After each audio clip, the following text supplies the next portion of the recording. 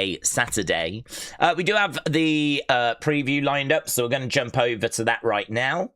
Let me move my notes out of the way. I don't know where to put them. Put them here. Right, let's go over and let's have a look, shall we? I heard a rumor that there's going to be a match on the Countdown show. So I heard that we're going to be doing Trick Williams against the Laredo Kids.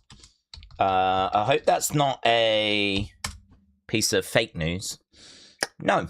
5 hours ago, Trick Williams versus Laredo Kid added to Saturday night's main event Countdown. So, Trick Williams will go head-to-head with Laredo Kid tonight on the Countdown. So, no idea where that match has come from. No idea how that's come about or why we've got it. Not down on it. Trick Williams against Laredo Kid will be a lot of fun, actually. Obviously, we would expect Trick Williams to retain. I wouldn't expect him to lose his championship. But, yeah, Trick Williams, Laredo Kids, that is going to be on the Countdown, which is really interesting because it's been so long since we had a match on the Countdown show. So that Countdown show doesn't start for, I think it's about, I think it's a good couple of hours, to be honest. So I think we're looking at about 2.5 hours. We have started very early, so we've still got a long way to go till we get to the Countdown. But people, I'm sure, have got lots of thoughts about tonight. People, I'm sure, have got lots of thoughts about anything that's going on in the world, so we can have plenty of time to get to those. Let's have a look, though, at this. Work our way down here. So we have got Saturday night's main event, NYC. We are in New York, and we're at Madison Square Garden. It's a pretty big one, this, to be honest. So we've got CM Punk, Cody Rhodes, taking on Gunther and Sami Zayn. I'm really pleased they added that stipulation, because that is going to make that a lot more interesting. So CM Punk, Cody Rhodes versus Gunther, Sami Zayn. If Gunther and Sami win, they get added to the match at SummerSlam, the championship match at SummerSlam. Then we got Women's Tag Team Championships, Paige and Brie against Lainey and Fallon. So who is it that is going to be leaving as Tag Team Champs? I think there is a chance that we could be seeing brand new Tag Team Champs. I think there is a chance. It could go either way. They have fought for them before and fallen short. Are they going to fall short again? Then we got Danhausen against JD McDonagh. I don't know what the flip's going on with this cat, but it definitely feels like they're setting up something. We know that WWE tend to put surprises in that underwhelm. So who was on the phone to Randy? It turned out to be Pat. Who was in the box? It turned out to be Danhausen. Now, Danhausen's amazing, but we can't change the fact that when he came out the box, the crowd were not excited. They wanted a much bigger reveal than someone that most people didn't know who it was, right? So the Danhausen reveal at Elimination Chamber was seen as disappointing. Who was on the phone? That was seen as disappointing. John Cena was going to make this big announcement, I believe, at Backlash. That turned out to be this whole John Cena classic thing, which is still a mess, and we still don't know what's going on. So I'm not getting carried away by this cat thing, but it's definitely something I'm interested in. It was mentioned in the chat yesterday, could it lead to it being Enzo, which is the only theory that I've heard so far. I don't think so, only because I'm expecting Enzo to team up with Big Cass. That's what the rumors have been. So I'm expecting those two to be teaming together. I'm not really expecting Enzo to be brought back as a cat. So that's why I'm struggling with that, but I just don't know. I don't know. What does the cat mean? He said the cat is going to help him. It's probably some nonsense. Honestly, it's probably something nonsense, isn't it? So, do you remember when he had a mystery partner? Turned out to be the mini wrestler. That was another one as well, where people were getting their hopes up as to who that was going to be.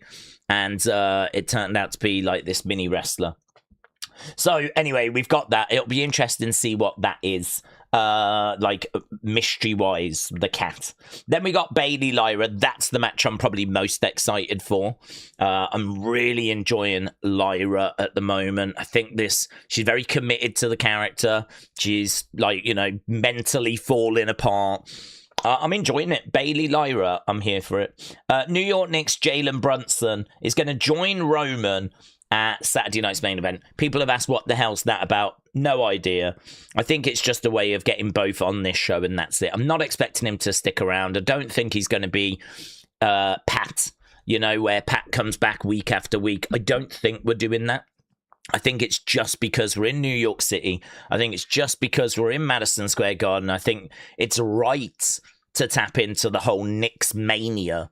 That makes sense to me. So I think it's just that. So that's our card. And as we said, don't forget Trick Williams taking on Laredo Kids. That coming up tonight as well.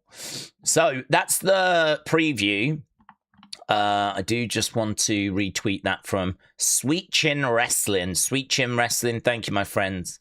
Always sharing out little links to the streams. Big thank you to everyone that shares out various links and whatnot. It is very much appreciated. So I did see that. So yeah, boom. Right, Connor said Daze Triple H has claimed that Saturday night's main event tonight will be special. Yeah, again, I wouldn't get too carried away with that. How many times has he said there's going to be a new era, and all that kind of stuff? So I think tonight will be special because anytime you're in Madison Square Garden, it's special. Is it going to be special because he's got something big planned? I'm very much at the point where I'll believe it when I see it, right? I hope so. I'm not being a Debbie Downer, right? I hope we're going to have something special, but Triple H is a promoter. He says stuff before shows to get you to tune in, and that's it. He wants you to tune in. He wants you to watch this show. He wants your view. And, to him, whatever goes down tonight probably will be special, but to the rest of us, it might not be anything special. So I don't know. Let's see what he's got up his sleeve. I hope he's got something. But anytime you go to the Garden, it's special, of course. Trips takes a pee and we'll call that special. We've been burnt before. Proceed with caution, said David. David, I think you've worded that really well, actually. That we've been burnt before. He's said this kind of thing before. People make memes now out of every time he said it's a new era. So yeah, it's Madison Square Garden. It is just special anyway, right? To be honest, this isn't just another Saturday night's main event. You do always go bigger for the Garden. This is why we've got the likes of Cody, CM Punk, Roman Reigns. We've got big hitters on this show. They've got Jalen Brunson on as well. There is opportunity to kind of bring someone new in. There, obviously, Danhausen has been working on some sort of monster. We haven't teased that that's going to be revealed, but it could get revealed. He's spoken about this cat, so obviously we don't know what's going on there. We know that Tatum is ready to come up at any point. I don't think we see her tonight, but a lot of people are thinking she could find her way kind of joining up with Lyra, and that actually Lyra descending into this darkness might be linking to Tatum, who's also got a very dark character. And there's big rumors that she is on her way to the main roster very, very soon. Could be post SummerSlam though for that. So, I don't know. Yeah, I think you've worded it well there. We've been burnt before. So, let's just see, what they give us. Hopefully, it's just going to be a fun Saturday night. Connor said, here are my predictions. CM Punk, Cody, Trick, Danhausen, Fallon, Lainey, and Bayley, says Connor. Well, I'm going to put a poll up. Talking of predictions, let's go. I feel like main event probably makes the most sense, doesn't it? So, who wins? Is it going to be Cody and CM Punk? Or is it going to be Gunther and Sami, which would make it a fatal four-way at SummerSlam if that's where we go? Right, I read somewhere that Jordan Grace, Lyra, Bailey are being considered to be released. What are your thoughts about that, said Angel Imperius. Hello, Angel. Hope you're well, buds. I haven't read that, to be honest with you. So I would want to know the source. Like, has that come from like a Sean Ross app, PW Insider? I think where the news comes from is obviously always just as important as the news itself. So I can't say that I've read that or heard that. Let's just say that it's true, right? I wouldn't really be able to get my head around why we're doing that. I feel like Lyra is an excellent talent. She was an indie wrestler. She's got lots of experience. She's not that old. So, I mean, she's still got plenty of years ahead of her. I'm just going to have a look, see her age. So, I mean, I know she's not close to her 40s. So, but I don't know her exact age. She's 29. So Lyra is someone that has been on the indies. She's someone that has worked her way through NXT. She's someone that is pretty good in ring. Always enjoy her in-ring work. Character-wise, well, there's something there. Something there. And actually now we're starting to have a look at her as a heel rather than her as a face. I think they might have felt like they've sort of done everything they can with her as a face. So now we're looking at her as a heel. So for them to kind of part ways with her right now would be a bit of a head scratcher to me. Because she's 29. Why would you want to let someone like that go to AEW? I think she's good in ring. I think that she's a decent performer. I think she's still learning, and that's probably not crazy considering she's 29. So Lyra would be a head scratcher to me. Bailey, well, Bailey's interesting, isn't she? Bailey's interesting because she is someone that should definitely be getting used on a more regular basis. Bailey, to me, is someone that it's a no-brainer. She should be finding her way to WrestleMania and finding her way to, like, you know, other PLEs. And there's actually quite a few PLEs she keeps missing out on. I know she has a frustration of not being on posters that often. She does make posters, but, I mean, to be honest, you can find a lot of big shows that she misses out on as well. That you would think they wouldn't want her to go, though, because of her star power. But she's in a weird place where she doesn't quite feel, to me, like she is a no-brainer around the title. Like, you can always move Charlotte back to the title. You can always move Becky back to the title. You can always move Rhea and Bianca back to the title. But I don't really feel that way for Bailey. I feel like if Bailey gets back to the title, she's done really well because they've seemingly kept her away from it for so long. I believe she's that level. I believe that you put the belt on her, she's going to do a good job.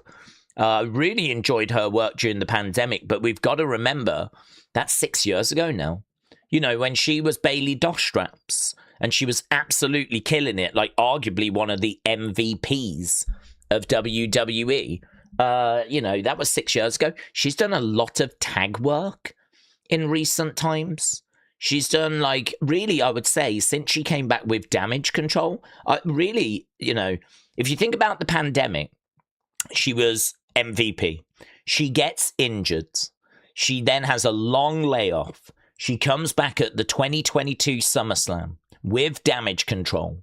And that group really was about taking the spotlight off Bailey and putting it onto Dakota and Io. Now, that was fine. That was interesting. Damage Control was fine. Obviously, it got a bit bloated when we brought in Asuka and Kairi. And I felt that, like, Bailey's presence just diminished in the group. Obviously, it led to a split. This all led to Bailey and Io, which... fine, that was one of the most interesting things we did with her after the pandemic. But really after that, she's been kicking around in a tag division. And I just feel like she is got so much more to give. Some people feel like she's just sort of trying to see her contract out and that really she wants to go to AEW to join up with Sasha. She wants to go to AEW and be with Mercedes. I don't know that that's true. I do find it a bit head-scratching that we don't use her better, but you've only got to look at tonight where she's in a pretty high-profile singles match and a pretty high-profile feuds with Lyra, where this could be the start of us really using Bayley the way that I would like to see her used. I think if ever you're put in the tag division, it feels to me like you're on the back burner. If you put in the tag division, it means they don't have interest in singles feuds. Certainly no world championship opportunities coming your way anytime soon.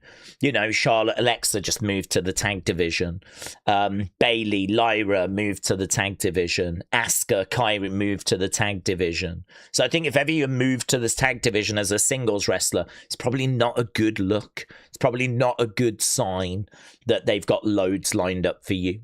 So I do think she's been on the back burner a long time.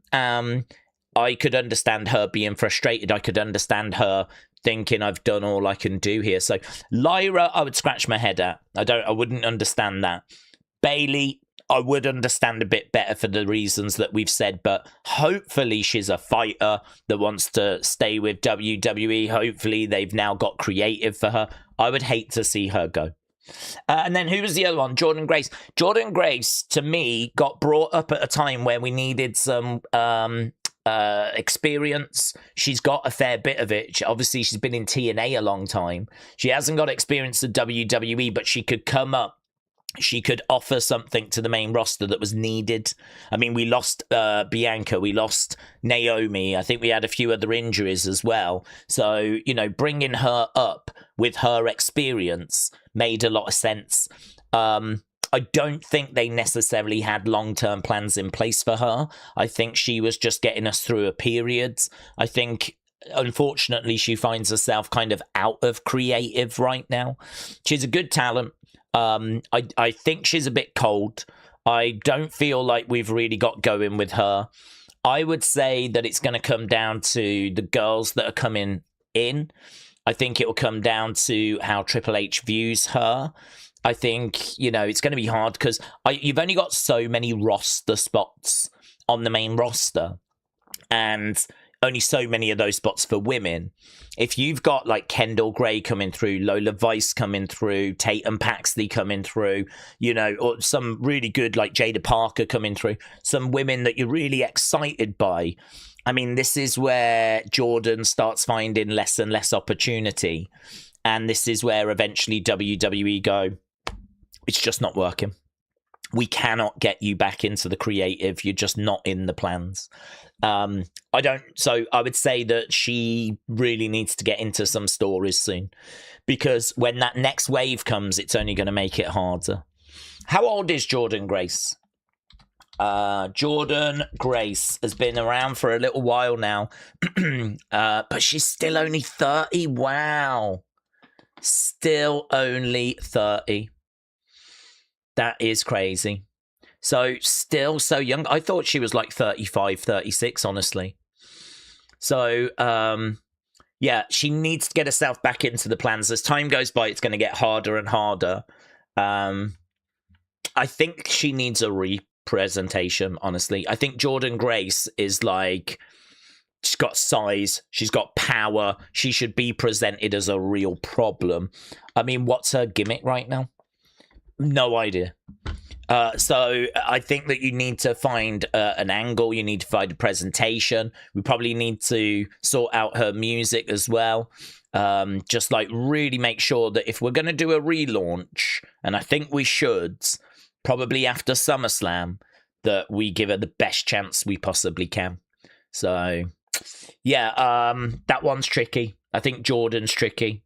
So actually, Jordan could be in a bit of trouble because there's so many great women coming through. You can easily find your place on the main roster sort of taken. So Jordan, you could say, is in a bit of trouble. Bayley, I think they would want to keep, but it could be that it's like, you know, we start getting into, we're going to reduce your wages territory. Again, we got so many great women coming through that they might be like, we can't find the opportunities that match the money that you're being paid. So we need to, and that could drive her away, and she could go to AEW. I hope not. I hope they value her. I hope they do what they can to keep her around. She deserves to stay. She's always been a fantastic ambassador. But that's that. And the one that would be the big head scratcher for me would be Lyra. Because of her age, because she's still got so much to give, because I think she is being used. That wouldn't make any sense to me. She's not sat in catering like Jordan. You know, she's still kind of working her way up. So for her to go would be a head scratcher. So there we go. A little bit of a deep dive on all of those. I think Lyra is lost it completely. She's turned heel. And she befriended Bayley, said Stewart. Bayley turned on Lyra when she turned heel on her. Yeah, she's she has lost it. It's a really fun kind of presentation. I'm actually really enjoying it. I do like this new version of Lyra. I think it's very interesting, very intriguing. I think she's got a lot to give, actually, as a heel. It's just a new coat of paint, isn't it? We looked on the breakdown, and I think we looked yesterday during the watch-along at the graphic that went out for Lyra. And, you know, you can only see her face, and she's, like, looking really lost, and she's got the long, disheveled hair, and she is sort of, like, morphing into a Wyatt Six character.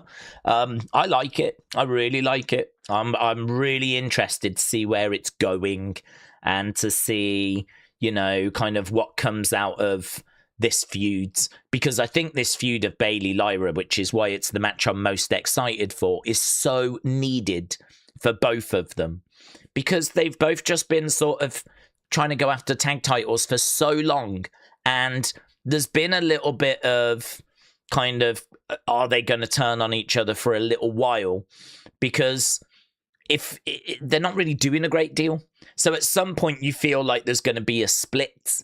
And you feel like they're going to go their separate ways, and it finally happened. And it was not bad, honestly. It was not bad, and I'm kind of liking the presentation of Lyra. So, yes, a big thumbs up from me. It's the match I'm most excited for.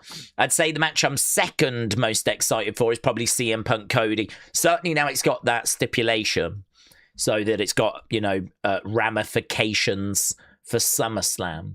Then the match I'm next most excited for is probably Danhausen JD, not because of the match, but because I think there is a big mystery element to that. So I'm interested to know what's going to happen in that match. That'll be the third match. And then the match I'm least excited for is probably the women's tag match, but I'm still on board with it. I mean, you know, Paige, Brie, I don't hate watching them. They're a couple of legends. They've not been brilliant in ring. I do think they've got a bit better as time has gone by. But I don't know, there's a nostalgia that's connected there. There's a goodwill that I've got towards them. I don't feel any ill will towards them. I feel goodwill towards them. So not down on watching them. And I really like Fatal Influence. So, you know, I don't... The card's not essential. I don't love the card. I don't hate the card.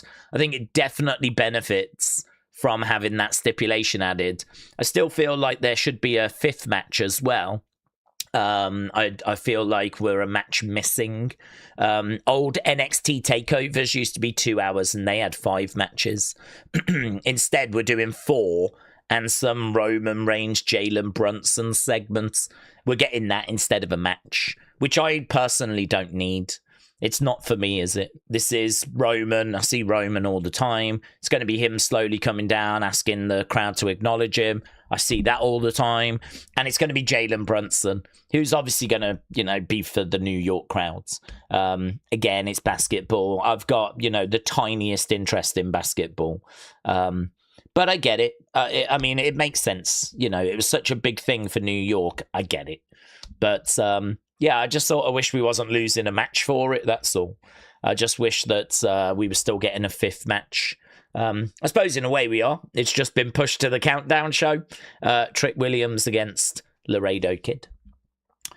Right. Hi, everyone. I can't stay for the whole stream as I've got to go to hospital. Oh, warrior biatch. Shout out to you, my friends.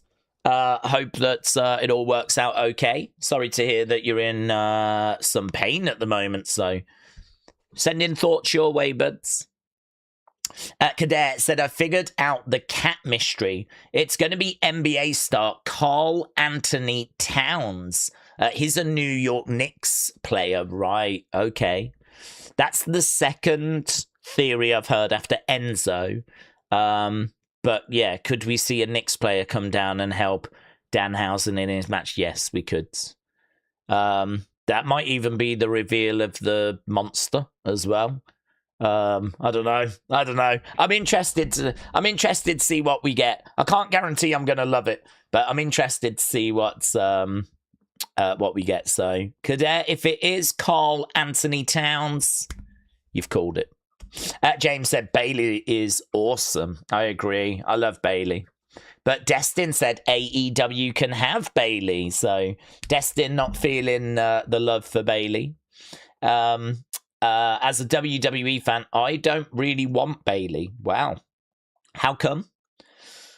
I think she was brilliant in the pandemic. I think that she's a little bit lost. I think she came back, she did Damage Control. Damage Control broke up. And then she sort of found herself going after that Intercontinental Championship. And then going into like this team with Lyra.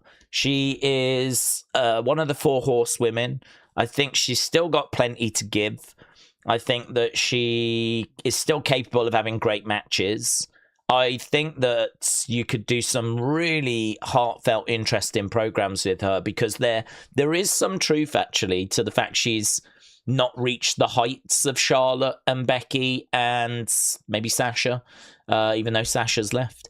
So, you know, Lyra said to her, didn't she, you've always been the worst of the 4 horsewomen. And it does make you think, like, there's probably quite a bit of meat on that bone. You could probably do some really, you know, like how we had Roman and Seth, kind of, certainly Roman, kind of saying about how you can only get a title by cashing in. That's really where you are. That's where you are in 2026. You still have to cash in to get a world title. And, you know, there's probably a lot that you could throw at Bailey, and I'd be very interested to see what she fired back with. I think I'd like to see her in a really heated feud. And it could be this. I mean, it really could be this. This doesn't have to end tonight. This could make its way to SummerSlam. Maybe the match at SummerSlam has a stipulation added. So, yeah, I'm interested. I am interested. I'm interested to see kind of what happens tonight, where we go after this, and hopefully it can get, you know, a bit more, bring some more of that realism in. I think there's real promo opportunities in this feud. Right, Destin said Lyra, Roxanne, Stephanie, Julia, Jordan, Grace, Fatal Influence, Alexa. Those are who I prefer over Bailey. Connor said, Daze, could Nikki Bella make her presence and return tonight if Brie and Paige lose? And both Nikki Brie turn on Paige. I mean, we could do. I'm not expecting it. We could do. I don't really understand the Nikki Brie turning on Paige thing. I mean, if you want to set up like the Bellas versus Paige and mystery guests, mystery partner, and maybe that brings in AJ Lee but we've done that match before back at WrestleMania 31, which is obviously a long time ago now. But I don't know. There's no indication that anything's going that way. It's like some fan fantasy booking that could happen, but there's absolutely nothing to indicate that it's going to happen or it's going to go that way. So I don't know. It's hard to sit here and go, yeah, I mean, could it happen? Sure. Pretty much anything can happen, but there's nothing to indicate that's going to happen. There's no rumors or anything that I've seen about that. Dean said, I'm more excited for SummerSlam coming up. Cameron said, England are 2-0 up against France.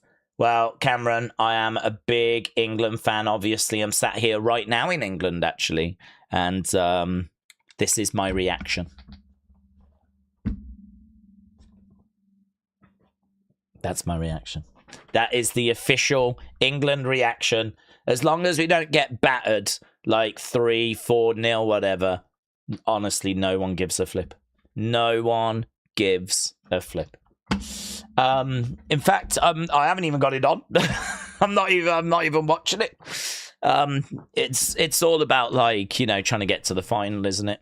It's all about trying to get to the World Cup final, playing for a bronze medal. I mean, that kind of works in the Olympics, where there's lots of events and everyone's trying to get a medal, and you got gold, silver, bronze, you got the podium, and you've got, like, you know, they make a big thing out of it. Whereas this, just, it doesn't really translate over to football. Like in the Champions League, we don't do a semi-final kind of game where the two semi-finals losers play against each other.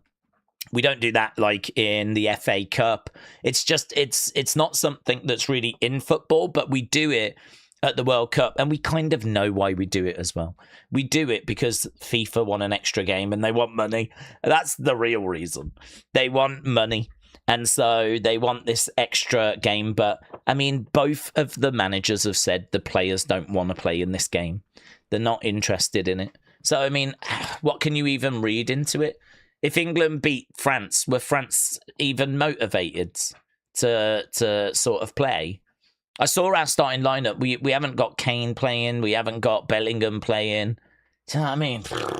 It's just a glorified friendly, isn't it? It's just a glorified friendly. You can't say that it matters, but then equally the manager doesn't play a load of like our best players. And same on the other team as well. Upamecano's not playing. I don't think Dembele is playing. So no Upamecano, no Dembele. I think there's another couple of players that I saw were missing. They did start Mbappe, but I think he's trying to get the golden boots. So, yeah. Thank you. I appreciate the update. I'm not having a pop at you. I'm just saying that's the vibe over here. It's just a glorified friendly. Miss Dow Jr. said, what do we think is worse, WCW in 1999-2001 or WWE in 2019-2021? I think it's a little unfair to compare the two. So I would say WCW, because I think you've got to take into account the whole world shut down. I mean, that's a massive factor. Not having fans and the energy of live crowds and, you know, all of that. And the fact that we had COVID and the restrictions sort of meant they were having to be very careful with like how many people could be around at the same time. I mean, the fact they were even able to get a show on air is, you know, to be applauded. So, yeah, look, pandemic was not a good era at all. But I think we can have a pop at 2019. Absolutely. But I think to kind of include 2020, 2021, you're not really comparing like for like, because, you know, the alternative is they could have just not done shows. And, you know, instead they found a way of kind of grinding out episodes. And yeah, it wasn't brilliant, but, you know, I'm very grateful for it. Because what the flip would I have done? Imagine that if, like, you know, wrestling had kind of ground to a halt for a couple of months as they tried to, like, you know, figure a few things out. The fact that they were able to do that and keep the show going, you know, fantastic. So I appreciate them doing that. So it's got to be WCW. They don't have those excuses. Michael, shout out to you, bud, said, do you think we get The Rock? It's in the garden. I don't think so. This is Saturday night's main event. I'm not expecting to see The Rock at this show. It is Madison Square Garden. You know, Triple H said it is going to be special. I'd really love to kind of take that walk with you. But to be honest, you know, the comment was made earlier about how we've been burnt so many times. And it's true. I mean, we have been burnt. There's been a lot of occasions where we've got ourselves hyped for certain shows and consistently it just doesn't deliver. You know, we had the Royal Rumble in Saudi Arabia. They were paying a lot of money for that show. They built a stadium especially for that show. You know, there was this car park and they built out a scaffold, this big stadium. And the Royal Rumble was, I mean, pretty unanimously panned for just being really flat. Like, the best surprises we had was probably Brie Bella and the arrival of Royce Keys. You know, there was maybe La Parker that made an appearance as well. But, I mean, as surprises go, it was really, really disappointing, really, really flat. And you would think that if any occasion they would push the boat out, it would be this occasion. So, you know, then as we said, the phone call to Randy Orton, who's on the phone to Randy, turned out to be Pat. Who's inside this mystery crate turned out to be Danhausen, which ultimately has worked. But again, as we said earlier, at the time, was booed. People hated it. People were angry about it. And, you know, there's been other occasions like who's going to team up with Danhausen. It turned out to be that mini wrestler. Again, people were down on that. So there's been a few occasions in just 2026 where things have been teased and the payoff has been kind of below expectation. There's been no words or anything about The Rock appearing, so for him to appear out the blue, it's always possible, but I'm not going to be pinning any hopes on it. I'm not pinning no hopes on it. There's just as much chance that he's working on a new movie or something along those lines. Yeah, Saturday night's main event is in New York, but I don't know if he was going to come back, would this be the show? Or would it make more sense if he's available right now to just wait and then come back at SummerSlam, you know? So you could make an argument SummerSlam would be more likely for a Rock appearance than a Saturday night's main event. So I wish I could walk with you. I wish I could share in that optimism, but not kind of feeling like this show is going to be that level. We just have not really seen that from previous Saturday night main events. The most special one we did, of course, was the John Cena one in December. That was obviously very special, but, you know, John sort of, I think, put last year aside and, you know, made the decision he wanted to go in December. He was going to do 12 months with WWE. He was willing to do 100 and whatever dates. Like, this was a year he was going to give to WWE. So John was, you know, doing that. So in his mind, he was going to be done in December. And, you know, Saturday night's main event just happened to fall in December. So that was the show. So I don't think he, like, specifically chose it. It was more just like, yeah, this is the show then. So other than that, it's not quite been that level, to be honest. So I hope so. I'm hoping we get loads of craziness. I'd love to get Enzo and a Tatum call-up and, you know, The Rock and all this kind of stuff. But it's just, I just can't see it. Yeah, I just can't see it. Splatoon Smurf said, how about this instead of a celebrity segment? Why not do a match that features a call-up for NXT?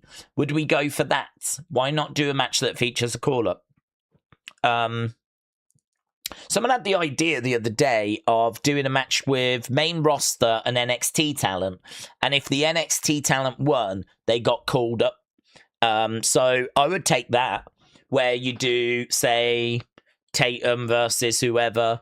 If Tatum wins, she goes to the main roster, and you know, if the other person wins, then, you know, they keep Tatum off the main roster. So Tatum versus, like, some heel that wants to keep her, you know, JC or someone like that. Yeah, I'd definitely take that. Definitely. That could be really, really fun. Really, really fun. Or are you talking more about, like, what we did, where it's not that you get called up, it's just that it's main roster against NXT? Depending on the person, of course. But I'd still take it. To be honest, I'd still take it over Roman and Jalen Brunson. I mean, no offense to any Knicks fans out there, but I'm not a fan of the Knicks. I don't watch basketball. So to me, this is a segment that's not going to do a great deal for me. But I appreciate not every segment has to. I appreciate the wrestling world is much bigger than just me. So it's okay at the same time. So, yeah, there's a lot of matches I'd rather take because that segment just ain't for me. So, of course, I'd take something else instead.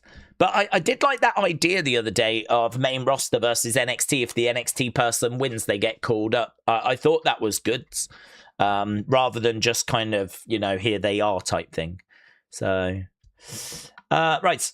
Michael said, do we think WrestleMania 43 could be Rock Roman? Well, that's what they want, and they've offered a big, large amount of money to try and do that. Apparently, and I don't know if it's true, but apparently he's been offered the most money that anyone has been offered for a single wrestling match in history. No word as to what that number is, but it's going to be in the millions.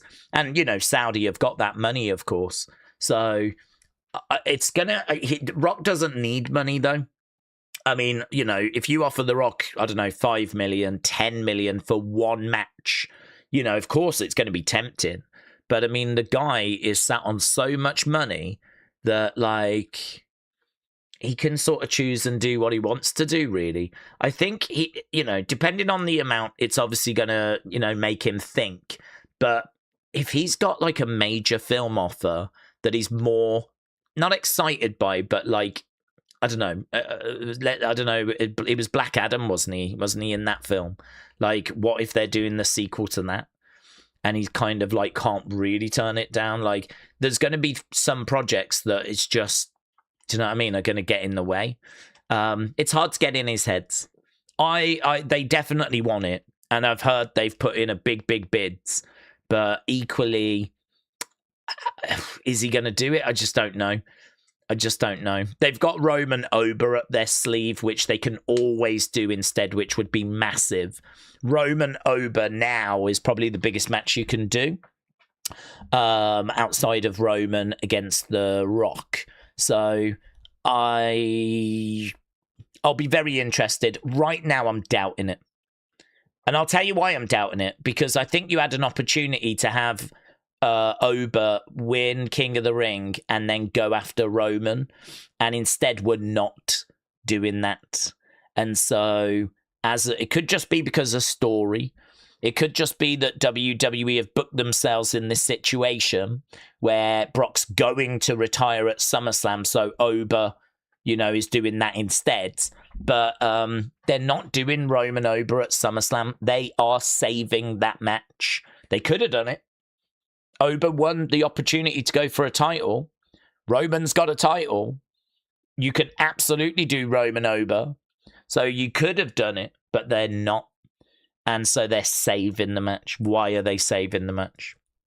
Are they saving it because Rock is not going to do WrestleMania next year, so we need to save Roman Ober for next year? There is a possibility of that, which is what's making me think that... So it's not the strongest thing in the world, but that's just making me think that maybe the Rockers had to turn it down and we're having to save Roman Ober. So, yeah, there is a good chance still for it, though. Rumors were quite strong that they have offered him a decent amount.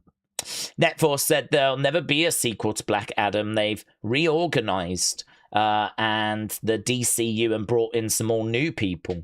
Okay. I was just using it as an example, to be honest. I've never even seen the film, so I don't know. He might die at the end. I have no idea. But the point remains that, like, well, if he can't do that, does he then get a different role in, like, a Marvel film or something like this that's, you know, going to have potential sequels and is going to be a big deal? There's going to be certain projects, is the kind of point I was making. There's going to be certain projects that are going to be easier to decline than others, and because you wouldn't think he'd want to turn down WrestleMania, you wouldn't think he'd want to turn down a match with Roman, and you wouldn't think he'd want to turn down the amount of money the Saudis are surely going to be paying. You wouldn't think that. So if he is going to turn it down, it's going to have to be for something good. It's going to have to be for something, you know, pretty significant. I don't think that he's done. I think he's still got one match left in, hopefully two, because I really think we need the Cody match as well. But we're going to have to wait and see. At the moment, I can't say that I'm, like, massively expecting Roman Rock. There's just no words on it at the moment. Right. Hello, Metal Mama. Shout out to you. Benito said, I think they could have made this third place with France-England a stipulation. The winning team gets dibs on the next international WrestleMania. I'd go one better, actually. I think whoever wins this game should be added to the final tomorrow. This should be like a last chance thing. And what we do tomorrow is we do a weird pitch where there's kind of like 3 goals like this, and you put 3 teams in, and it's just flipping chaos. That would be awesome, wouldn't it? Imagine that. Like 3 sort of pitches all meeting in the middle, and it's just, there's the England goal, there's the, and instead of halves and quarters, you do thirds. So every third you move clockwise round to the next goal, and now that's your goal, and you're defending that now, and you do that. And I think so. You do every half an hour. Every half an hour, there's a break, and then you rotate round and go to the other goal. And you know, after 3 thirds, you've obviously featured in each goal. It would just be like a war zone in the middle as you've got 3 teams battling to try and get the ball. Tactics, I think, pretty much go out the window, although England would still retreat. Yeah. What would happen is you'd have Argentina and Spain. They'd be playing, right? And England would just be back here on their line, like just hoping that no one bothers them.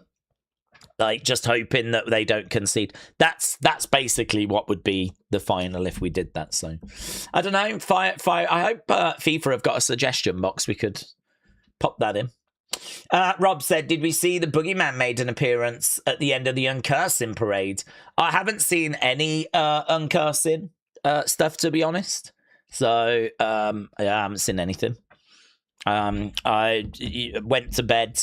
It was on a bit too early, to be honest. So it was on at like 6. I think it was on at like 6 p.m. UK time. So I just didn't. I was asleep for it. I didn't get a chance to watch it. So was it good? Boogeyman was there, was he? Billy said, I know you said you don't care. It's 4-0 England, says Billy. Billy. Do we get the World Cup at the end of it? No. That's it. I'm sorry to sound like a Debbie Downer, but it ain't changing my thoughts about how disastrous England played on Wednesday. How embarrassing it was for the world to watch England just retreating back after taking that 1-0 win, 1-0 lead. Honestly, it's embarrassing. I'm embarrassed. And what does this win mean? It means that you get a bronze medal, whoop-de-doo, right? But, like, you can't say you beat France, the real France, because, first of all, they've got loads of players playing that aren't their first team. Second of all, a lot of the players playing, I don't think are even giving their all. At this stage, this match doesn't mean anything, and a load of players are just hoping they don't get injured, you know? This is not what the final would have looked like. This, if we were playing France tomorrow in the final, it would not have been this. So again, it's like, if anything, this is going to annoy me even more because I'm angry still about what happened and about the fact that England retreated, right, and went all out defense. And now, if they like smash France, people might be like, actually, do you know what? Fair play. It's like, no, I don't care if they beat second string France. Yeah, not interested in a meaningless friendly match. Yeah, I mean, apparently there's thousands of tickets that haven't even sold. Oh, this team, honestly, wind me up. Supporting England is like the worst thing ever.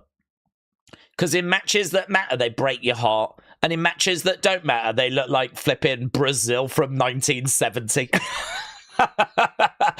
It's like we've got 11 Pelés on the pitch now, apparently. Yeah. Oh, now you can play. Now you can play. Yeah. Now you've remembered how to attack. Oh, great. Brilliant. Well, I hope you choke on your bronze medals. Goddamn quitters. So do I care? No. I've turned it off, Daze. I'm bored, said Bruce. Warrior said, Daze, I can't believe you said that about England after what Argentina did about the Falklands. We lost loved ones there. You're not British. I am British. My passport says I'm British, you clown. Right? And you can't believe what I said about England after what Argentina did about... What the hell are you on about? I'm talking about a football match.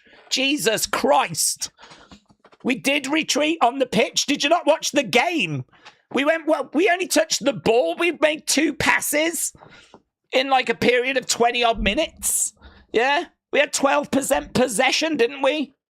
From like the moment we scored to the moment they scored. What word do you want me to use? Blimey hell. We should have gone attack. We should have gone at them. It's got nothing to do with the Falklands. Jesus Christ.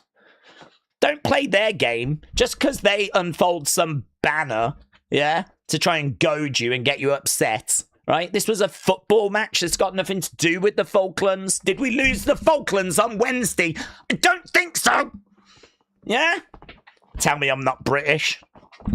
Jesus Christ. The Falklands got nothing to do with the Falklands. We lost a football match. Idiot. Oh. Yeah, so, yeah, you think I'm thrilled they're winning 4-0? I don't think so. Daze, I sent you a super chat. Thank you. Is it wrestling related? Corey said, Daze, please say hello to my son. Hello. Hello, Damien. He's 4. Oh, Damien, you've come at such a great time. Hope you're enjoying the football, Damien. Yeah, shout out to you, buds. Damien, he's 4. He thinks you're funny. I'm hilarious. We tried this before, but we missed when you said it. Cheers. Well, Damien, shout out to you, my friends. Hope you're excited for tonight's show. I hope you're enjoying the football that's on at the moment, yeah?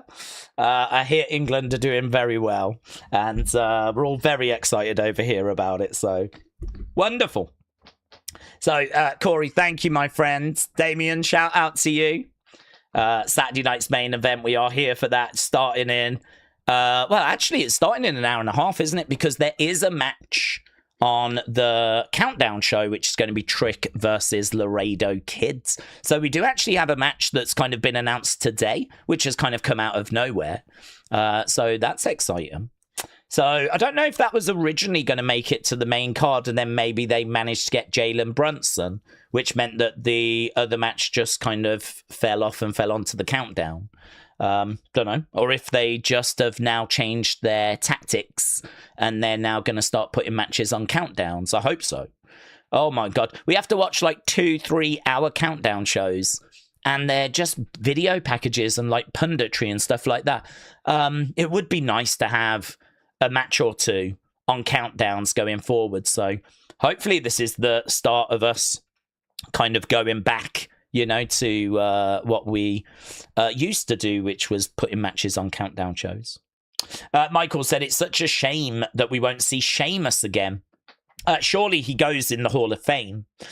Yeah, Sheamus, that was a real shame. And I think that there's obviously been a lot of conversations around what's the right thing to do there, because his career is not at the same heights that it used to be. So I do understand WWE just sort of looking to kind of reduce the wage bill a little bit. I do get that. I do understand. I know a lot of fans are like, oh, they're making loads of money. How can they do this? But, you know, that's not how business works. Business is all about trying to make as much as you can, bring in as much as you can, and try and spend as little as you can. You're happy to spend it where it deserves to be spent. You know, what does it take to keep Roman Reigns? You know, what does it take to keep Becky? But if you've got someone like Sheamus, who's been a brilliant veteran for you and deserves, you know, to have a fair wage, but maybe not the same level that it was, because no longer do you see him being around main events and the WWE Championship like he used to be. I can understand them sitting down going, right, your contract's coming up. We would like to keep you around. Yeah, we value you, but we feel like this is a fair offer. I don't know the numbers. I mean, so I can't say if what they offered was fair, but I can understand a wage reduction, right? I think that's pretty normal in sports, where you've got people that were amazing in their 20s, by the time they get into their 30s and they're declining, they, have to go to smaller teams. They have to go. I mean, I've just seen like a few players moving over to Fenerbahce. Nathan Ake, who I believe like was a defender for Man City, signed for a load of money for Man City, getting paid like loads. He's now gone to Turkey. He's going to play for Fenerbahce, and I doubt he's getting paid the same that he was at Man City. So I'm fairly confident that his wages have gone down. But, he's still going to get a good wage in Turkey. But it's just, that's how your career goes, doesn't it? You peak and then you come back down. I don't think it's unfair for wrestling to sort of largely have that as well. I think the fans in the cold light of day can understand what I'm saying there, and maybe some agree, maybe some disagree. But I think what really hurt was the fact we didn't get to say goodbye. We didn't get a chance to sort of say goodbye to people. So, yeah, that was what stung. That was the one thing that I think people wanted, was the opportunity to say thank you and goodbye. I suppose the thing is, though, the fans don't want to say goodbye, do they? They're going to say one more match and all that sort of stuff, I mean, there was people saying, but if you do that, you're kind of showing the world how much people love him. So if he goes to AEW, he's a bigger star. Which is a fair comment, but I think it's the right thing to do. I think the right thing to do is to allow the fans to say thank you and to do that sort of final farewell. And I suppose what I would want to do is have a word with Sheamus and be like, can we, can we somehow put a statement out saying that we've reached this decision together? Like, we do want you to stay, but you've, decided that you can't accept the money that's being offered. So can we put an agreement out that we've kind of reached, an agreement to part ways? And if we do that, then we'll do a final match of farewell, with the statement out there that we've mutually agreed to part ways. Then the fans can chant, please stay, whatever. He can still stay. I mean, I'm sure the offer would still be on the table, but he would have to accept the reduced terms. And does that heat him up a little bit before he goes to AEW? Maybe, but I just think, he's going anyway, So for me, the benefit of allowing the fans to say goodbye kind of outweighs any negative of heating him back up for AEW. I don't know. I wouldn't worry so much about that. So yeah, I agree. It's a shame. I think that you could have done something like Sheamus's last match on this show. I think it would have really added to the show. And I think that it would have been, a great way of saying goodbye. And who knows? Could have been competing for the IC championship as well. Maybe he could have got it in his last match, just to have, ticked that box and ended on a high. Fans, of course, would have chanted, please don't go, whatever. But, if he wants to step to the back and say, I've changed my mind, I'll accept that deal, I'm sure the offer would still be there. But, yeah, I don't know. I agree with you. It is a shame. It is a shame. We saw it, didn't we, with, New Day. They weren't willing to accept it. They ended up walking away. And a couple of other people as well. I don't know about Asuka. There is a thought that Asuka was in that boat as well.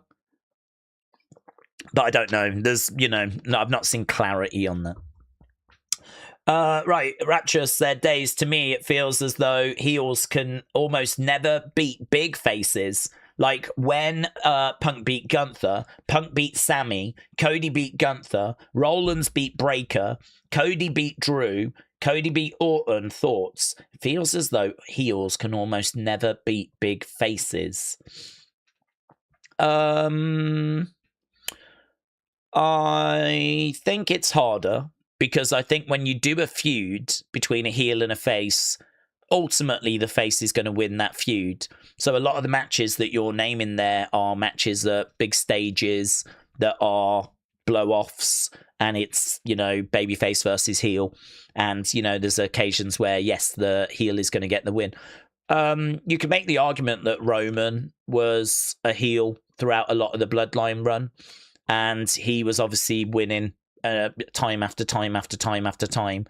Gunther, when he was Intercontinental Champion, was obviously a heel. He went on to break the record for the longest Intercontinental Championship run of all time, and, you know, he was getting win after win after win after win.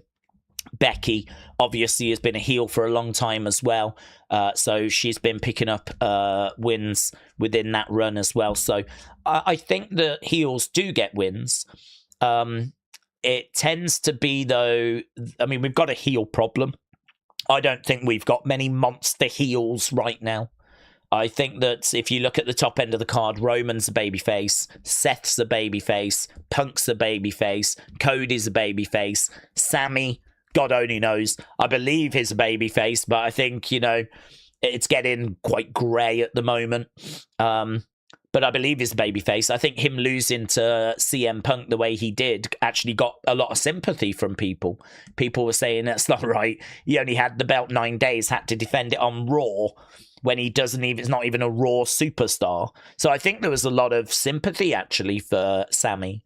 So I think it's not so much that the heels can't get it done. It's just that we're flooded with baby faces at the moment.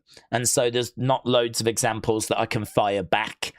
You know, you might want to point to someone like Drew, but I find Drew to be a bit of a tweener. I think a lot of the stuff he says, a lot of people kind of agree with. And so I think there's just a bit of a heel problem. But by and large, if you are doing a big high-profile feud, and it's babyface heel, then, yeah, I'd say the babyface has got the advantage, because the babyface will lose matches along the way, but the blow-off at the end, for the average feud, you would expect the babyface to emerge victorious for that feel-good factor.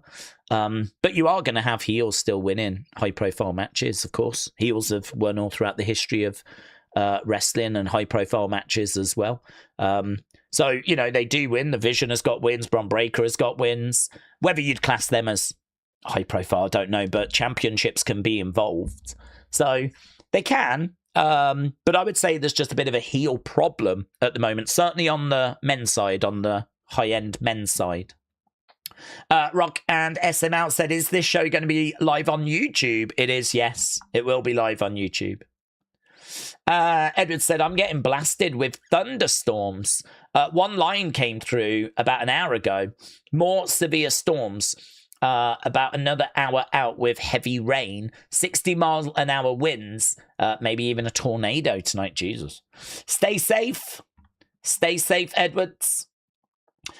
Lucy said, there is nothing that England could do to win. The referees know how to do things that are not obvious. Argentina had 8 fouls but no cards. England first foul to Messi was a yellow, says Lucy.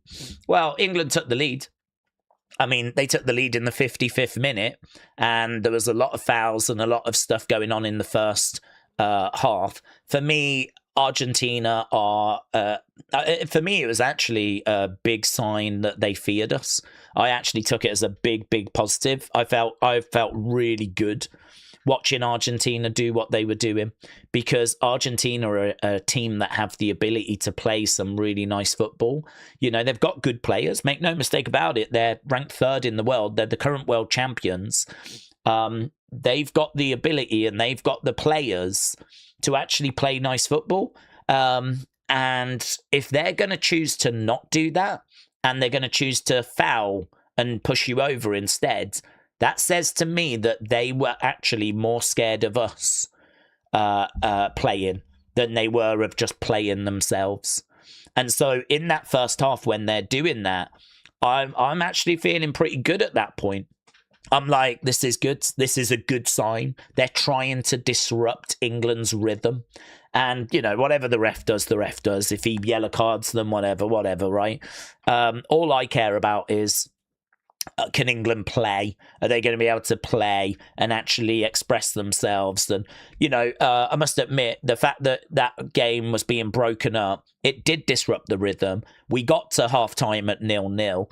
And I was like, well, you know, it's not brilliant, but we're not behind.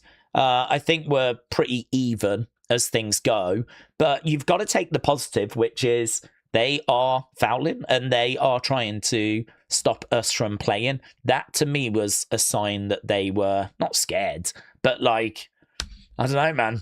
Like, that says to me that they're worried that they can't outplay us.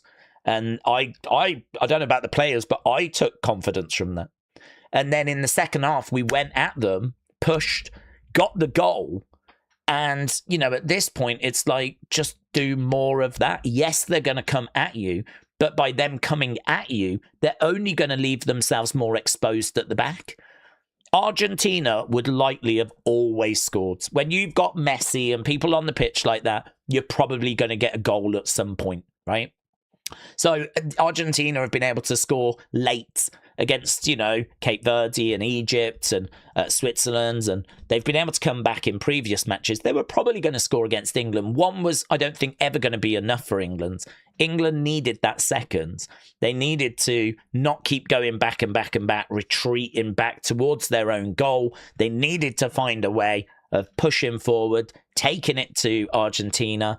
Both of their centre-backs were on yellows. I don't think their back line has got much pace in it. You know, Saka, Rashford, there's players we could bring on that could really run at that defence and just carve them open. And this is why England fans are so frustrated, because they were there, man.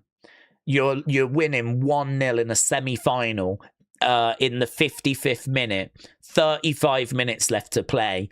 Argentina's back line is there for the taking. Just get the ball and go. Balls over the top, run onto them, just go. The one thing you cannot do is the one thing we did, and that was retreat. That was the one thing we couldn't do. We couldn't just go all out defense. That was the absolute worst thing we could have done. Because all of a sudden there's space for Argentina to start playing. The one thing that we weren't doing in that first half was playing, really. You know, we were kind of disrupting the game. They were disrupting the game. And in the second half, we just went, there you go. There you go. We're going to stand in our box. You do whatever you want around. And we're just gonna hope you can't score, which is really, really dumb. That's really dumb. And, you know, I'm not going to keep banging on about it, but history's, you know, there's a long history of England doing that. This is not the first time England have done this, right? I hope it's the last. The outrage this time has been so much louder than I've ever seen. The lesson has to be learned. It has to be learned. Do you know what? It could be a blessing in disguise, to be honest, because I don't think we would have won the final. So it could be a blessing in disguise. Perhaps this is the best thing, actually, that could have happened to England, because I don't think they go to the final against Spain and win, right? So it would have been nice to have gone to the final, but I think we would have lost. So is it better that we do something that causes so much upset and outrage that England are forced to learn the lesson this time? They have to learn the lesson this time, and that is that if you go 1-0 up, you cannot keep just going back and defending. You should have kept pushing. So hopefully this is just a massive lesson to everyone involved in the England football team. Hopefully it's something that means this will never happen again, and hopefully we'll be better and stronger for it in the future. So, you know, I mean, I'm not obviously watching the game, but if you're telling me it's 4-0 at the moment, that would say to me we must be attacking. You know, we didn't get one goal today and sit back. That says to me that he must have said to them, just go. I want you all out attack, which, you know, would have been nice if that message had been sent on Wednesday. King Gamer said, is there a reason why WWE just won't turn Cody heel? I get that he's a moneymaker, but is he really that much of a loss for him to turn a couple of months to a year? There's other faces like Punk, said King Gamer. Yeah, good question. So I can't answer it because I'm not in Triple H's head, but I can answer as to why I wouldn't have done it. Right?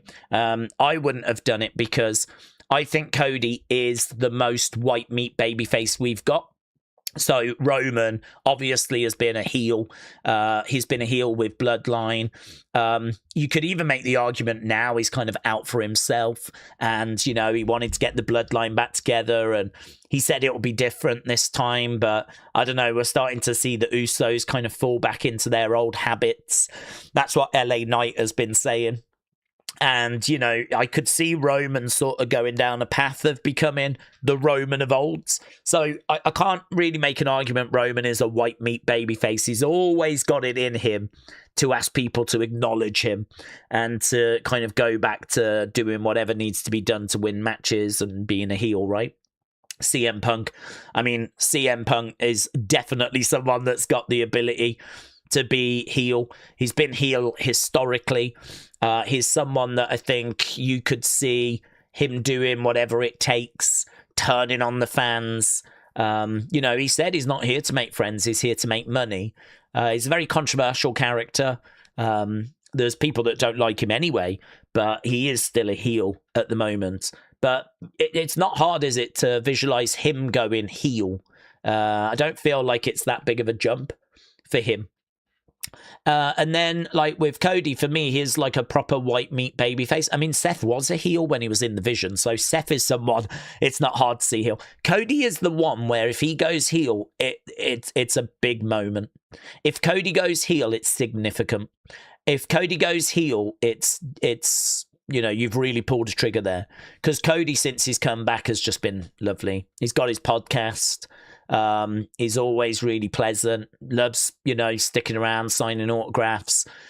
Triple H has said before, like, he just is that guy. He's that guy. He's that person that wants to be John Cena. He wants to do the Make-A-Wishes. He wants to stick around. He wants to get in early. He wants to meet the kids. He wants to do the media. Just give him the responsibility. He wants it. He wants to be that person. He wants to be the poster child for this company. I don't think CM Punk does.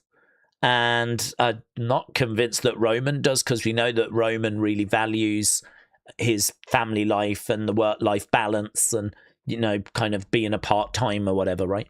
So I don't think Roman's really looking for that, but I think Cody is. And Cody is really connected with the kids. And he's someone that does shift a lot of merch, like a considerable amount, like he's always in the top 3, often number 1. So, he really is someone that's made that connection. And I think with him finally finishing the story at WrestleMania 40, it makes sense to kind of keep him babyface as he tries to carry that belt, So he won at 40. He carried the championship, ended up losing it. Am I right in saying at 41? Was that when he finally lost it to John? And obviously at that point, John was the heel. They tried the John Cena heel run. You could maybe make an argument that we could have turned Cody. And actually, The Rock was interested in doing that, apparently. There was chatter about Cody turning at that point. This is less than a year after he's won at WrestleMania 40, though. I don't think that it's crazy to sort of think that WWE wanted to sort of milk, this is our new hero, this is our new John Cena, this is our new Hulk Hogan. It's not like we turned Hogan a year after he won the belt in 84. A year after he wins the belt in 84, we're doing WrestleMania 1, So Cody, I just think, is a nice person, genuinely, and a likable person. And I think he is someone that is that sort of babyface.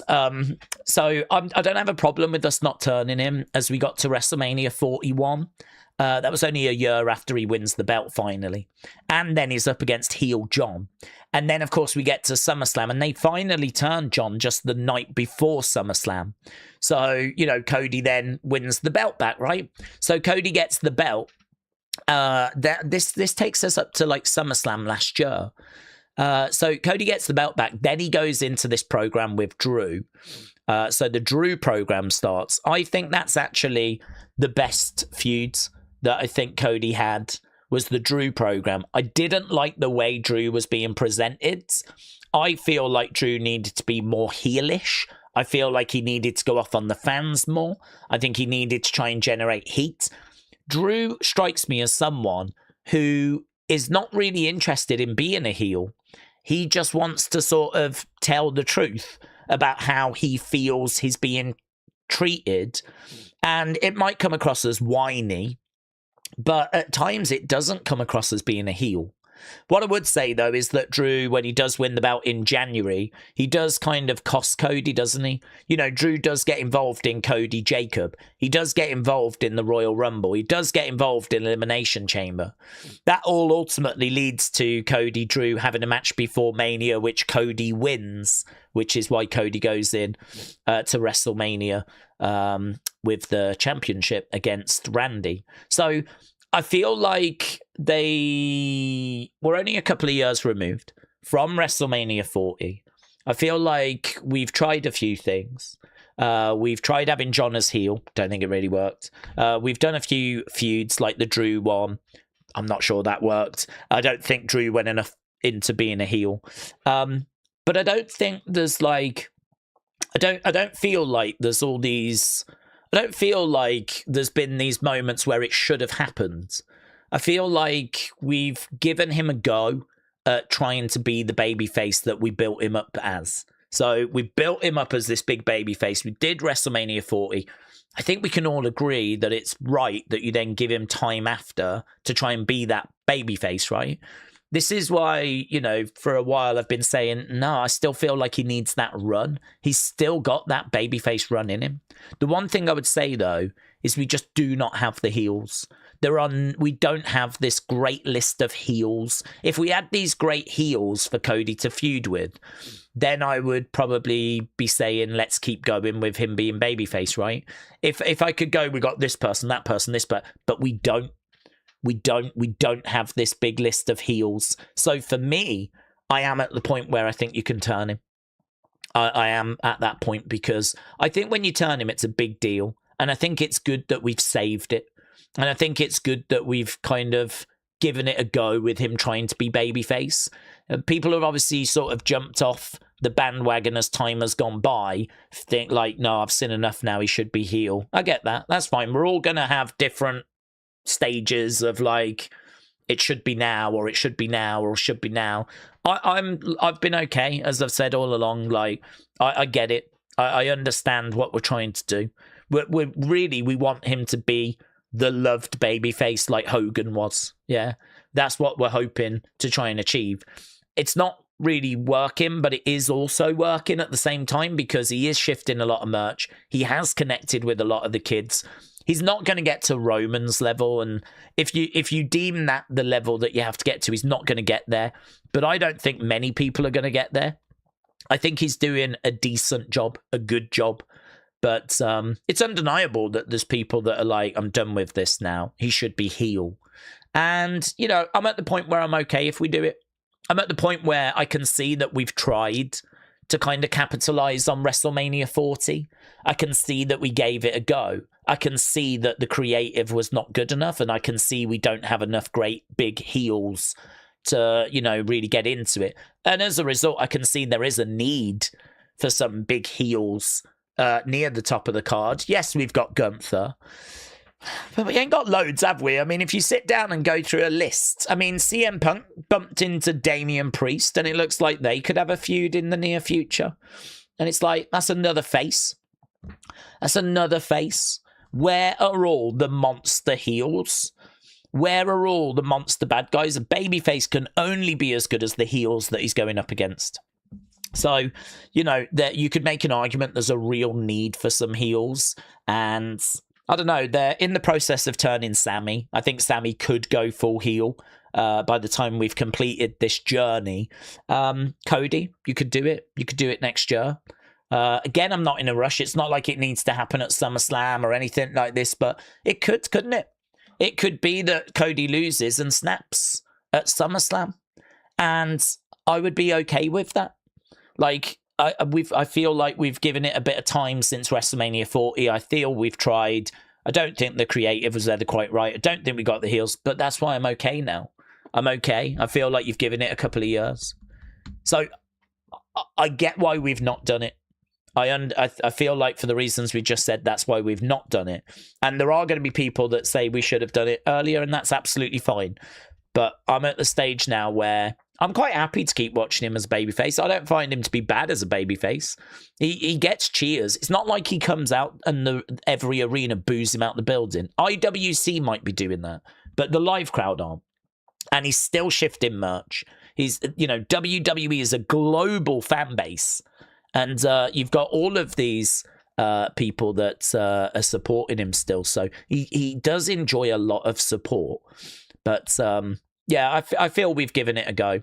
And I'm happy to kind of, pull that trigger. But I'm not at the point where I'm campaigning for it. It'll take a little bit longer for me to get there. Eventually I might get to the point where I'm campaigning. But at the moment, I'm quite happy just watching it play out.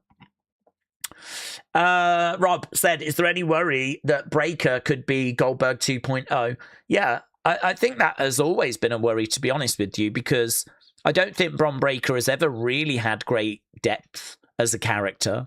I think he's always been an athletic Steiner that's got a spear. Match quality is okay, but it's hard to list great 5-star matches. Promo work is okay. I can think of some moments where he's got a microphone and he's really getting into it with a camera that was good. I think he has the ability to do that, but the average kind of promo is just a bit flat. He's good when he gets animated and he's got a camera here and he's really going off into the camera. His delivery in those moments are good, but I feel like the average kind of part of his promo, the general bit, is not that great. Size-wise, I do think there's a barrier there because he is meant to be a powerhouse. He is someone that's meant to have some size, and height-wise, he's just not. We're a few inches short. I think he's someone that a bit like Taz. Taz kind of suffered from the same thing in the sense of he was jacked and stacked, but maybe didn't quite have the height to have the presence, if you will. Maybe Bron Breakker suffers a little bit from that. If Bron Breakker was 5 inches taller, he could probably hit a bit harder aura-wise like Oba does. So I don't know. I think Bron Breakker is... There's something with Bron Breakker. I don't feel like he's just completely wasted, but I feel like we haven't found it. And this is why I know a lot of people are complaining about Bron Breakker sort of just being a tag guy right now. But I think we have to look in the mirror and we have to say, we haven't worked it out. We have not figured out the presentation. You know how it just works with Oba. Oba's music hits and the entrance starts and the walk and the pose in the ring. It's perfect. We found it. We've done it. It's landed. Yeah, we've stuck the landing. I don't think we've done that with Bron. I don't think we've found it. I don't think we've figured it out. I don't think the presentation is quite right. I think I think the music's okay. But bit of smoke and out he comes. But I don't know. I don't know if it's the mannerisms. I don't know if it's the ring gear. I don't know if it's the facial hair. I don't know. I mean, you could shave his head and actually go bald. You could get rid of the facial hair. There's things that you could try. You haven't even got to do it. Just use computer, AI and whatever to just go through a few different looks and see if you can find something. Because it feels to me like there's something missing. When he comes out, I don't feel the aura. When it's time for Bron Breakker and his music's hitting and he's walking out, I don't feel like I'm seeing the arrival of someone special. That could be helped by giving him some big, clean wins. Perhaps there's a little bit missing in the credibility because he's never been a world champion. And, he tends to fall short in the big matches, like against CM Punk at the start of the year. So perhaps that is a piece that's missing. Credibility, momentum. you know? But, and perhaps he needs to, like, really murk some people. Perhaps he needs to really hurt some people. Perhaps we need to see him hurting some people backstage. Perhaps he's just too nice. I mean, he doesn't really go after people backstage and, like, attack them. We don't see him, like, you know, really going into it in parking lots or anything like that. We don't see him, like, trying to break legs, or we don't see him anything like that. He just seems to be a guy that uses resistance bands backstage and then comes out, does his match. There might be some outside interference, whatever, but it is, isn't it? There's not much depth there. There's not much that you can hang a hat on. Yeah, he's a Steiner. Whoop-de-doo. He's got to stand on his own 2 feet. Curtis Axel was Mr. Perfect's son. Whoop-de-doo. It doesn't really count for much. Like, it gets you through the door, and it's a talking point, but at the end of the day, your dad and your uncle ain't doing your promos, and your dad and your uncle ain't wrestling your matches. You're going to have to do that yourself. And there is a piece missing. So I think we need to find it. I mean, like, it really would be worth someone spending a day or two sitting down and just really sort of going through different looks, listening to different music, look at different presentations, and, you know, trying to really think about what do we do with Bron Breakker once we get out of this tag situation, and actually try and think up of some really, because you could have some great ideas for Bron.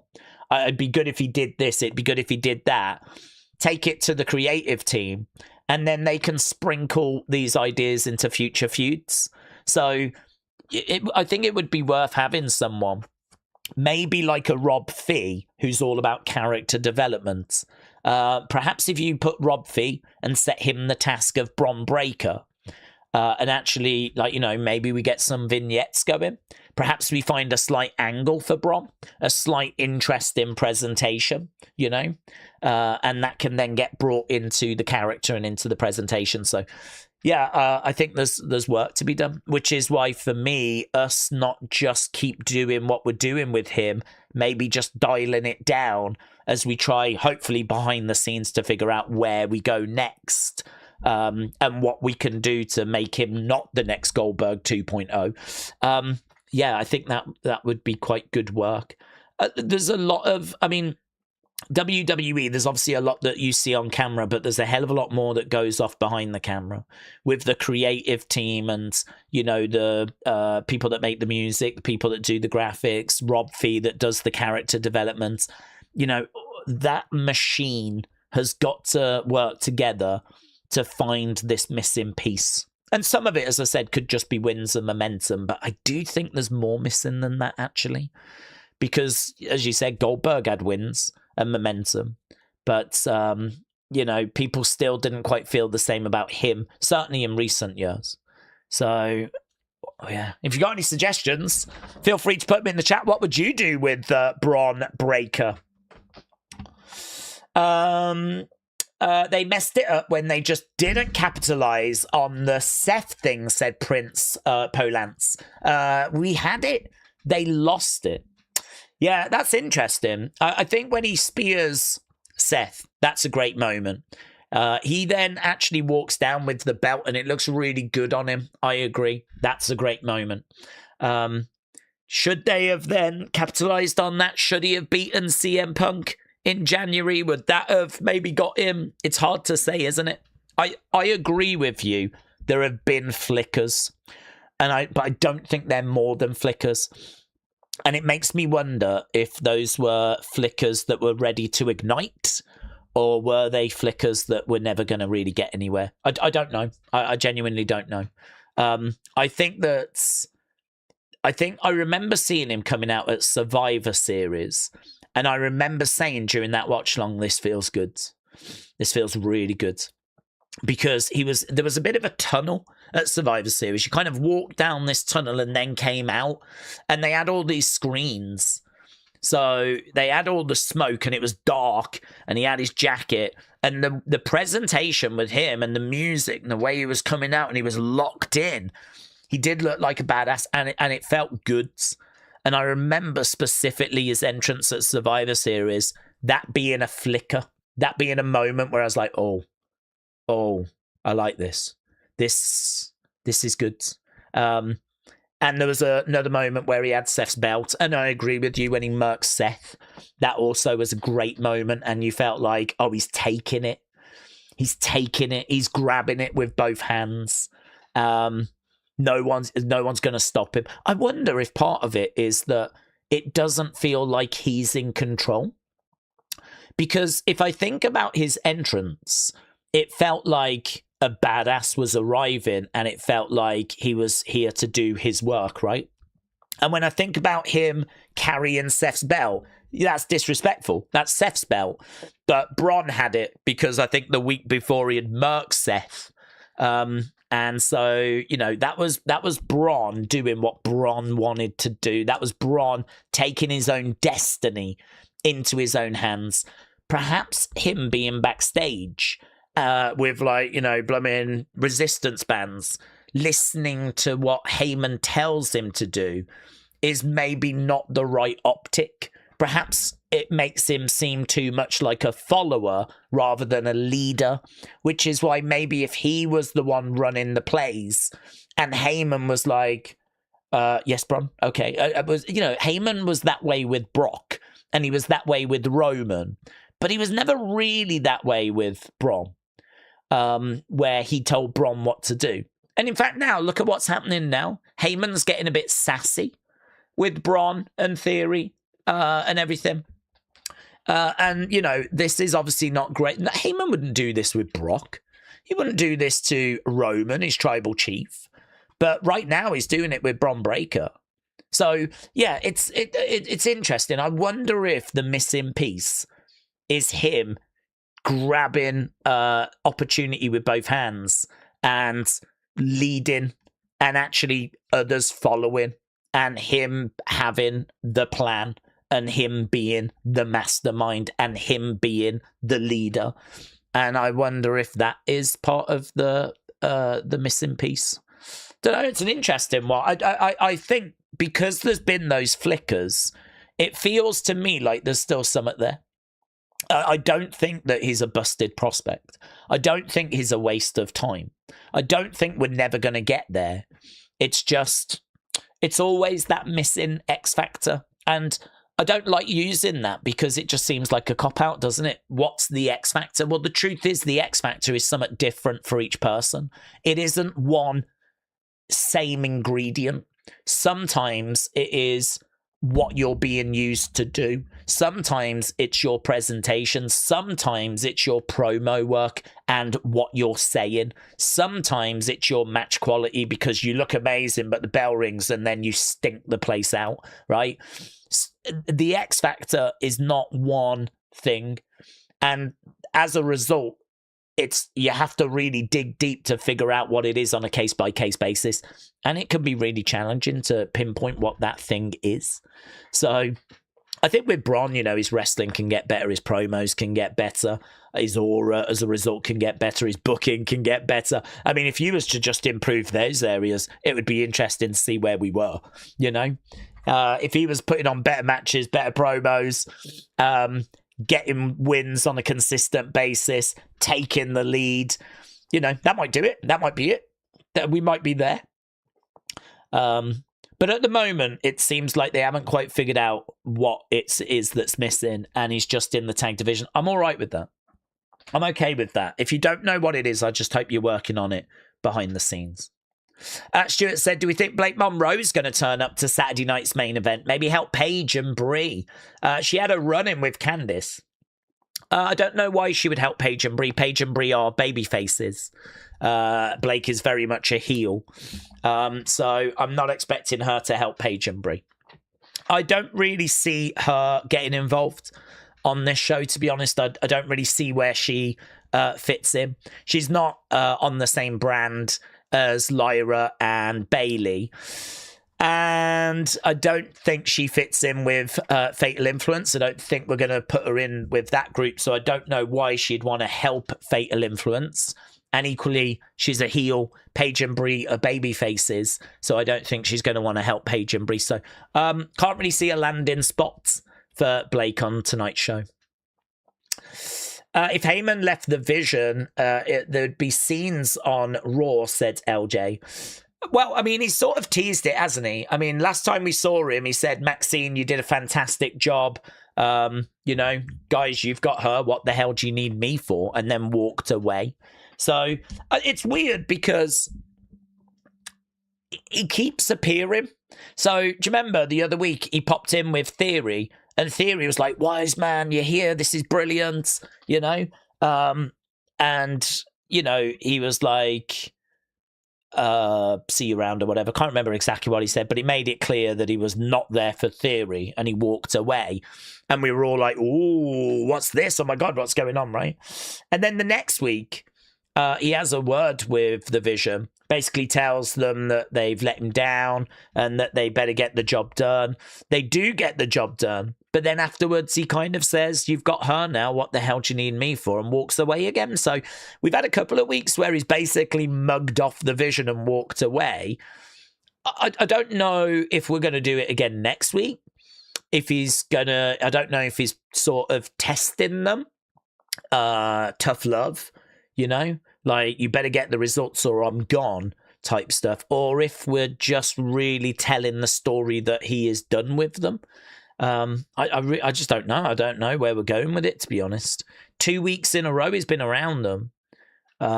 Is that going to be 3 weeks come Monday? I don't know. They are seemingly doing these sort of Heyman Vision things. So it's got to be built in summer. Either he completely splits or he joins back up with them, or I don't know. I do wonder if they've actually got a new project for him, because I wonder if they are going to, I mean, you could just put him with Braun and just have him and Braun, but I mean, seemingly they're not doing that at the moment. So he's obviously locked in with Brock. I think Brock retires at SummerSlam. Some people are thinking he'll end up joining Oba.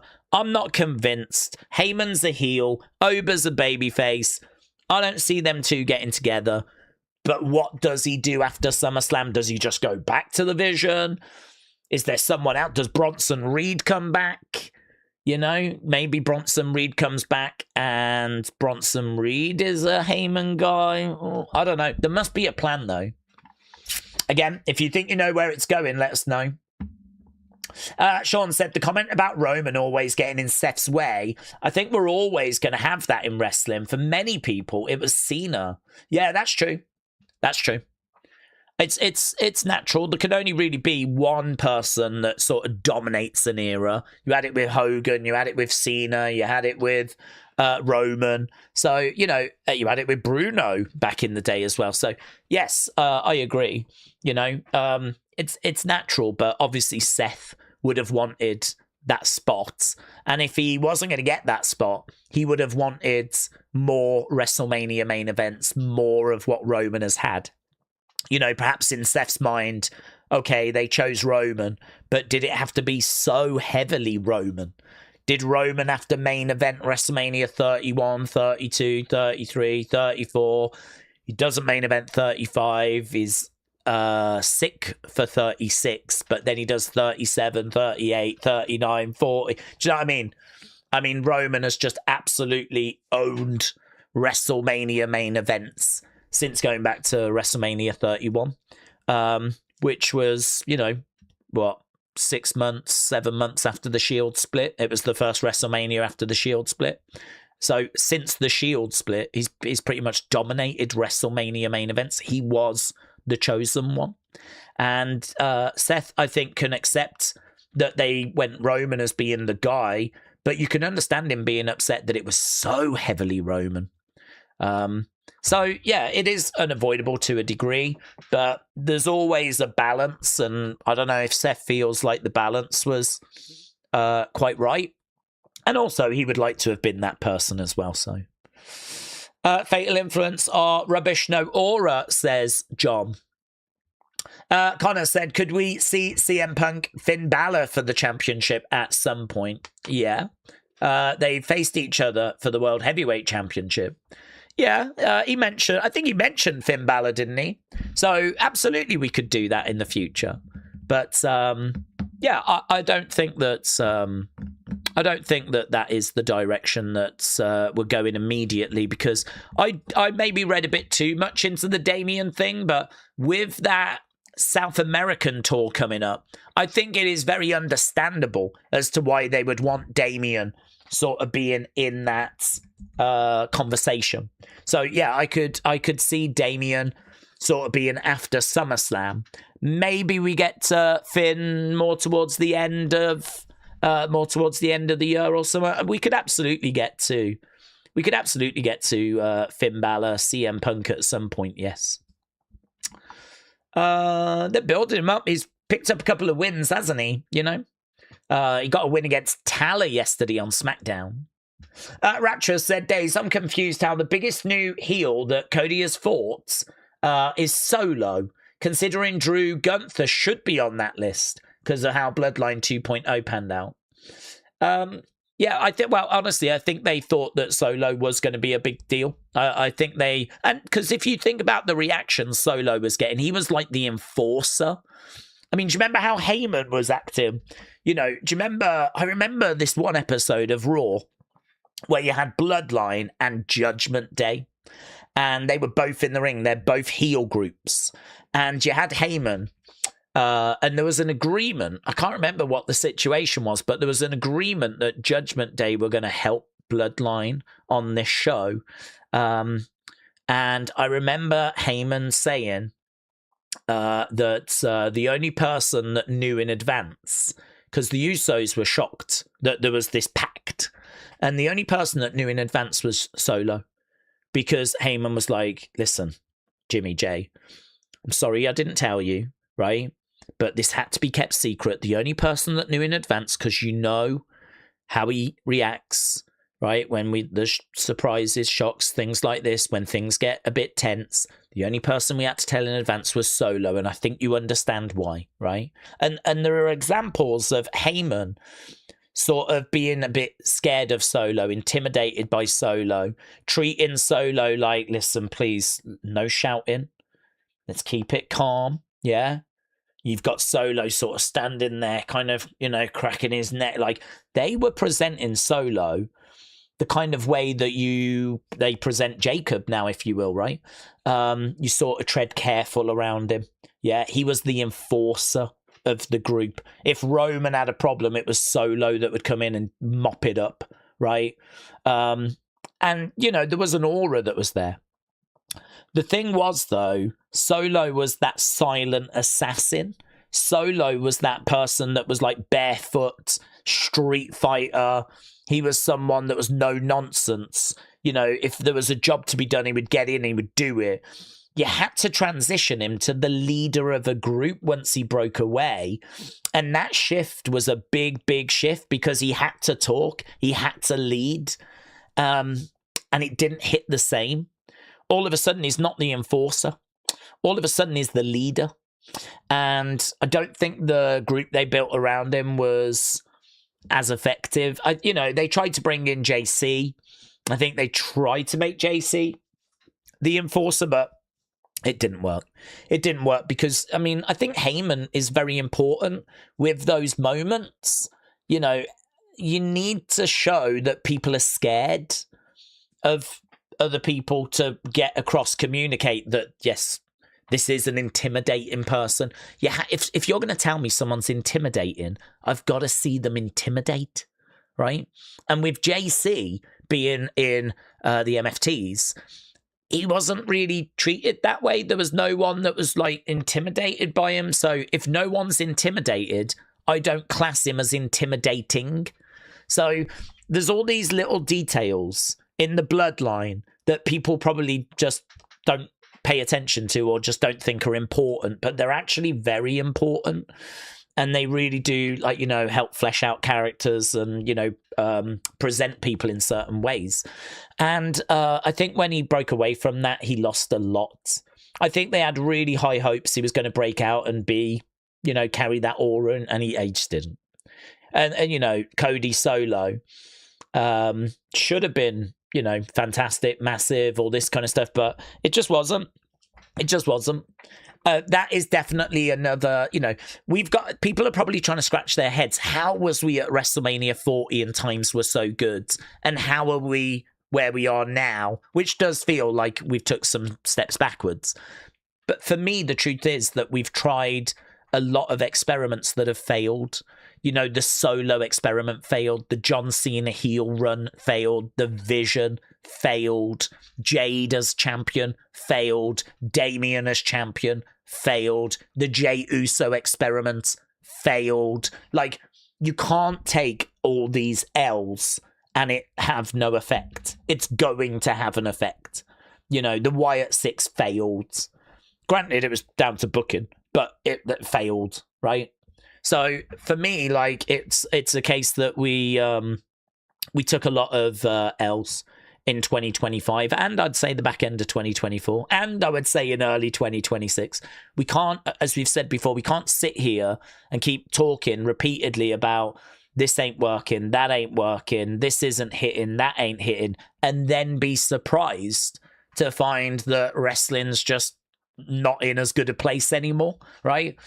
WWE have got to rebuild on their hands. WWE have got to try and find a way of getting back to where they were, which is why them going back to Bloodline, them going back to Rhea as champion, them going back to Liv as champion, them going back to Roman as champion, them going back to, say, CM Punk as champion, that is clearly a steadying of the ship.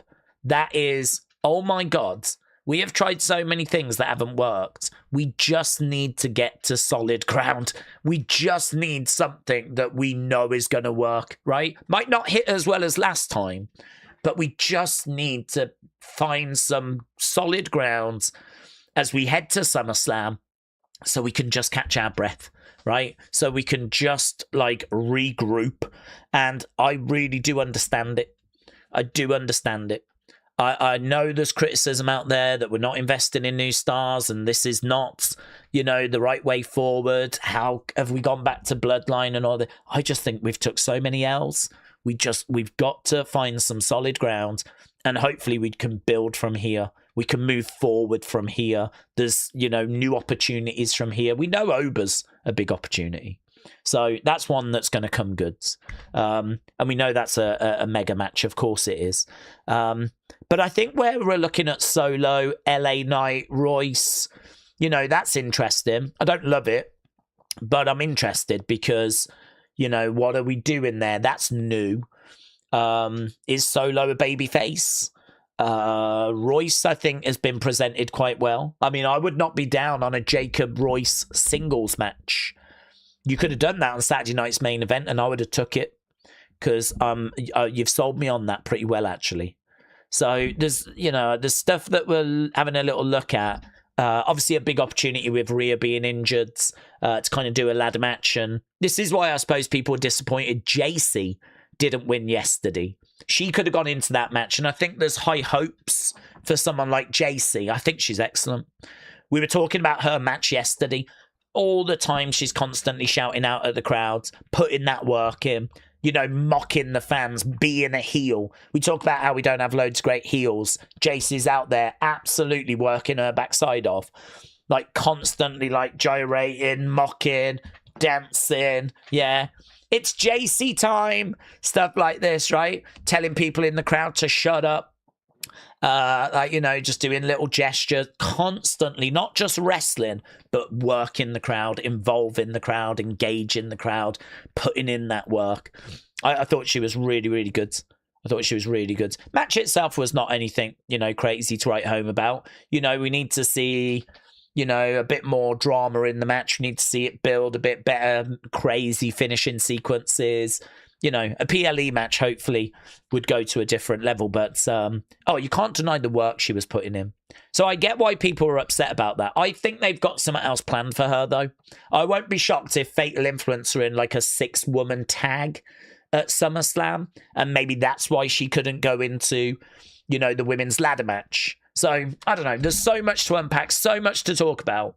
That's, we can just sit here and talk. Rich Rod said CM Punk's a coward for his antics. The OTC is the real champ, says Rich Rod. Rich Rod, thank you, my friends. Miami Max said, Daze, I'm struggling. Why would we give Tiffany another belt? We're doing the same thing with Liv in Queen of the Ring. We've got so much talent in the women's division with more to come from NXT. Yeah, so it's hard to answer because I don't have the SummerSlam card in front of me. But let's just say that Tiffany was not going to be on it. Let's say Tiffany was going to defend her championship on SmackDown. Okay? So she was going to defend her belt on SmackDown. Because they do like to do that. And I agree with it as well. Because I don't think every champ should be defending their belt at SummerSlam or WrestleMania. Because I think the Go Home SmackDown should have something on it, right? We're very fortunate with WrestleMania that we've got the Andre Battle Royal that we do on the Go Home show. So we know we've got a good match there. It doesn't really mean a great deal. The winner should probably get a title shot. But, it's still something people are interested in because, who's the Andre winner this year? Okay. So we've got that match on the Go Home, but we don't have anything for the Go Home for SummerSlam. Now, you could put something on there, right? You could have another Andre Battle Royal. Maybe you do the women's version. That would be good. You do the women's Battle Royal on the Go Home. That would be great. They should do that. But I'm not against them having the headline be a mid-card title defense or a tag title defense. I wouldn't have a world title, but I think you could get away with a mid-card or a tag title being defended on the Go Home SmackDown. Now, I don't have the plans in front of me, but let's just say they had a plan for her to defend on that Go Home SmackDown, right? She's a SmackDown star. It's a championship. She could be doing that, right? So let's just say the plan was for her to do that. And that meant she was not on SummerSlam. Now, there's also a plan for JC, Fallon, Lainey to be in a 6-person tag, maybe against Nikki, Brie, and Paige. Perhaps that's the match they want to do. So if you take JC out of that match and put her in the ladder match, you got a problem, haven't you? So it would be easier to not do that. And it would be easier to put someone in the match that's not on the card already. And that person, shockingly, could be Tiffany Stratton. It could be that Tiffany is still going to defend on the Friday, and then she's going to appear in this match, which might fall on the Sunday, right? Even if it falls on the Saturday, it doesn't really matter because we see wrestlers working house shows on Saturdays and Sundays.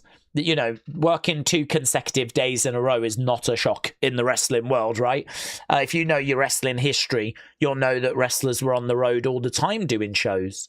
So, yeah, Tiffany could work Friday, Saturday. She could work Friday, Sunday, So, this is why the outrage over JC, I can't quite join in with until I know, what the plans were. If JC is not on SummerSlam at all, right? If we get to SummerSlam, she's not on it, then I'll join in with the complaints, right? Then I'll join in. But I got a sneaky suspicion it could be Fatal Influence versus Nikki, Brie, Paige, or something along those lines. And they just didn't want to take JC out of that match, which you can debate whether it's right or wrong, but I sort of get it. I also think they were going to do Charlotte Jade at SummerSlam, and I think what's happened is that has now gone into this ladder match because Jade qualified, and next week Charlotte is going to have a chance to qualify, and I think she does.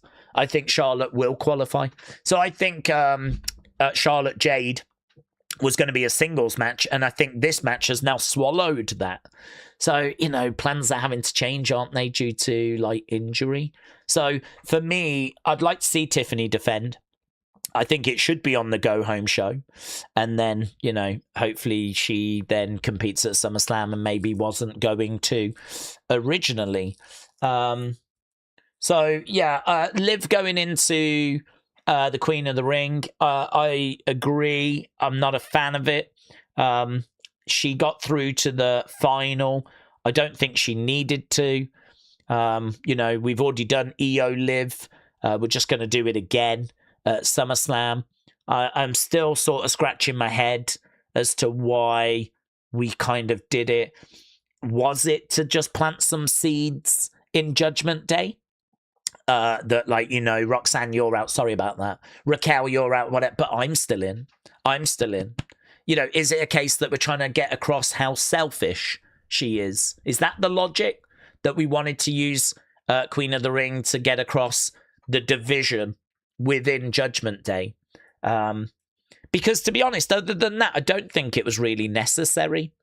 And I think having Io already face Liv just takes a little bit of excitement away from doing it again at SummerSlam.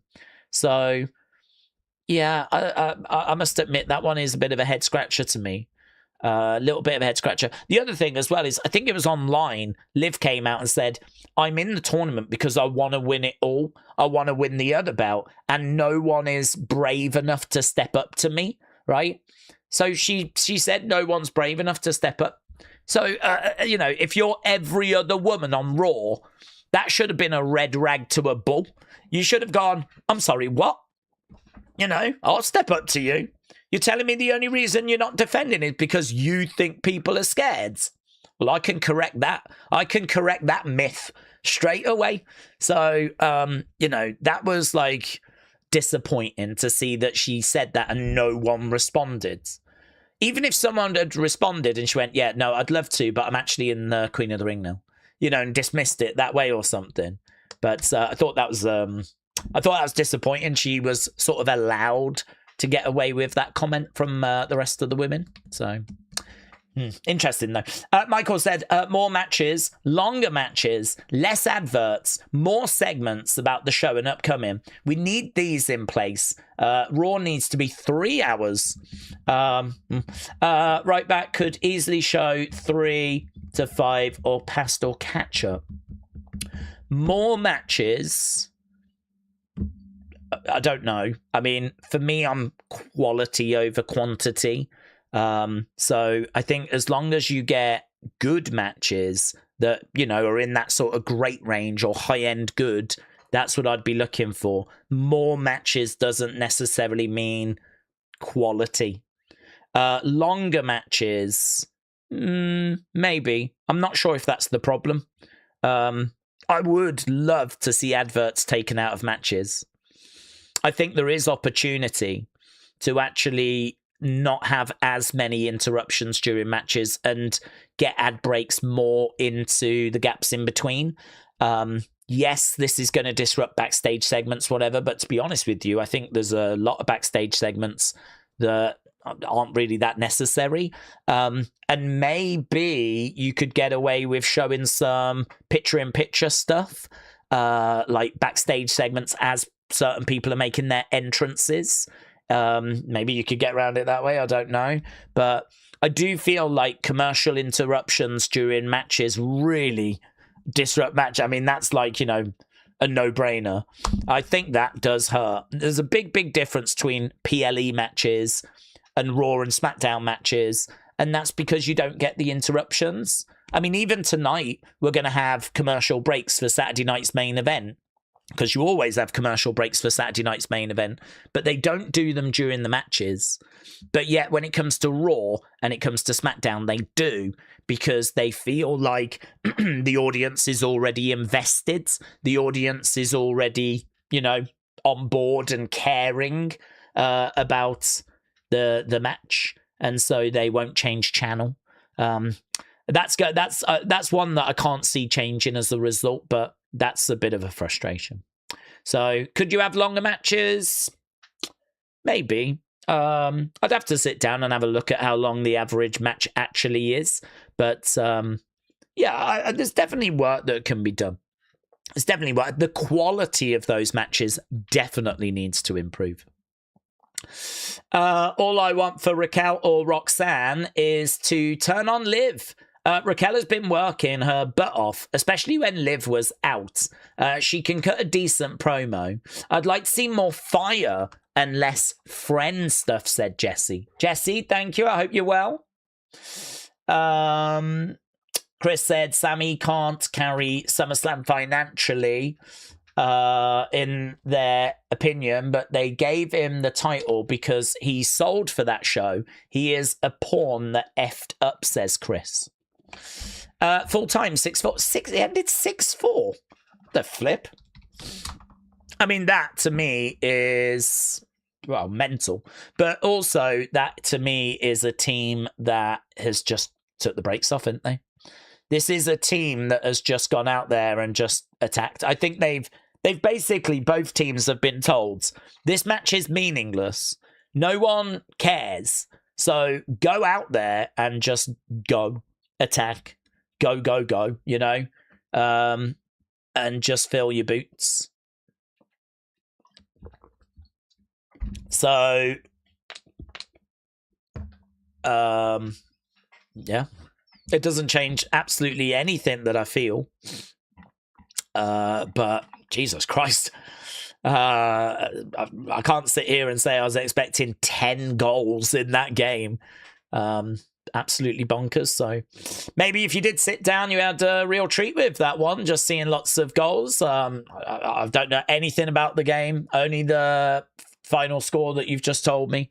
I don't know if there's any good goals. I don't know the approach of either team or whatever. But it just seems like it was just go, you know. The country was so upset about, falling back and defending. Go out there, make a statement that you ain't going to do that this time. And, throw punches at France. France will throw punches at you. And let's just see who's flipping standing at the end, shall we? So, looks like England won the first half 4-0, and then France won the second half 4-2. So, I don't know what you take from it. All I know is I'm still livid about what happened on Wednesday. Right. What would we change with Elimination Chamber and War Games so we get something different, said Dean. Well, we spoke about this yesterday, Dean. I don't massively have the appetite to go back into it because we spent quite a bit of time on it yesterday. So maybe one for people to answer because, as we said, we covered it. We chucked out a couple of ideas. I think the general consensus is that not so much Elimination Chamber. I don't hear too many complaints for that, but I think there was some good conversation around it could have a surprise element brought into it. Royal Rumble works because you never know who's coming out, and sometimes it's a legend, sometimes it's a return. But with Elimination Chamber, you know everyone that's in it.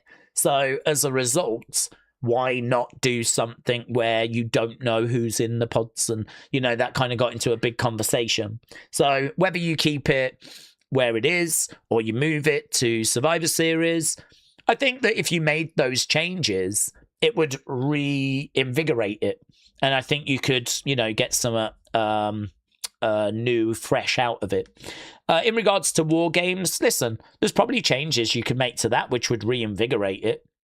Does there need to be a surprise element to that? Do you need to put the roof on? Do you need to turn up the violence? Do we need to have, I don't know, some weapons that are in there already? I don't know. That one is tricky. War Games, to me, there's a lot of stuff about it I'm not a fan of. So if there was a vote right now, if this was the creative room and we were talking what should we do for Survivor Series, my first thing is we get rid of War Games. That's the first thing. That's, I'm willing to listen to changes to War Games, but in its current form, we get rid of it. And then, you open up conversations about some new ideas. I'm open to moving Elimination Chamber there and doing something different in between Royal Rumble and WrestleMania. We looked at some numbers yesterday. Just by chance, they released the viewing figures for the PLEs this year. Royal Rumble did 3.1 million views. 3.1 million views. Elimination Chamber, 1.9. And then WrestleMania, 3 million and 2.9. Royal Rumble, the most watched show. WrestleMania is if you add both days together, but Royal Rumble beats both days of WrestleMania, which is pretty crazy, isn't it? Because you would think that day 2 of WrestleMania is the day. but actually it doesn't even reach the heights of Royal Rumble. So I don't know, is there something you could put in February that would stop it going from 3.1 to 1.9 and then back to 3? Is there something that can replace Elimination Chamber that can get it closer to that 3 or get it to 2.5? Or for me, Elimination Chamber is a decrease, is a step down, which is a shame when you actually want to be building momentum towards WrestleMania. This is why I think you can have a conversation around getting rid of Elimination Chamber and replacing it with something new, because we do see that decrease. We do go down from Rumble and then back up to Mania. Could we do, you know, trying to find something as exciting as Rumble is going to be hard, but could you find that decrease not being as drastic?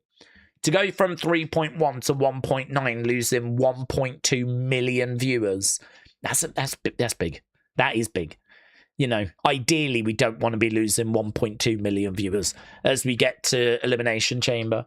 And I think this is a pattern, because do you remember the panic last year where we actually had The Rock show up and have Cody sell his soul, or at least ask him, and then we did the John turn? That would say to me that they know that Elimination Chamber consistently underwhelms compared to Rumble and WrestleMania.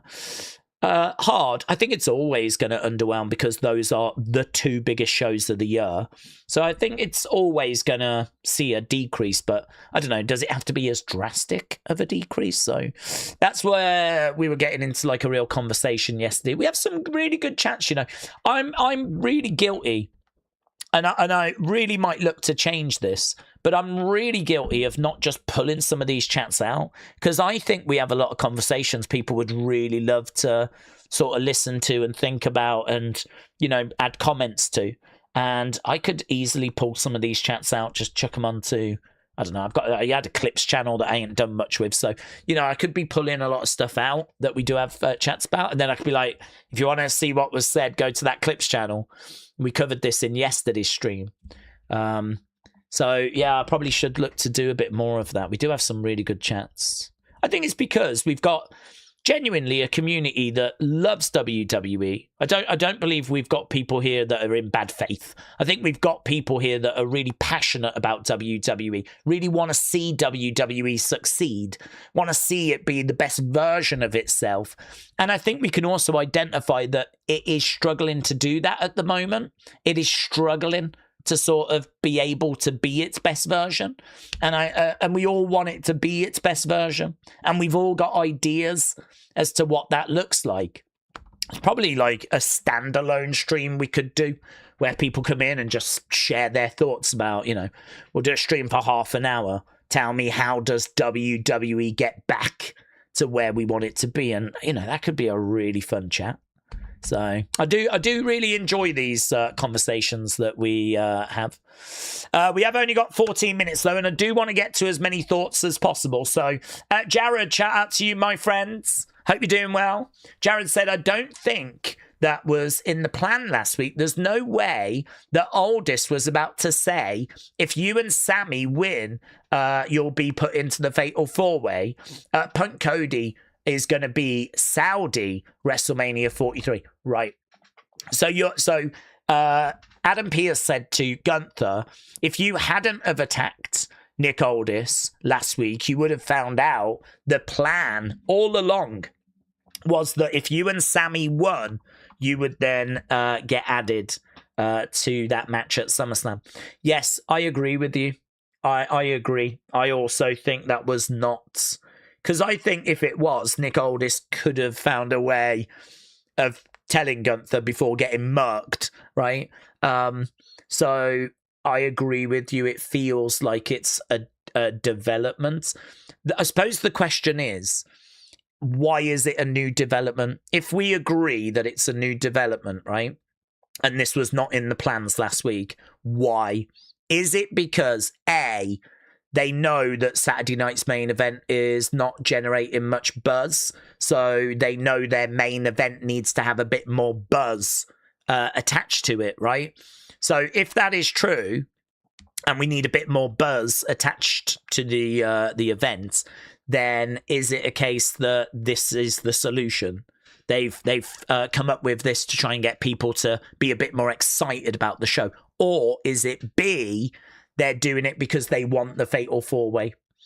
They've looked at the plans and they've decided we want to do the Fatal 4-Way at SummerSlam. We're not going to know until we get the result tonight.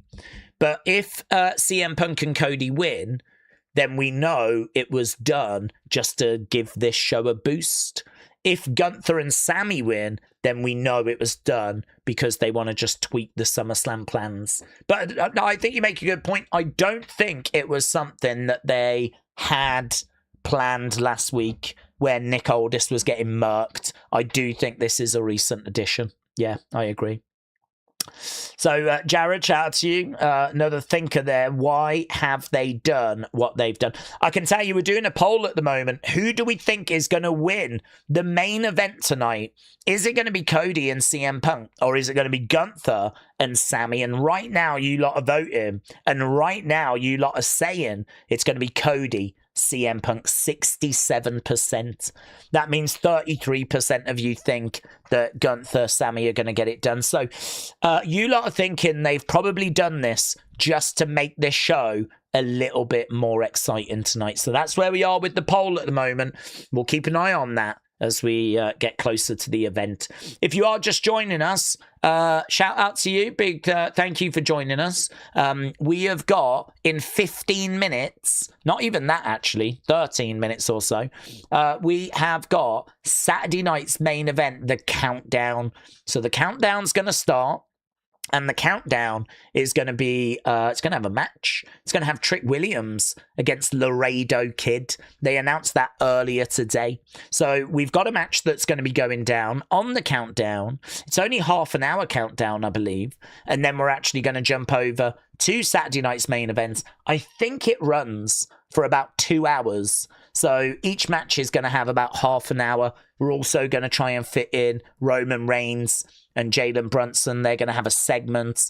So, yeah, 4 matches on Saturday night's main event. Main event being that tag match. Personally, Bayley versus Lyra is the match I'm most excited for. Tony, hello. Hope you're doing well. Hope the family is well. Baby Barry, I hope is well. Tony said, I hope that happy Saturday night's main days. I'm back. Well, Tony, it's lovely to see you. It's always nice to have OGs around. And yeah, hopefully there's a bit of excitement out there for this. Hopefully there's a bit of excitement.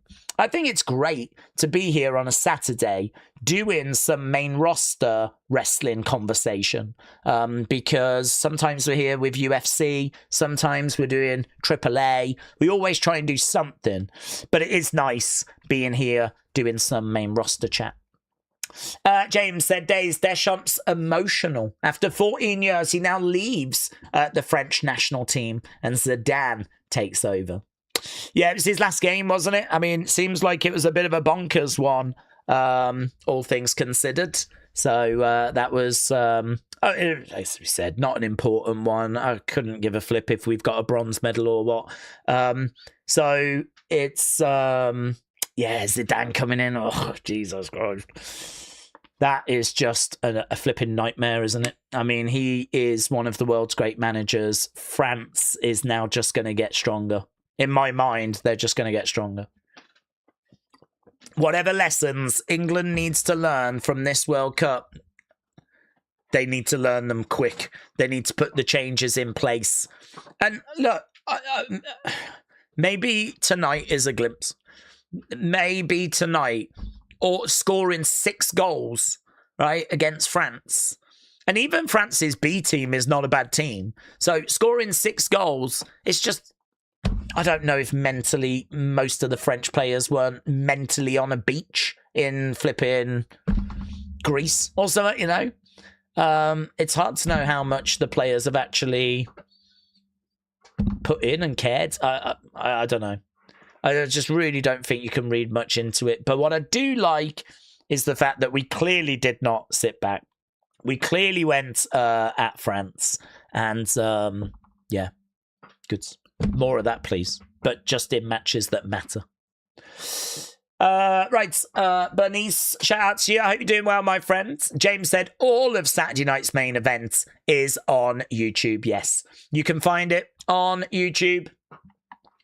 The countdown show starts very, very soon. Right, Zachary said, why does Gunther keep getting opportunity after opportunity?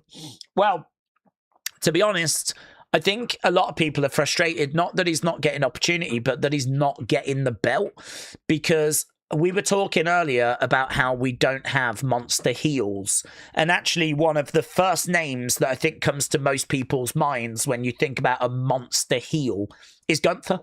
When you think about a big monster heel, someone that's getting heat, getting boos, that's up near the top end of the card, one of the only names that comes to mind is Gunther. So Gunther is serving a very important role. He is being that credible main event level heel. And I think WWE identified last year that he is in quite a unique position. You know, he's very credible in the ring. His match quality is very good. I know some people debate that, but I don't know. I mean, you just have to look at his career in WWE. He's got 5-star matches, tons of 4-star matches. The numbers speak for themselves, right? So he is someone that prides himself on his in-ring work. And I rate him. I rate Gunther. I think he's a very good performer. I think that he's got a good level of consistency with his work. I thought his Intercontinental title run was fantastic. And I think last year they identified Gunther as being this really important character for them. And so they gave him the John Cena retirement. John could have retired to anyone. I mean, John basically said, give me the best you've got. Give me the person that you really want to showcase. They could have chosen anyone. They could have chosen Oba. They could have chosen so many people on the main roster. They could have chosen Bron Breakker. Some people said it should have been Dominic Mysterio. There were so many people it could have been, but they selected Gunther. They wanted Gunther to be that person. So Gunther got that honor. And really, you know, John did something. John couldn't have done any more. I think John was a bit silly to tap. I am in that boat of it was silly to do that. But John did it because he wanted to give everything to Gunther. He wanted Gunther to win big. So Gunther didn't just win the match.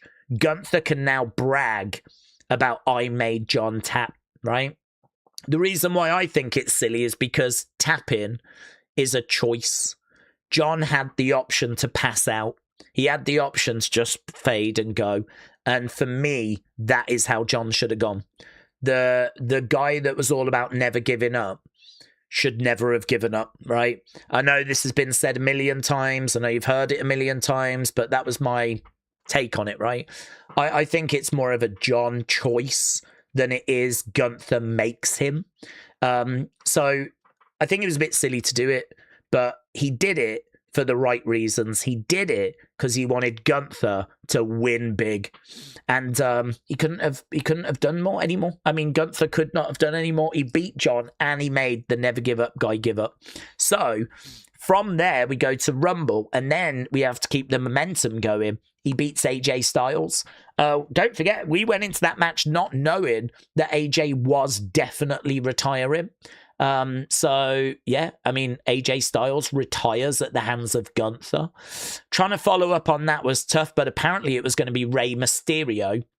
I don't know if Rey would have retired. I don't know what would have happened at WrestleMania. I don't think Rey would have, because surely if Rey goes, he wants to go losing to Dominic. So I don't think he would have retired, but I think we missed out on the build.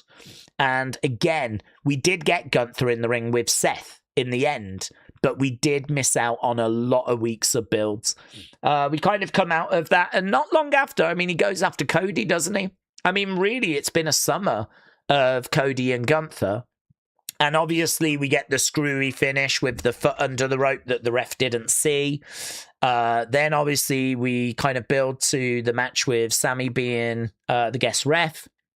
And then we build to the triple threat. So, you know, Gunther has just been kept a bit frustrated, really. We've tried to find ways of Gunther still being in the conversation, but not getting over the line. And I think the reason for that is because they just don't want to pull the trigger right now, which is a bit frustrating because I don't know that Gunther's going to stay as hot as he was. And you could make the argument he isn't. You could make the argument he's already lost a bit because it's already been a good, 7-8 months since he beat Cena. So you could make the argument that he's already lost a bit. So actually, rather than saying, why is he getting so many opportunities? There's a lot of people out there saying, why are you not pulling the trigger? Why are you not putting the belt on Gunther? And to be honest, I just think they wanted to kind of tell this story of Sami and Punk and Cody, and I think they wanted to focus on that. Is that right? Is that wrong? You can debate it, but I think they wanted to go this direction more so than put the belt on Gunther right now. I think he gets there eventually, so I expect him to get more opportunities in the future. But I just don't think they wanted to get there right now. And I feel like there's a lot of conversations around why, a lot of conversations around you've wasted him and all that kind of stuff, which I don't know if they have or if they haven't. I can understand not wanting to have him in the mix for WrestleMania. I can understand it because I think Roman CM Punk was probably right. And I think that Cody and Randy was probably right. They just didn't execute it right. So I think both of those matches were probably right. But yeah, frustrating that I think the person that just misses out at WrestleMania is Gunther. And then, you know, we do get him into the title picture after, but, you know, we don't capitalize. The other thing we need to mention as well, though, is don't forget, we did go down a road we were not meant to go down. We know that after WrestleMania, it was meant to be Cody Randy. Because we know at Backlash, it was going to be Jelly Roll and it was going to be Pat and there was going to do a tag match. So we know that this Cody Randy feud was meant to continue. So actually, Cody Gunther, I don't think was the plan. I think we ended up doing a feud that we weren't going to do. I don't know what Gunther was going to do instead, but there were big rumors that Gunther was going to be the one to retire Brock. So was it going to be a case that it was actually going to be a summer of Gunther Brock originally, all building up to SummerSlam, and then Gunther retires Brock at SummerSlam? Because that was the rumor earlier in the year. It's just that Ober caught fire and Ober got that spot instead. So I don't know, really interesting. I think that there's a bit in plans changing, to be honest with you. I think there's quite a lot in plans changing that has resulted in us being where we are. Okay, the countdown show is beginning. I don't know if the countdown show is going to be in New York. I would guess it is. Oh, that Danhausen parade was like 38 minutes long. That was all. Yeah, we're just half an hour away. It's kind of nice, actually. The countdown show normally is like an hour long, but actually tonight it's not that long. Here's Cody arriving in a very sharp suit. Looking very smart. There's CM Punk. CM Punk just staring at this championship belt. So here's backstage. There is Gunther. Boos for Gunther. He's obviously teaming up with Sami. We should see Sami in a moment. We've seen, there he is. He's got his Justice for Sami shirt on. Justice for Sami. Okay, I can hear Joe, and it sounds like he's in the arena. There's a slight echo to his words, so... Roman Reigns, Jalen Brunson. We're not seeing them. We're just seeing the tweets. Roman inviting Jalen Brunson. Jalen Brunson says, see you there. Okay. Benito said, I think Cody turns on Punk, but he puts Punk on top of Sami for the win. Fatal influence for the fatal win. Brunson knockout punches Roman. JD squashes Danhausen. Bailey beats Lyra. Stephanie is actually going to be on the countdown panel here with Joe. So, Stephanie is with Joe. We're at a podium inside Madison Square Garden.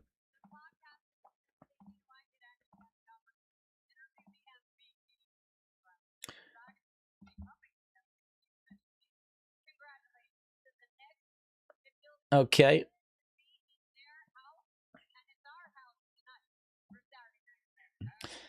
Stephanie said it feels so good to be in the Knicks house, but it's our house tonight for Saturday night's main event.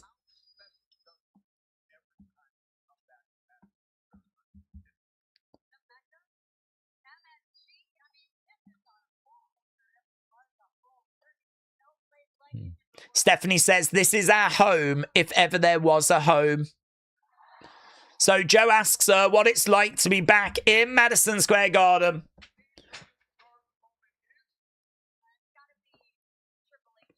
Triple H's return.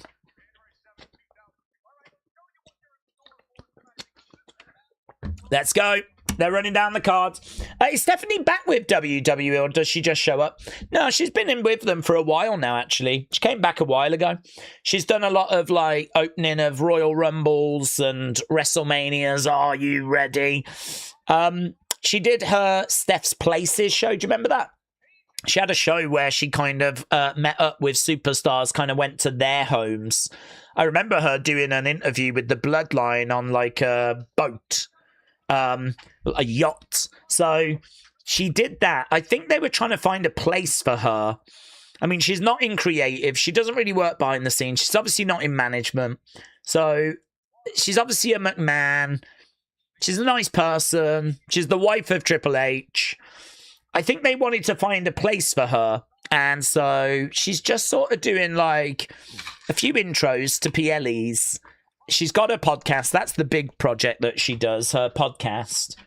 And, you know, here she is popping up at Saturday night's main event as well. I'm sure she does a bit of, like, charity work and, you know, bits and pieces. She was at ringside for WrestlePalooza, wasn't she? And then she got surprised by Undertaker, got put into Hall of Fame. So she's been back with WWE for a good while now. Connor said, days after JC Jane lost against Tiffany last night, do we think JC has still got an opportunity to win the championship? 100%. 100%. It just doesn't seem like they've got plans for her in the short term. Toga Bread said, I think Kevin Owens is going to get involved. It's looking like he could come down to save Sami, maybe turn on him, maybe help Cody Punk instead. Okay, interesting. Interesting. We're backstage with Kathy Kelly. We just had Jackie Redmond. She was at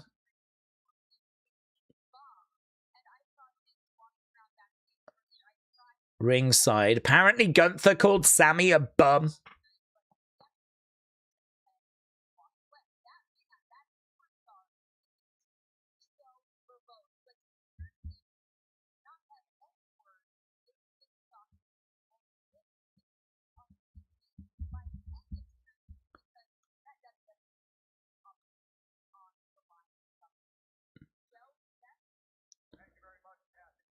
Okay.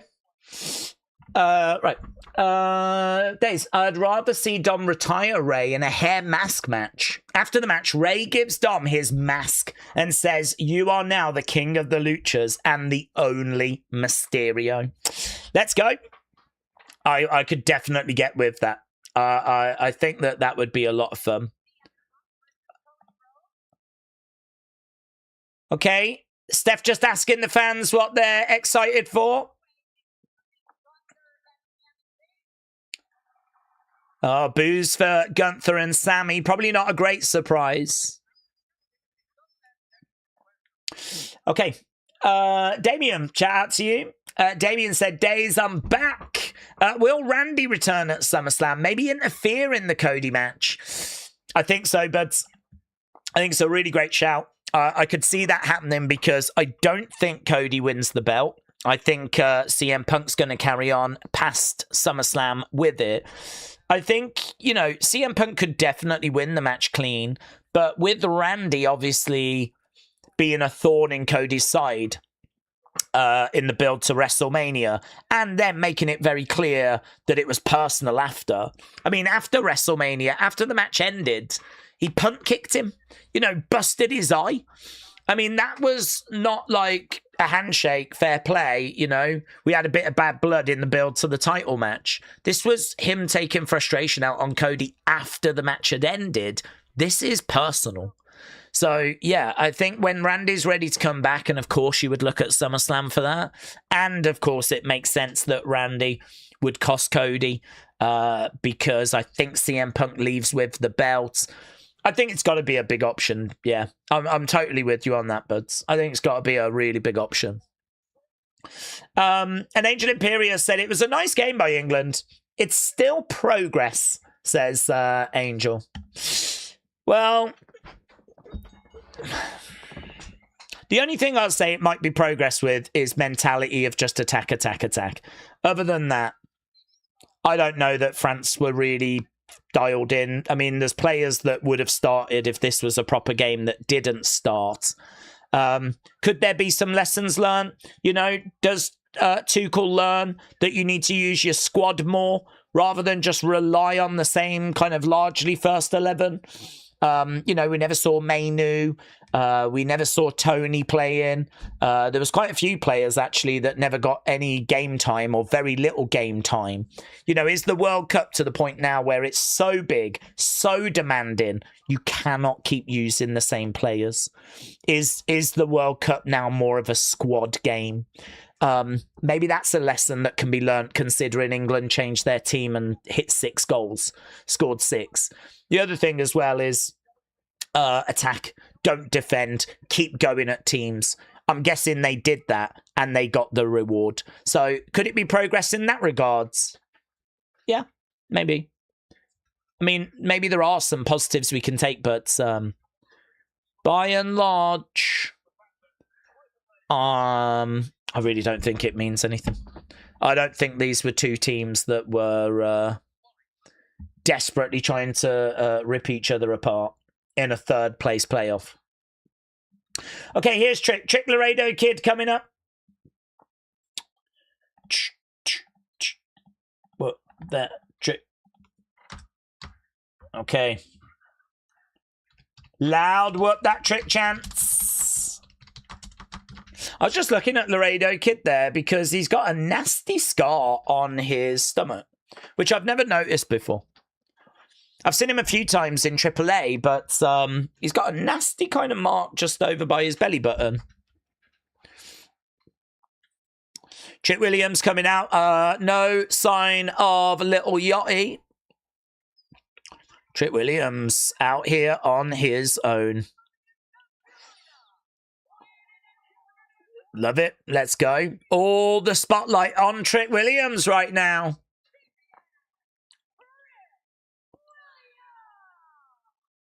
Oh, that kid was a bit late. Trick Williams walking past, stopped, looked over in the crowd. The kid went like that and Trick just walked away. You're probably not going to get that from Trick anyway, to be honest. But Trick making his way down.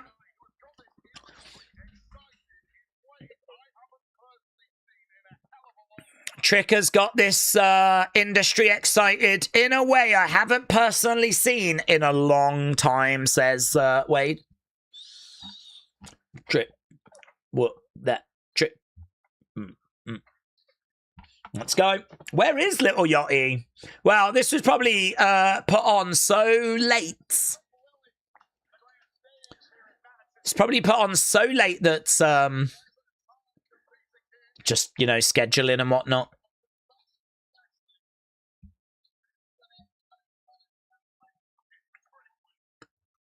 Yeah, man. Trick Williams posing away, getting his big entrance. Crowd loving it.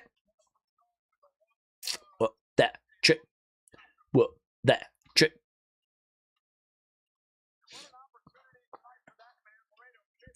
Laredo Kid's got a crown on his head.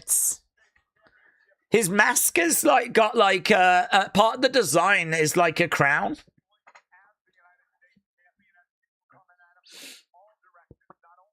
Look at that. That mask is sick. I've never seen that before. Oh, is it? No, it's a separate piece, actually. Trick takes it off. I thought it was part of the mask.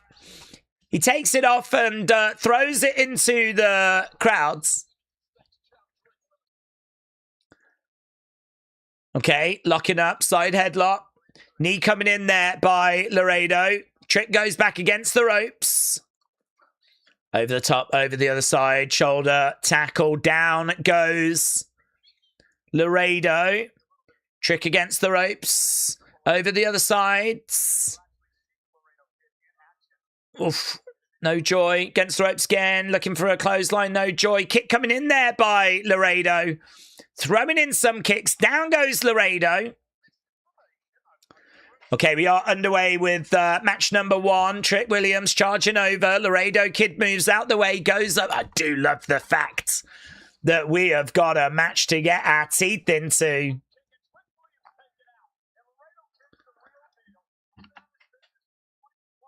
Laredo Kid's been in the business 20 plus years, says Michael Cole.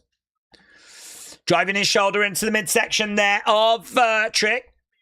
Trick getting caught up in the ropes a little bit. Laredo Kid doing his work. Working on that knee, working on that leg. Frustrating Trick Williams right now. Days, weren't the plans for Mania and after supposed to be somewhere between Cody, Randy, Aleister Black until Pat took Black's spot and changed everything? Well, yeah, Aleister was going to be he was going to be the guy on the phone, apparently, originally. How that would have transitioned after, I'm not too sure. You know, would it have been a tag match of Aleister and Randy against Jelly Roll and Cody? But then I don't know if that makes much sense, because I don't think Jelly Roll can really go toe-to-toe with... He might be able to go toe-to-toe with another celebrity. So I don't think I ever actually heard of the post plans involving Aleister. I only heard that he was meant to be the person on the phone other than Pat. And apparently Ari Emanuel pushed for it to be Pat. He wanted Pat involved, because I think he represents him. So, you know, we heard that he's trying to make him like a star. Right now we got a delayed vertical suplex. So, yeah, well remembered. I'm not sure what the plans after would have looked like, though. I don't think I ever heard anything. Trick Williams dancing away. Wade Barrett's got a nasty sounding headset, microphone. Shots coming in there by Trick. He's unloading on Laredo Kid right now. He goes down into that top turnbuckle. Laredo Kid going over the other sides. Laredo Kid charging in, collides into Trick. Kick coming in there by Laredo Kids. Trick goes down. Laredo Kids off that bottom rope, comes crashing down on Trick. Laredo in control.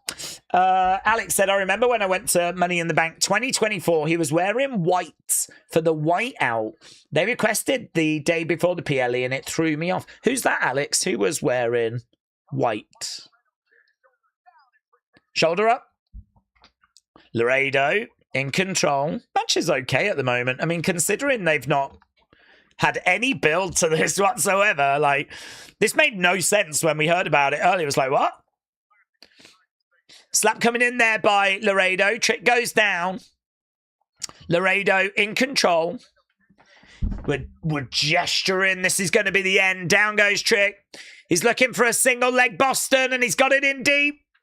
Single leg Boston is in there by Laredo, but Trick managing to fight his way out of it. Kicks coming in there by Trick. He's driving Laredo back. Laredo with a big boot. Big boot by Laredo. Laredo Kid with his arms outstretched. Obviously, the fans don't really know Laredo Kid, so they're booing Laredo. Laredo's kind of got the heel role here. As, boom, net breaker. Net breaker by Trick. I don't actually know if Laredo is a heel at the moment in AAA. I think he might be. Right now, Trick getting back up to his feet. Saturday night's main event is sponsored by Popcorn Chicken. I'm just glad it's not Prime, said it's Kaz. Kaz, shout out to you. Also brought to you by Halo, apparently. Apparently, we've gone back 20 years. Big kick coming in. Oh, no joy. Laredo against the ropes. When Laredo gets going, using the ropes, very impressive. Loads of springboard attacks. Lots of gymnastics. But it doesn't matter. Trick Williams not allowing him to get going. Chop coming in there by Trick. Oh, hello. The hair's down for Trick. This is a different look. Trick stomping away there on Laredo Kid. That Trick. Whoop, that Trick. Firing in, stomps in the corner. We've also got names all around the edge of the ring. You can see on the ring canvas, that's a new thing that they've started to do. You can actually pay money to have your name printed on the ring, and then afterwards they cut it out and put it in a plaque. They started doing that in UFC first. Laredo goes down. Trick charges over. Top rope pull down. Trick Williams goes to the outsides. Laredo in the ring. Goes through the ropes. Kicks out there at Trick. Trick goes over against the barricades. Laredo climbing up. Trick on the outside. Laredo on top of the ring post. I mean, he launches himself up and down. He kind of plants himself a little bit on the outside, but he does get a little bit of Trick Williams as well. Both guys go down on the outside, but in the ring goes Trick. Got a video here of Lyra arriving. A different look for Lyra, apparently. Let's have a look at this. Let's take the sound down. Looks like they're filming Lyra arriving. I didn't see Lyra's arrival, but here's Lyra looking very mean, very moody, very sleep deprived. Yeah, that was basically me after England lost on Wednesday.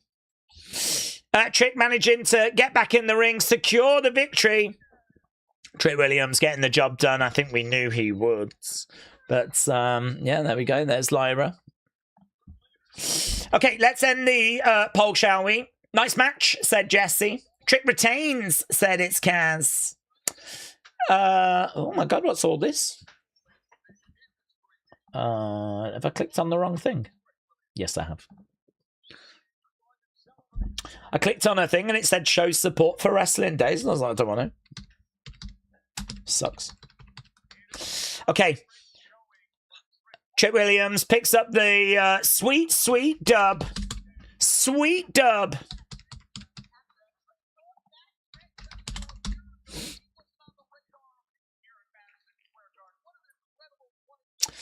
What an incredible 2026 is having, says Joe.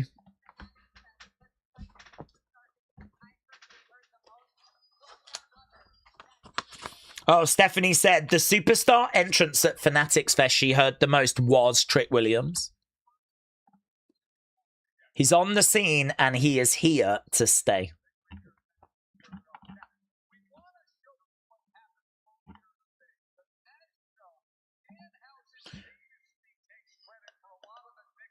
Okay, yeah, there's Danhausen. Oh, right, this is the parades. Oh my God, look at the rain, look at the weather.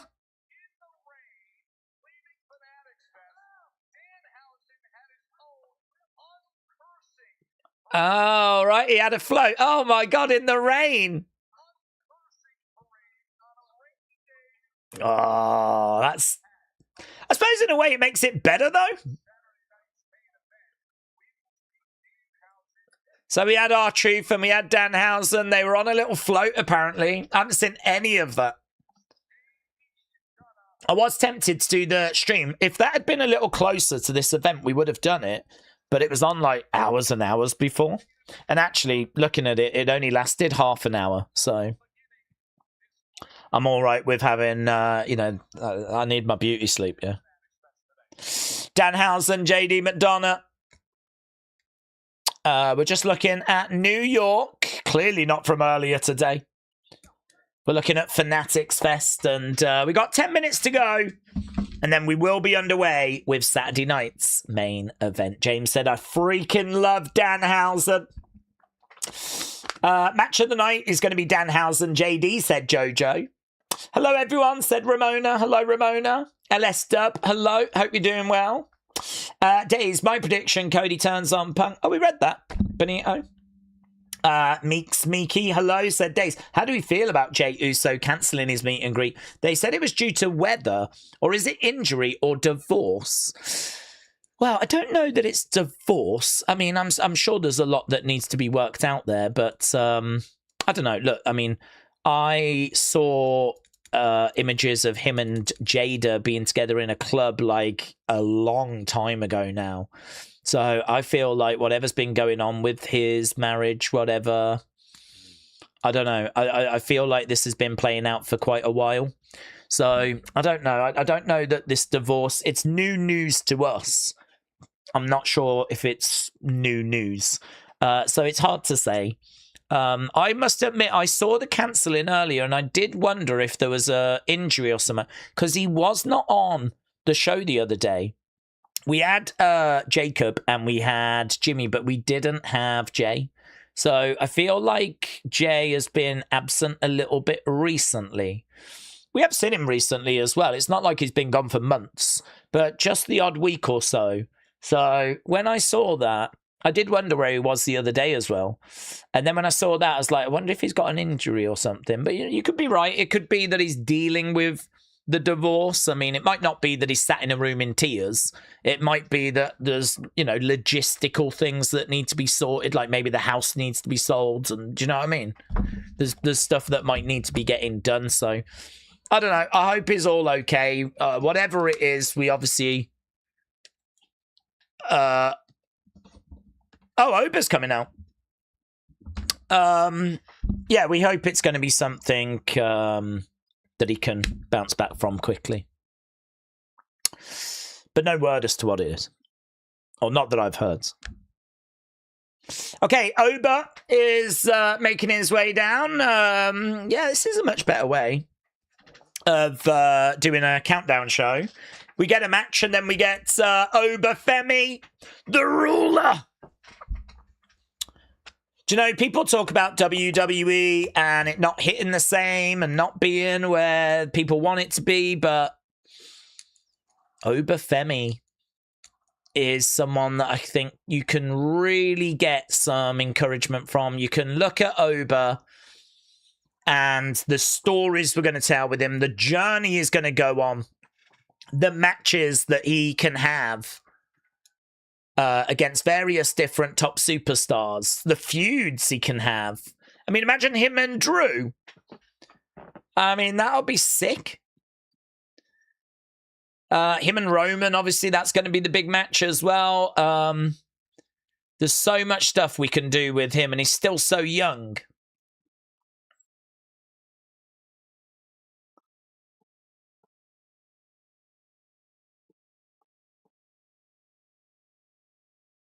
I couldn't tell for a second if that was actually Green Shirt Guy, because he looks a bit thinner. But I think it is. And his beard looks extra black. Yeah. I mean, I dye mine grey, to be honest, so I know what it's like to dye your beards. So, do you know what I mean? I'm not going to judge him.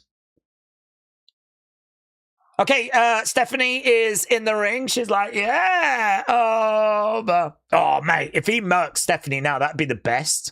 Imagine he starts chucking around the ring. Triple H comes out screaming, stop.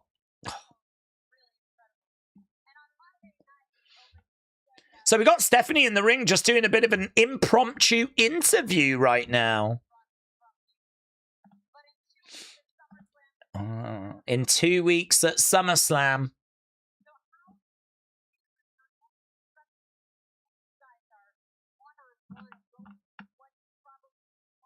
Is there any trepidation? I'd kind of like Stephanie to kind of, you know, make her feelings known. Be a bit like, I've got to tell you, I've been around this industry for decades. I think you got lucky at WrestleMania. Oba said, when it comes to the mental game, I'm miles ahead of him. I live in his head. The Garden cheering for Oba. That's got to feel good. MSG cheering for, oh, it's got to feel so good. Yeah. I'm not the one that's acting out of character.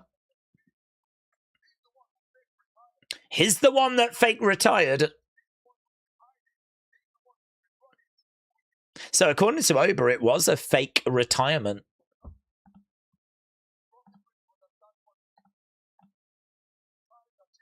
The tides are changing.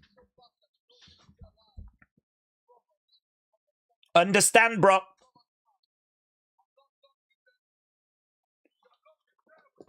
At SummerSlam, I'm not locked in there with you. You're locked in there with me. I'm the ruler, the destroyer.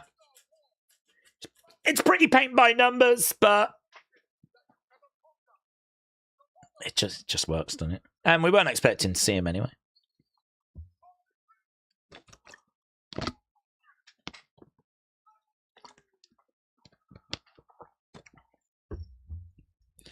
There we go. Done. Gives the crowd a chance to chant for Oba. Oba. The tides are changing, and they're changing so fast you don't even realize. Oba. Daze, what's the point of doing call-ups if we're just going to restore to Jade Nia, Charlotte Nia matches when we've got Julia, Kiana, Blake, Jordan, JC, Lash barely getting little to no TV time? We got 2 minutes to go. I feel like we're going around in circles with this conversation, to be honest with you. They have clearly got a plan for Julia and Kiana because they're in a feud. And so we didn't see them yesterday, but they've clearly got a plan as to that they're doing something there. It's not like both are sat in catering and we just don't have anything for them.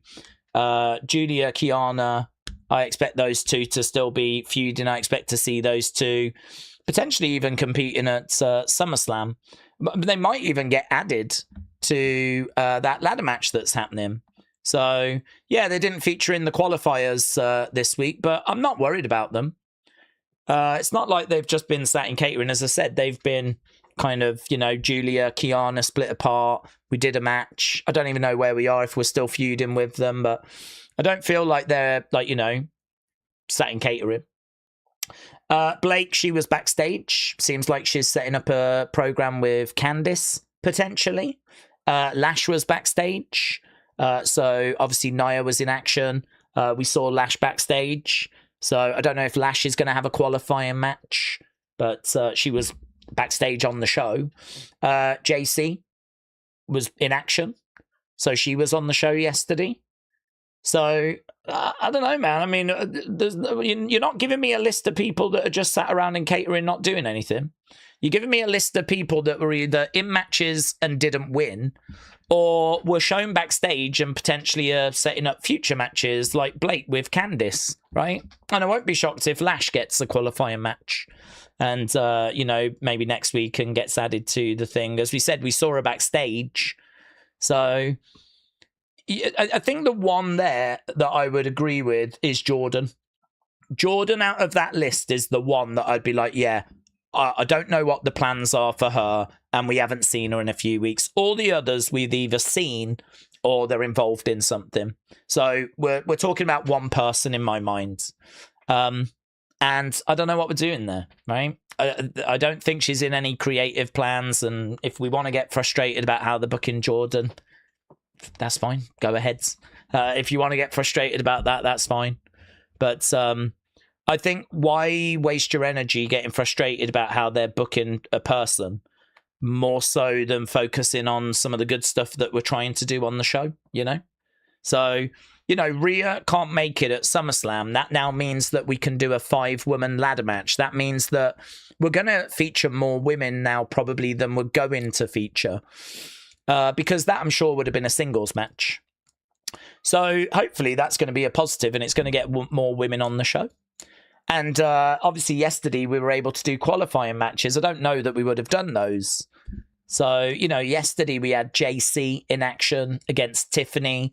We had Charlotte getting involved in Nia against Jade's. Obviously Meechin was out there. B-Fab was out there. I mean, it's a 2-hour show as well. We have lost an hour.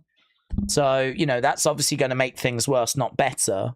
So, I don't know, man. I don't know. I don't know what we're meant to say. I don't think there's a conspiracy. I don't think there's a massive issue where we're just burying the women's division. I think we've got a bit of a problem where we were trying to see if Rhea was going to make it. She hasn't made it. And so now we've had to go down a different road. And there was quite a few women that featured yesterday, if you involve like backstage appearances and being at ringside. And we had a fair few women's matches, and it still leads to complaints. Let's be honest, it's never going to be good enough for some people. It's never going to be good enough. Right, we are underway with Saturday night's main event. You have more wrestlers than TV time. If you're going to focus on the wrestlers that aren't making it, you're always going to have something to complain about. Do you want to live there? Do you want to live in that bubble? Or do you want to focus on what they are delivering? If you want to complain about like Jordan, who consistently is not being used, different conversation. Yeah, different conversation. But I think a lot of those names I saw yesterday on the show. Okay, we're seeing Madison Square Garden. Let's end the poll, shall we? Because we know we're going to go to our first match soon.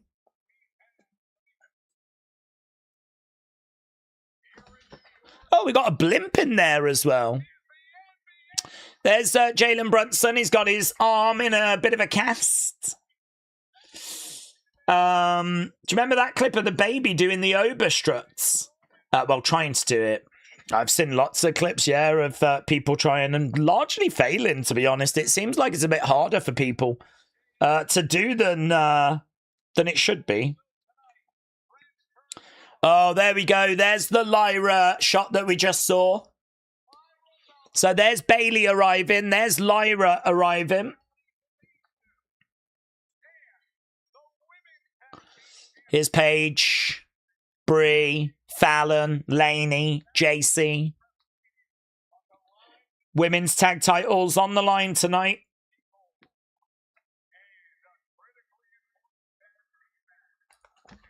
Here's Sami. Here's Gunther.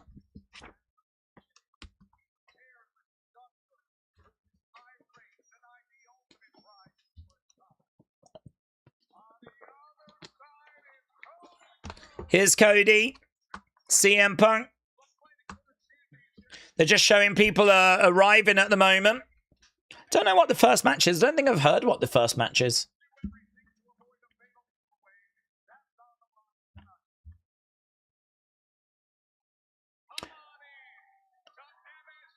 Okay, we're going through the crowds. Yeah, look at it. That's a lovely shot. Through the crowds. Into the arena. It's packed as well. I mean, it's probably not sold out. There probably are seats available, but it's packed. So it's Joe and Stephanie.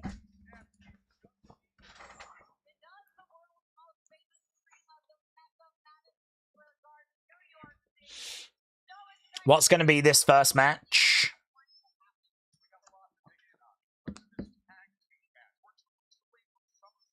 They're talking about the main event at the moment.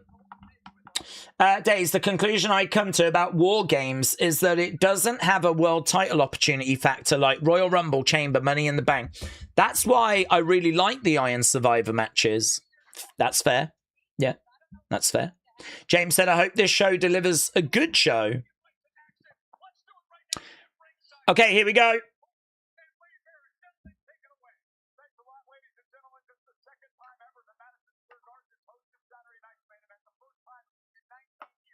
Wade Barrett, Michael Cole on commentary. We're going to our first match.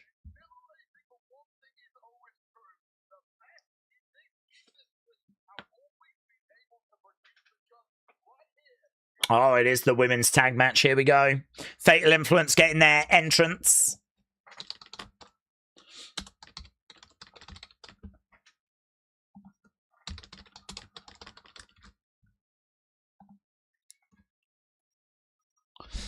Fatal Influence making their way down to the ring.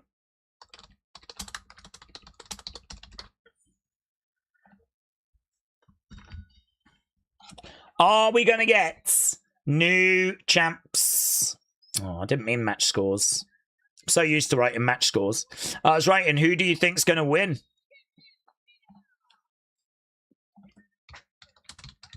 I'll do it again. Avoid confusion. Okay, Fatal Influence coming down. JC looks great.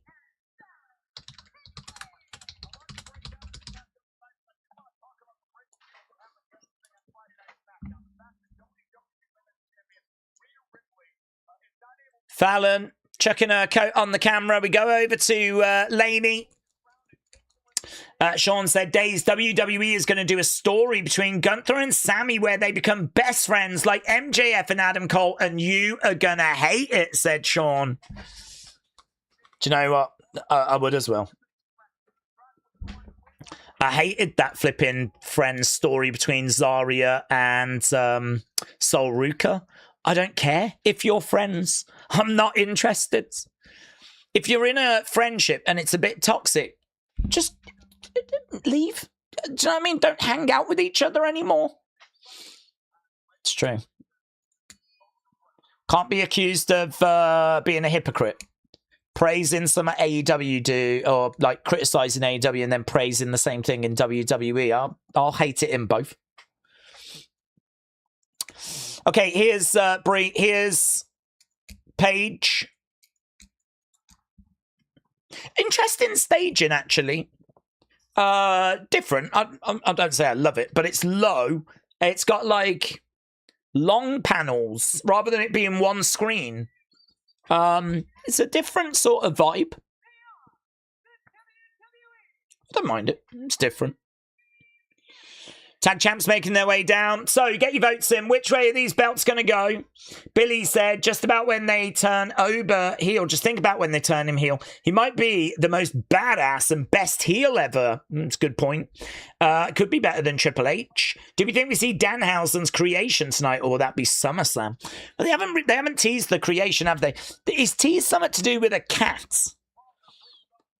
I don't know what that is. There's been a few theories on it, but yeah, I can't say that I'm expecting. I can't say that I'm expecting to see. I can't say that I'm expecting to see the creation. I think if we were going to pay that off, we would have teased it. But yeah, I agree with you about. I agree with you about Oba being a heel.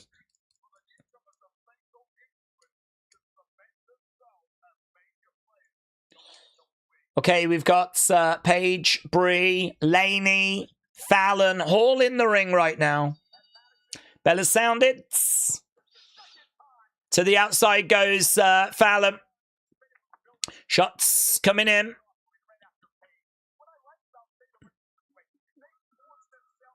Brie talking to Lainey. Shots coming in there by Paige. Unload him. Paige has got Lainey. Tag being made. In comes Brie. Kick coming into the midsection. Lainey goes down. Bang. Double knees. Screen, don't we? We are underway then with Saturday night's main event. Paige and Brie defending those women's tag team championships.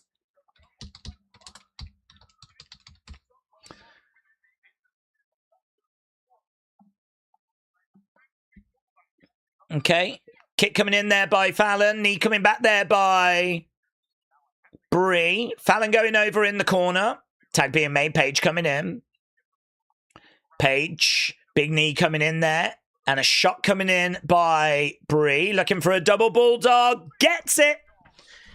Down goes Fallon. She's probably seeing a few stars right now as we go for the cover. Yeah, the experience is definitely giving them an advantage right now. Clothesline misses there by Fallon. She goes back slap tag coming in there by Lainey. Okay. Oof. Yeah, nice work. Do you know, Lainey has absolutely fitted into this group like a flipping glove. So good. Leg drop by Lainey. I like how she's yelling out as well. She's got some good selling. Elbow coming into the back. She does not look out of place on the main roster, which is mental considering like how little time she spent in NXT. Forearm shot coming in there by Fallon. Kick to the midsection there by Fallon. Kicking away at Paige. Tag being made. Lainey coming in. They've got Paige in the wrong part of town. Overhand right there by Lainey. Fallon maybe had an opportunity to do some cheating there because Lainey was just momentarily talking to the ref. I think she could have got a couple of shots in.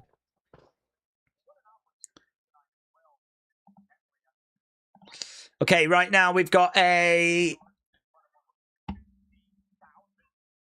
bit of a choke being applied right now. Bit of a headlock in as both women getting back up. It's Lainey and Paige right now. Okay. Oh, shot there by Paige. Another forearm shot by Paige. Kick coming into the midsection. Paige going over. Face first in the corner. Tag being made. Oof. Back elbow there by Paige. Big boot there by Paige. Fallon. Duck underneath. Tag being made. In comes Brie. Double clothesline. Another clothesline. Down goes Fallon. Brie in the corner. No joy. Looking for a leg sweep. Do you know what? We're doing some wrestling here. And I've got to tell you, Brie and Paige not looking like botchy. The work's tidy. They've been getting a few criticisms for their work. The yes kicks coming in there by Brie. I think a lot was to do with ring rust. And obviously a lack of chemistry because Brie and Paige, I mean, when have they teamed together? Big boot coming in, big knee coming in there by Brie, going over the other side. This feels perfectly serviceable. It's not mind-blowing, but it's fine. Brie going up, and missile dropkick connects by Brie. Down goes Fallon, looking for the cover to... No joy, kick out. Rolling through, working on the arm. Brie. Over against the ropes goes Fallon.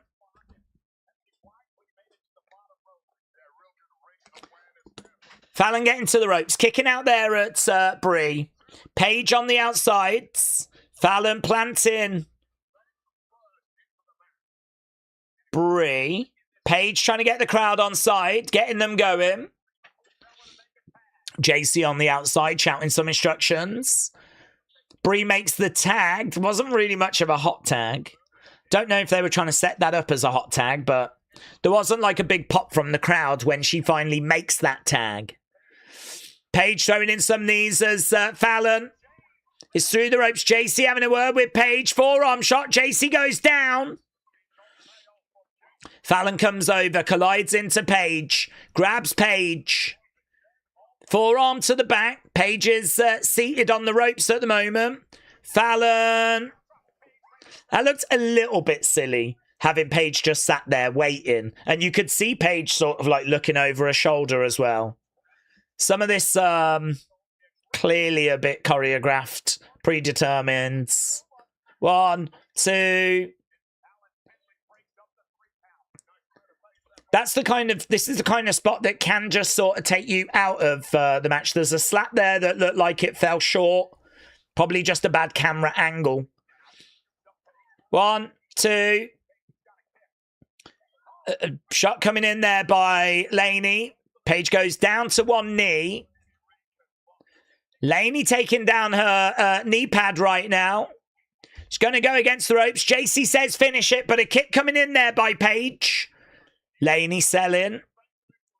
Right now, Lainey going down to one knee. JC trying to distract. JC trying to distract. That's going to allow Fallon in. Clothesline. Could this be the beginning of the end?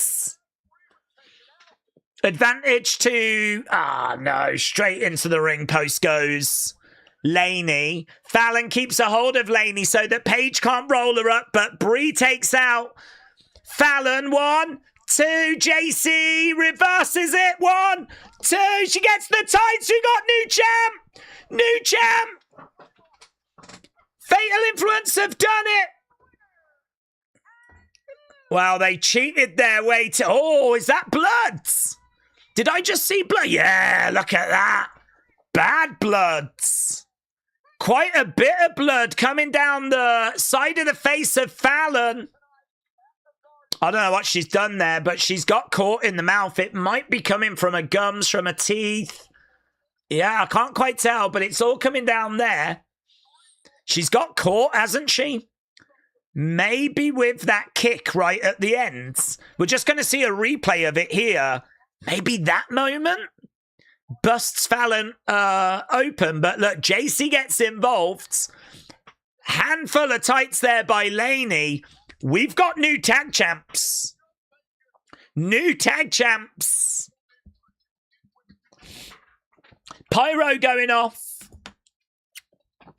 I don't think the match was that crazy, but it is a talking point that we get new tag champs. If nothing else, my thumbnail headache has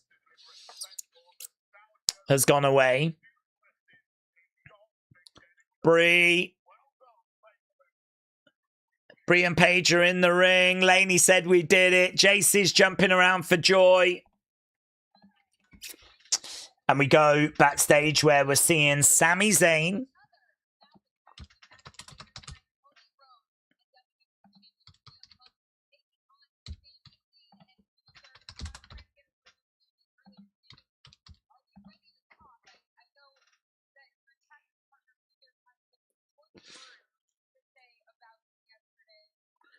Are you ready to talk?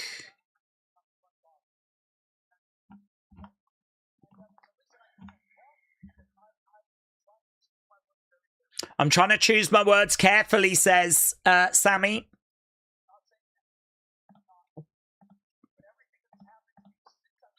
So, new women's tag team champs.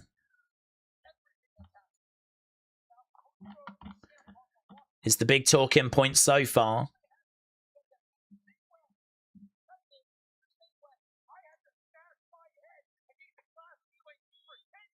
I had to smash my head against a glass ceiling for 10 years, says Sami.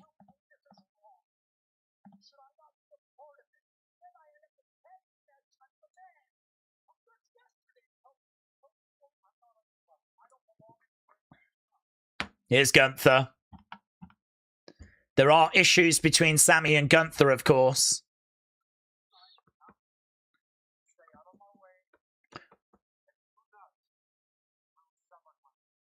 Whatever you do, stay out of my way. Do not ruin SummerSlam for me, says Gunther. No love lost between those two. Okay, Terence Crawford is in the crowds. Terence Crawford's Neon.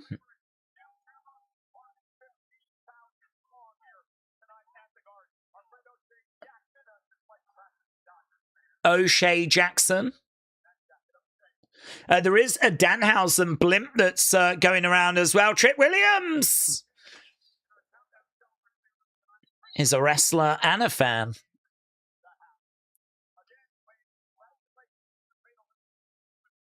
That's Sparks, work that trick, Chance. I think there could be an international flavour to this audience because of the fact that the World Cup final is in New York, New Jersey tomorrow. We were talking about this the other day.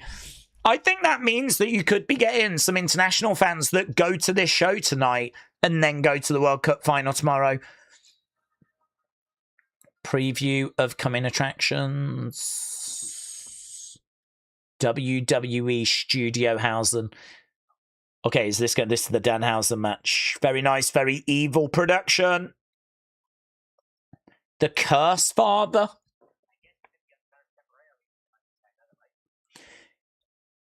I think I've seen this. This all about his journey with the Knicks.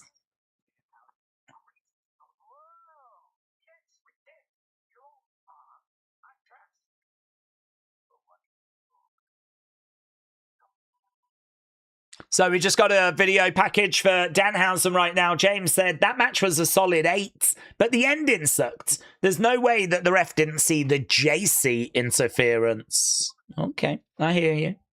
Billy said, what are they going to do with Sammy Gunther? Because even Cody Punk has got somewhat waiting down the line also. Yeah, well, we don't quite know, do we? Are they going to do the Fatal 4-Way or are they going to do Sammy Gunther at SummerSlam? If they do Nick Aldis Gunther, then what do you do with Sammy? If we go that way, then I think Johnny comes in. Because Johnny's obviously a part of this somehow. It's hard. It's difficult because I haven't heard any rumours and there are a few different directions.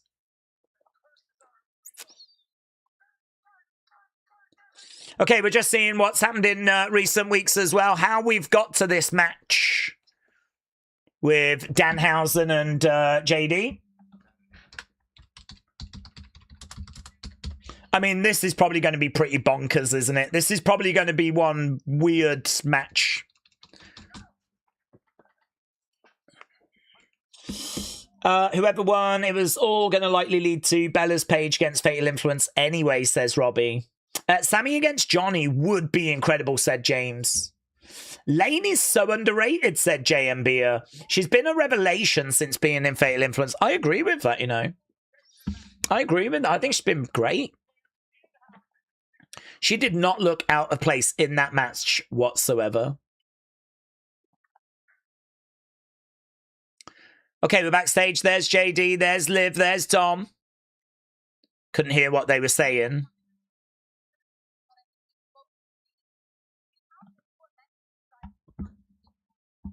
Danhausen is an unpredictable opponent.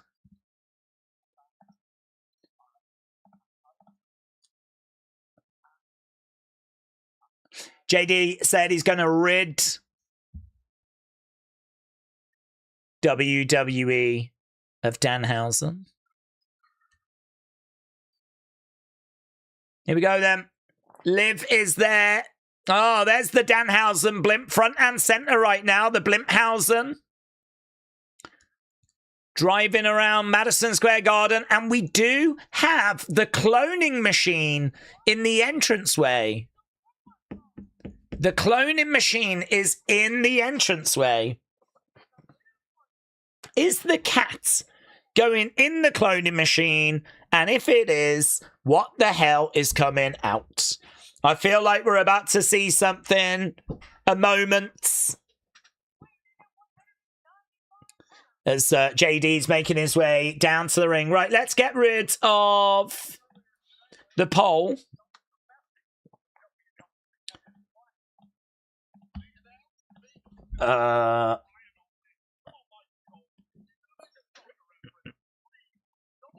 Lena, Lionel, Messi. Lionel Messi.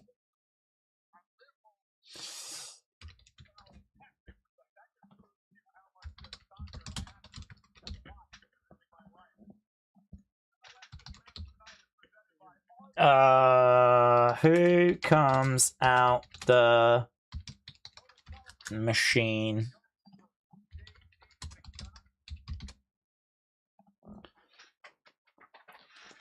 So, what do you think's going to come out of that cloning machine? Because I feel like something's coming out.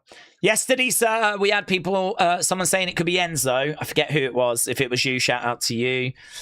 Is it going to be a Knicks player? Is it going to be Minihausen? Could it be another Minihausen, but this time dressed as a cat? I mean, I won't be shocked if we do that. We do have some Minihausens around because they featured earlier in the parades. And the cat has come out. The cat has come out. Oh, Jesus, what am I even saying? I'm sat here going, right, guys, we've got breaking news. The fake stuffed cat is actually on the Mobilehausen or whatever the Carhausen. If you're not watching, I just want you to know the cat is in Madison Square Garden. Jesus, I used to watch Stone Cold Steve Austin and The Rock and Vince and now I'm sat here going, we've got the cat. The cat is in Madison Square Garden. Danhausen, obviously wearing Knicks colours.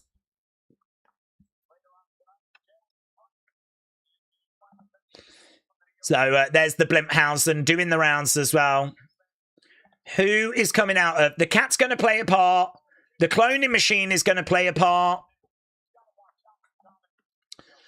Okay, Bella sounded. We are underway. Danhausen in the ring, looking around.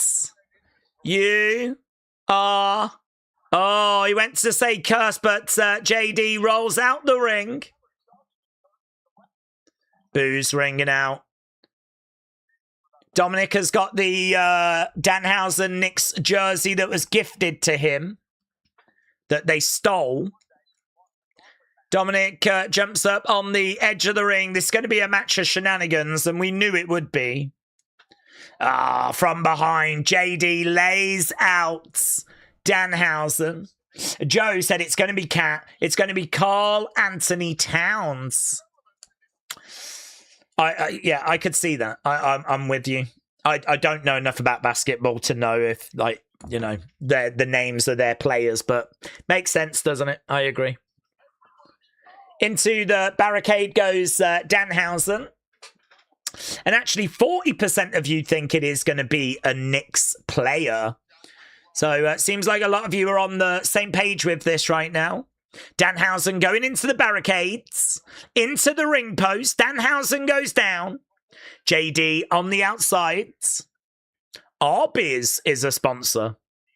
We've got Arby's on the... I've never had Arby's, you know. We don't have it over here in the UK. Or at least I don't think we do. I've heard they've got the meat. Joe said Cat is like 7 foot tall. And you can't teach that. Joe, shout out to you, my friends. Metal Mama said, how you doing? You are cursed. SAWFT. Is it going to be Enzo? This guy doesn't have it, said JD. Danhausen got jumped, and at the moment he's just getting chucked around. One-way traffic right now in Madison Square Garden. We got a lovely suplex there by JD. JD over in the corner. He comes down on Danhausen, going for the cover. 1, 2. Kick out there by Danhausen. Oh, look at that. Look at that. Dominic using the Knicks jersey to clean his shoes. That's nice. That's nice. Doing that in Madison Square Garden, that's nice. Oh, mate. Oh, that's a lovely way of getting heat. It's one thing to say the local team sucks, but it's another thing to actually clean your shoes with their jersey. Okay, Danhausen going over in the corner. Chop coming in there by JD. As we said, one-way traffic at the moment. Oh, that is great. Into the ring post goes Danhausen. I bet there's a lot of supporters of rival teams that kind of enjoyed seeing Dominic do that. Shot coming in there by Danhausen. Dom, you suck, says Metal Mama. Word Live Cena fan said Daze on Raw. Roman cooks Seth. However, it's possible Seth could cook Roman on the go home before SummerSlam. Maybe by bringing up The Rock. By saying in lines of, if it wasn't for you, The Rock, if it wasn't for The Rock, you wouldn't be in WWE. He could do.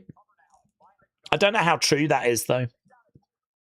Roman, you know, is just a great wrestler in his own right. I mean, maybe the door was open because of his family. But there's so many more members to the family than just The Rock, isn't there? I mean, you could make the argument that it was his dad that kind of opened the door more than The Rock. It's just a wrestling family, isn't it? If you take The Rock out, you've still got Rikishi, you've still got the Usos. I think, did he just wipe his backside there, JD? JD climbing up. Joe said, am I the only lifelong diehard Knicks fan here? I don't know. Are there any lifelong diehard Knicks fans? No, seems like you are the only one. Right, Danhausen has got the shirt and he's putting it on. Danhausen in the ring with the shirt. Chop coming in there by JD. Slap there by JD. Bang, another shot coming in, and again. JD getting driven back by Danhausen. Inverted atomic drop. Danhausen against the ropes, clothesline. JD goes down, Dominic coming in. Looking for a suplex, lovely. Lovely. Danhausen firing up, colliding into JD. Yeah. At the moment, he's got JD and nope, JD. Roll up 1, 2, no joy. Carrying on, kick coming into the midsection. JD back in control. Oh, look at that. Into a stunner by Danhausen. 1, 2. Shoulder up by JD. Michael Cole says, what a competitive matchup this is. Right now, we've got backing up. Danhausen chants ringing out around Madison Square Garden. Okay, Dominic's now stomping away. So are we getting to the point where we need some help? Yeah, look, people are getting up and they're looking at the entranceway. People are up and they're looking at the entranceway. Don't get how the cat, though, who was just on the car, turns into a person without being put in the cloning machine.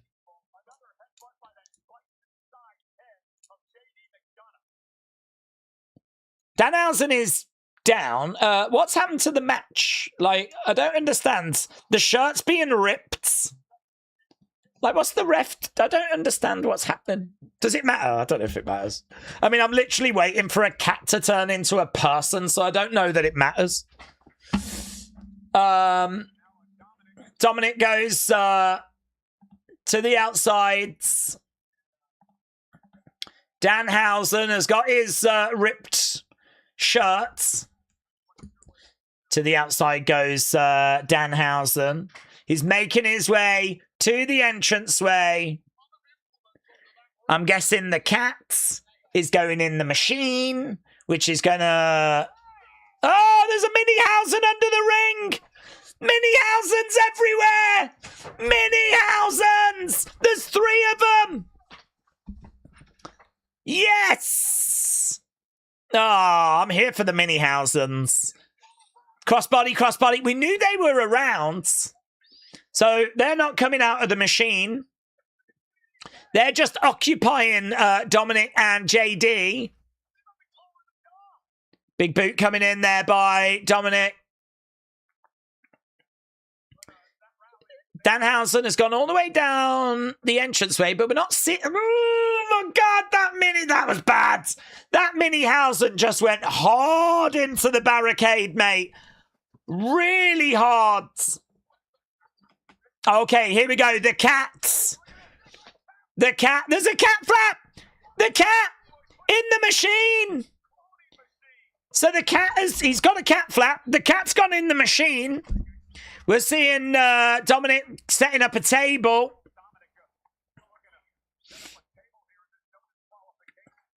This is wrestling. This is wrestling. This is wrestling. Oh, elbow drop to the Mini-Hausen. Just like King Kong Bundy.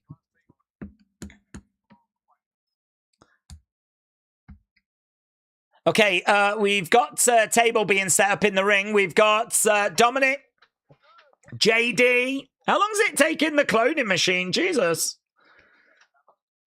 Here we go. Cloning machine is doing summer. It's working away. Danhausen's excited. He's pointing. Explosion. Down it comes. Someone's walking out, and it is... It's a person.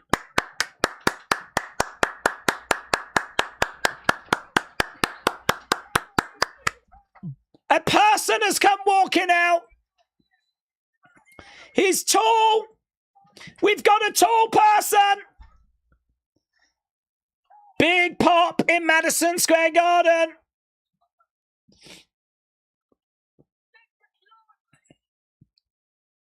It's not a villages. It's not a cities. It's a towns. Gets in the ring with Danhausen. You are cursed.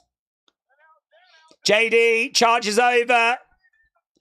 Towns picks him up. Chokeslam. Grabs Dominic. The future of the industry. Chokeslam. Through a table. Wait, Barrett's like he didn't even take his sunglasses off. It's true, actually. You are cursed. Danhausen with JD. Goes for the cover. 2, 3. Boom. Done. Okay, let's get people's thoughts. What did you think? What did you think? What did you feel?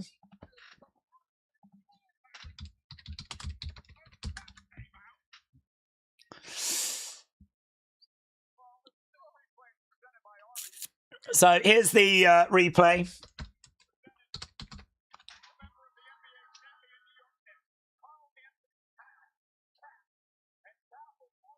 Cat was with Tom Brady when he smacked Logan, said Super Juggernaut. Oh, well, he's gone up in my estimation then. Respect.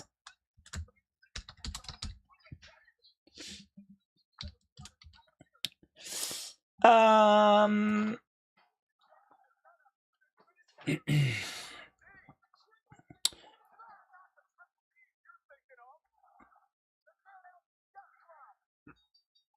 triple D? Wade goes, what's that? He's like, not the triple Ds you're thinking of. It's the Danhausen Death Drop.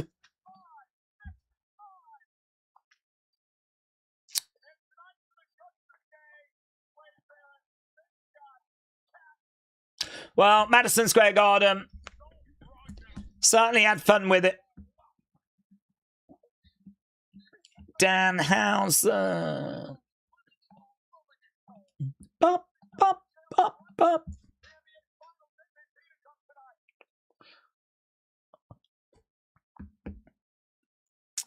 Danhausen is still undefeated in WWE. Not even Oba can say that. Yeah, but that's the match, isn't it, Austin? I think you're right, buds. A lot of people are saying WrestleMania should be... Oh, there's Lyra. Oh. Yeah, man. I'm so into this.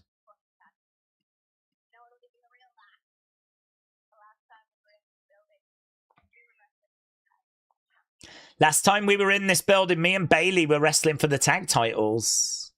My whole career, I wanted to make it to the top.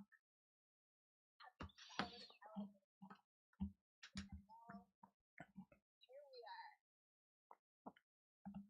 Done with being up to smash. You know what? I just can't stop thinking about who I am like to. How does this fit who I needed her to be? After tonight, out of my head forever. After tonight, she'll be out of my head forever, says Lyra. Lyra walks away. I'm worried that Lyra got fine.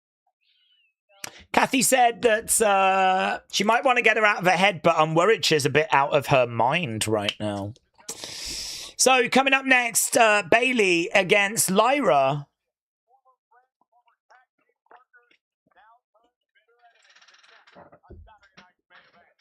Okay. Brooklyn said Lyra's going to win this one. Bailey will win the next one. And then Tatum's going to debut to help Lyra, says Brooklyn. Are we just overlooking the fact a plush cat, says experts? What do you mean? Over the fact that he put a cat into the cloning machine thing. I mean, there are a few ways of looking at it. You can either believe that he's got a real life cloning machine and that the cat turned into a famous basketball star, or you can believe that that crate is right in front of the entranceway and it was just a bit of showmanship. So that actually all that happened is that this person just came walking out and just walked through the crate. So I might choose the second option, to be honest, but I think we all knew what we were going to get with that match as well, you know? There's not really too much point complaining if you didn't enjoy it, because that's a little bit like complaining about the Johnny Knoxville Sami Zayn match at WrestleMania, that there was too much silliness. I mean, what did you expect going into that match? What did you think that match was going to be? It pretty much went as we thought it was going to go, to be honest. So, I mean, I wouldn't have been shocked if, like, one of the Mini-Hausens came walking out dressed as a cat. I could have believed that, you know? That wouldn't have surprised me either. But yeah, I mean, I don't know the Knicks players, so if you're going to tell me there's a player that's called Cat or known as Cat and we're in Madison Square Garden, yeah, I can absolutely buy that. You like 40% of you expected it to go that way. So yeah, I don't think there was too much surprise there. I wasn't really blown away by the match. Take the nonsense away, I wasn't really taken with the match. I don't know why Dominic and JD were both allowed to get involved, but part of me thinks, was it mentioned it was a street fight previous? I think they might have announced it was a street fight in advance, which if they did, that kind of solves that problem anyway, doesn't it? So I think they did. I think they did say it was a street fight, actually. So anyway, whatever. It was what it was. It's going to be to some people's tastes, not to others. I didn't need it. It was very Knicks heavy, so it didn't really do anything for me. But I'm sure many out there enjoyed it. I'm sick of seeing this senior guy. Never seen 17, says Wimfords. The Knoxville match was as bad as expected. That doesn't mean that it was good, said Hogan Cutter. Well, it just means that you got what you expected. You kind of went into it with an expectation it was going to be full of silliness. It was silliness. If you didn't like it, it's okay to be like, I didn't like it. But surely you were prepared going into it that that's what it was going to be. So I don't think anyone can look at that last match and sort of kick off like that it was full of silliness. I mean, we knew Danhausen matches are going to be that way. I think pretty much every Danhausen match so far has had a "you are cursed" with the pyro going off in the corner, or mini Hausens or whatever it might be. So I think we just got what we expected. It's going to be to some people's taste. It's not going to be to others. I expect a wide range of reaction to that one, to be honest with you. I actually don't know. I mean, make your voices heard. We've had over 300 votes. What did you think about it? We'll let it run until the start of Bayley Lyra, so you've got plenty of time to get your votes in. I would expect that one to have a wide range of reaction. But coming up next is the match that I'm really genuinely looking forward to. This is the one that I was most engaged with. Lyra Bayley is the match that I've been most looking forward to. Okay, right now we're just looking back at Fanatics Fest. We're just having a look at Tom Brady going on the Cody podcast. So we're just having a look at Fanatics Fest first. Then we'll be going to Lyra Bayley.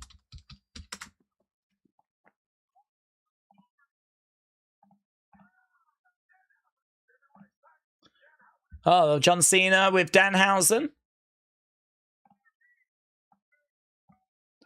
Tyrese Halliburton in the house.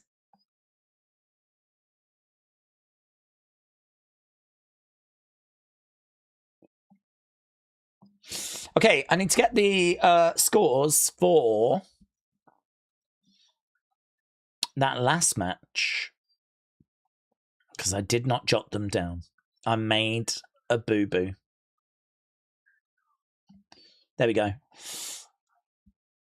Did we do it?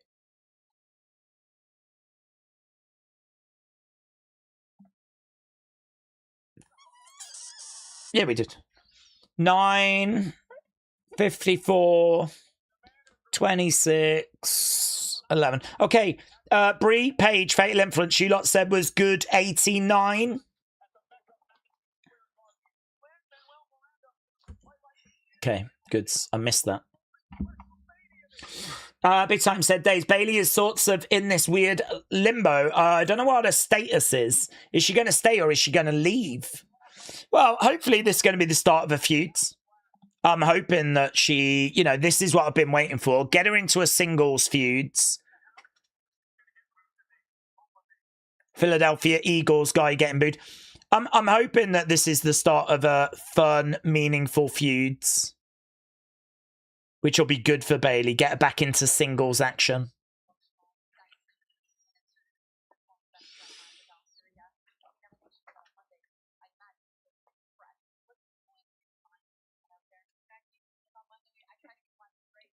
I tried to give Lyra grace on Monday.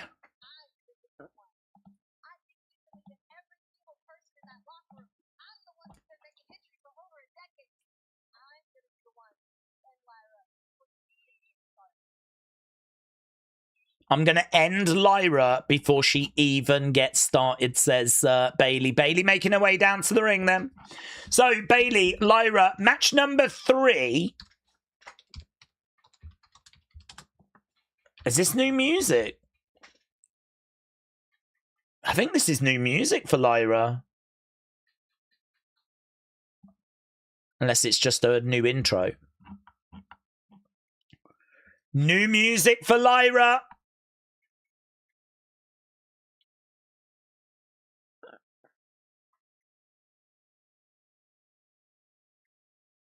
Yeah.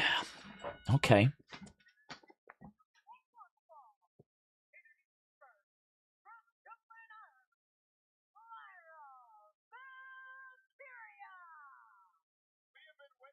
She's got like red under her eyes. She looks so sleep deprived and drained. People are still going woo like this, but they've changed the music.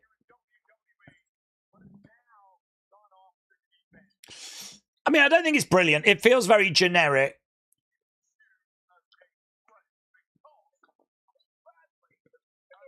I don't hate it.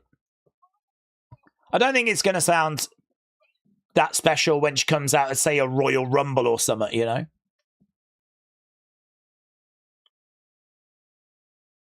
Probably fits the character, though. I don't know, what do you think? Do you like the new music? Is it just AI nonsense?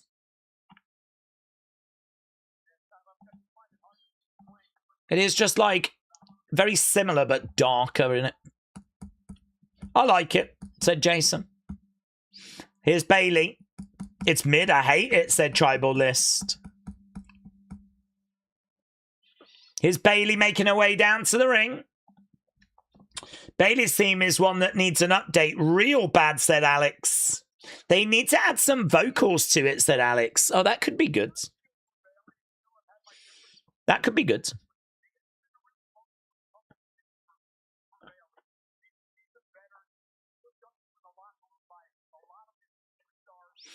Okay, Lyra in the ring. She goes back over to the corner. She looks like she's been crying for like 3 weeks solid. Kind of like that from Lyra. She's in the corner. She's got her arms out. She was not even looking at Bailey. And then momentarily she did just go. Just sort of like look over momentarily. They've done a great job, though, of like making her look like she's just mentally snapped and exhausted and sleep deprived. And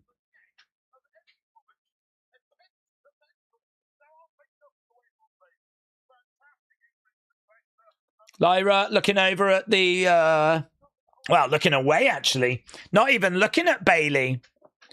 Lyra gets up to her feet then. I don't know why. I'm really looking forward to this. This was the one match that I was like, yeah, I want to see this. I think it's because I really like both women and I really want better for both. And this feud could actually do that for both as well.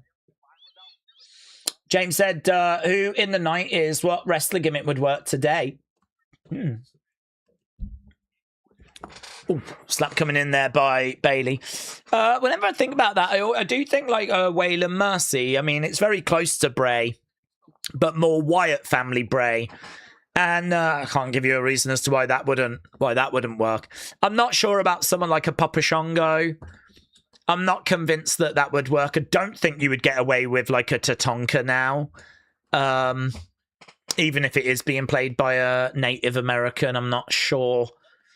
There's a whole load of like cultural appropriation and I don't know, it'd have to be an actual Native American that sort of like practices those traditions and everything. Which I think he did actually.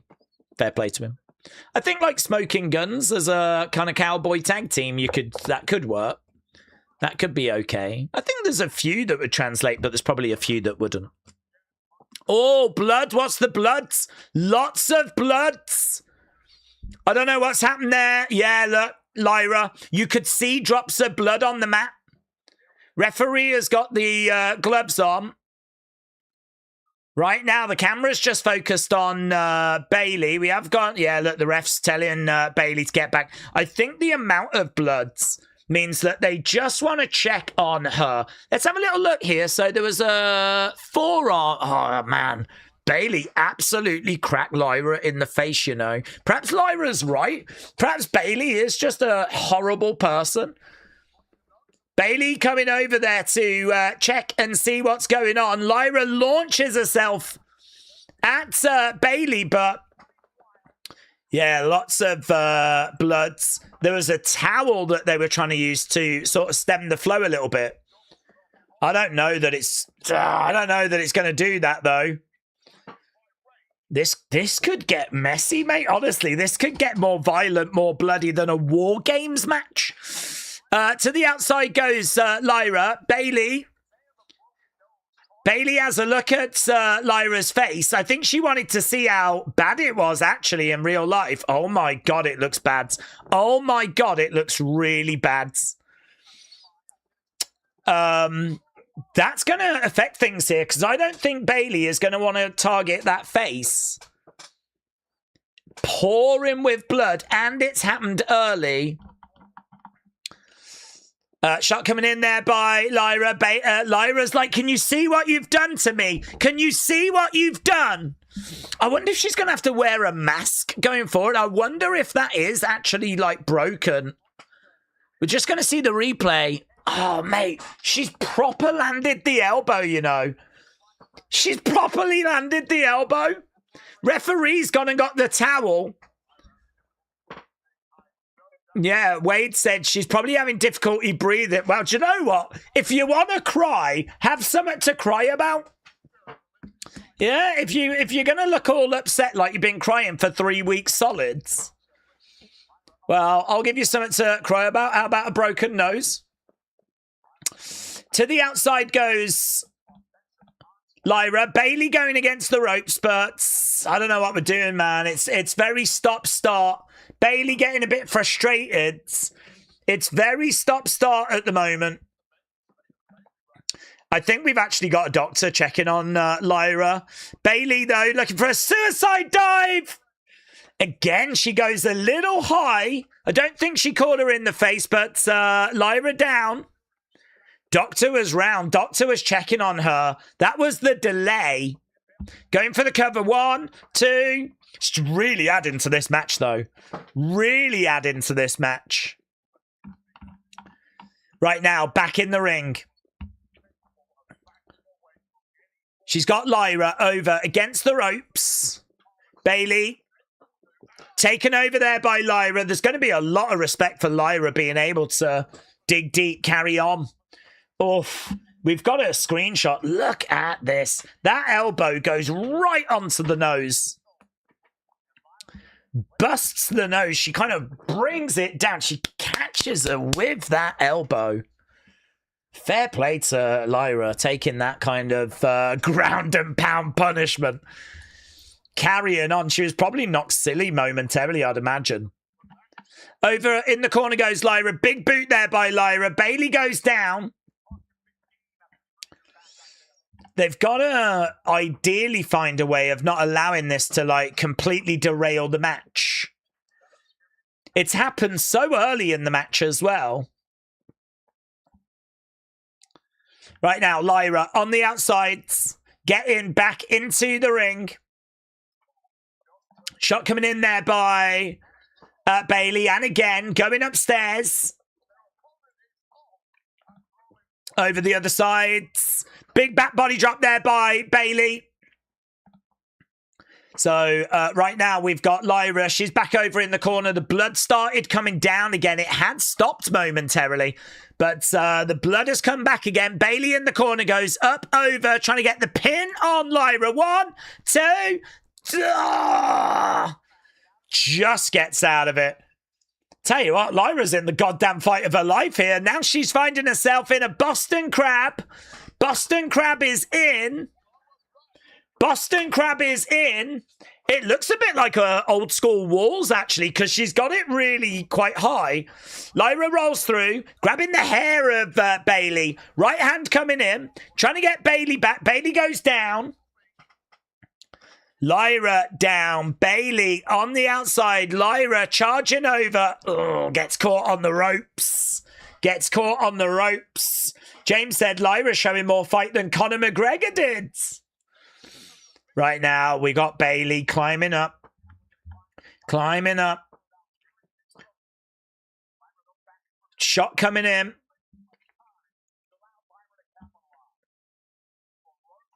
Yeah, it has been non-stop. It's been very engaging as a match.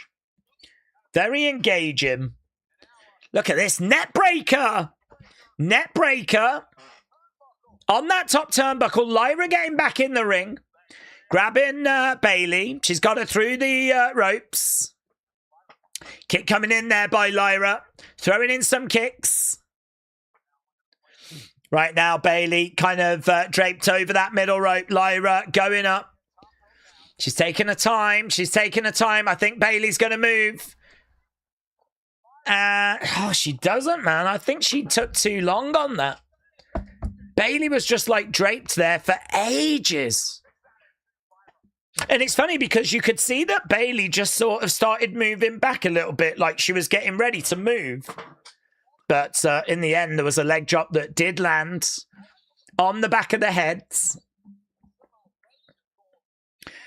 Okay, so we have found our way to a match after the early stages of this. Leg drop to the back of the head right now. Lyra grabbing Bailey, trying to get her back up to her feet. Forearm shot there by Bailey. Shot, big overhand right there by Lyra. Shot coming back by Bailey. Big chop there by Lyra. These two exchanging. Back and forth. Big knee to the midsection. Kick coming in there by Lyra. Elbow to the back of the head. Lyra against the ropes. Kick coming in. Bailey driving Lyra down. Lyra going over to the corner. Bailey charging in. Goes over the top. Lyra into that middle turnbuckle. Lyra goes down. Bailey looking for the rose plant. No joy. Over against the ropes.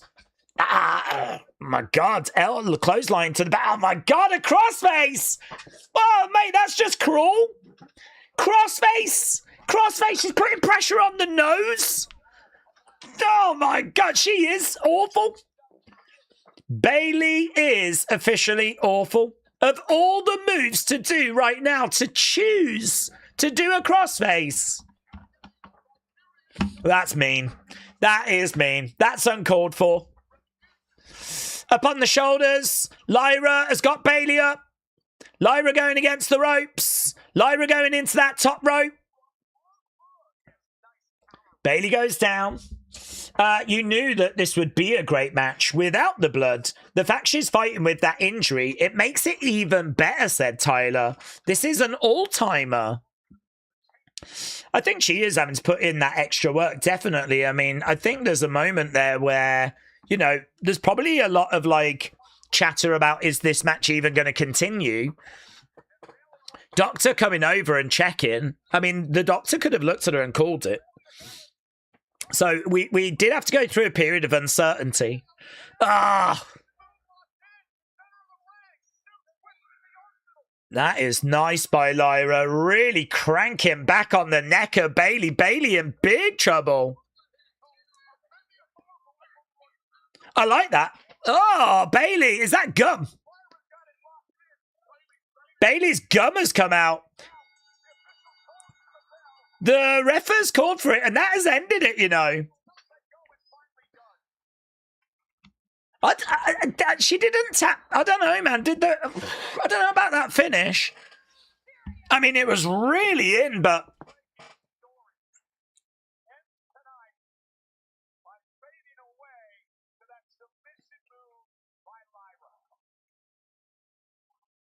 Well... The referee believed that Bailey was out. She's obviously acting out now. Was she out? Was it called early? There might be a conversation to be had there, but I think as soon as Bailey spits the gum out, that was a sign. She never spits the gum out, so. Lyra picks up the win.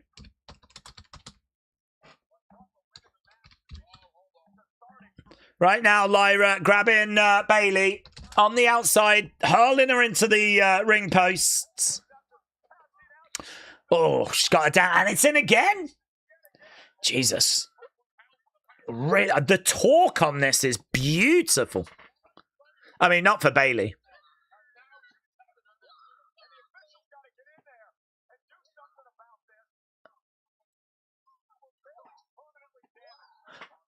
Whoa! Whoa! She's snap, mate, and I'm loving it. Referee was telling her to get off. She was like, whoa, whoa.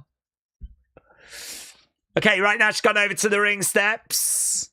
She's took the top row of ring steps off. They're telling her to go away. There's no way she's leaving.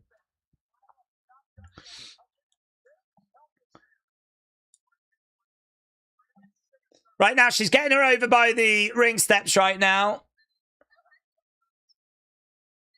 I don't know what she's going to look to do here. She's got her up on her shoulders. And, oh! My God. Bayley absolutely planted. Like an AA onto those ring steps. Bayley is just lifeless, like upside down. Crowd are booing her, and Lyra's like, I'm loving the facial expressions. I'm telling you, she's doing some great work.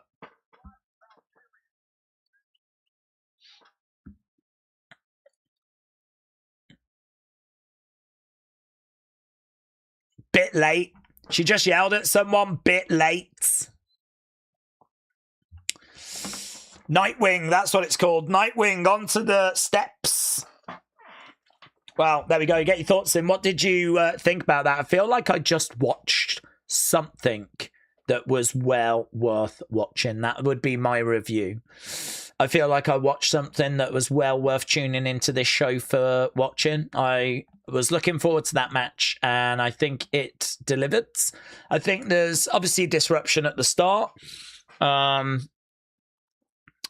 don't know that they managed to get into a rhythm.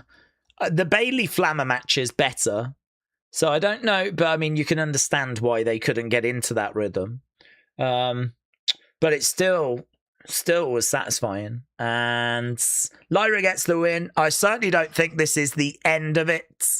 And I'm looking forward to what comes next. April 2027, there's going to be a watch party for WrestleMania 43 in New York. Stand and Deliver is going to be in New York, and Eternal Glory, a WWE AAA show, might be in New York as well. So, looks like they're taking WrestleMania to Saudi, but they're going to be doing like a bit of a event in New York. So NXT has been announced for New York, as has AAA. There we go. So Eternal Glory, Stand and Deliver, taking place at the theatre at MSG. Don't know how we feel about that. Okay, they're just doing the video package. So does that mean that we're going to end with Roman and Jalen Brunson? I'm guessing it does. I thought this would end the show. James said, that match did better than I thought it would. I do think it was ended a little early, though, due to Lyra looking like she genuinely got injured. Christopher said, Daze, I love this new Lyra entrance song music with the nose at a mask, if it is broken. She could have some raven wings. One wing broken, and with the whole sleep deprived look, there's a lot of ideas. Yeah, I like it. I like it. I think that's always exciting, isn't it? When you sort of change someone's gimmick or direction, you kind of know that it's working, or that, you know, you're excited by it, by how many ideas kind of come out of it. I agree with Lyra. I think there is a lot that we can do with her. There's a lot of different directions we can take that. I think you got some good suggestions there. Right, Matt said, Daze, I got a question. Yeah. How will Rhea get a title back once she returns? Well, she's not lost it, so she'll still be champion. So we're only crowning an interim champ. So that means when she comes back, she'll just face whoever the interim champ is, and we'll figure out who the champ is going forwards. I would imagine that is going to be Rhea. I'd imagine Rhea will probably be the champ going forward. I think if you don't want to take the belt off Rhea now, that says to me you've got some plans for her in the future. So when she comes back from injury, I can't see them taking the belt off her. So she just stays champion. Jared said, I think they've just written it off to go elsewhere. Oh, what? Who? Bailey? You think that could be the end for Bailey? I don't actually know when her contract expires. I'm not sure when her contract is up. Bailey contract. Sometime in 2027. So, according to Sean Ross Sapp, her contract's up 2027. So, I don't think she's off anywhere. I think that she is in a feud. I think this is going to be a feud. Okay, we've just got an advert for WWE Shop. Could be early 2027, but even then we're still looking at a good, 5 months until she's out of contract. Daze, I hope they book Gargano against Elia for Eternal Glory or something, since I don't think either will be at Mania, said Rapturous. When are they going to do Sammy Gunther? Because even Cody Punk has got something down the line, said Billy. Well, they could do it at SummerSlam. I mean, we don't know what's going to happen next.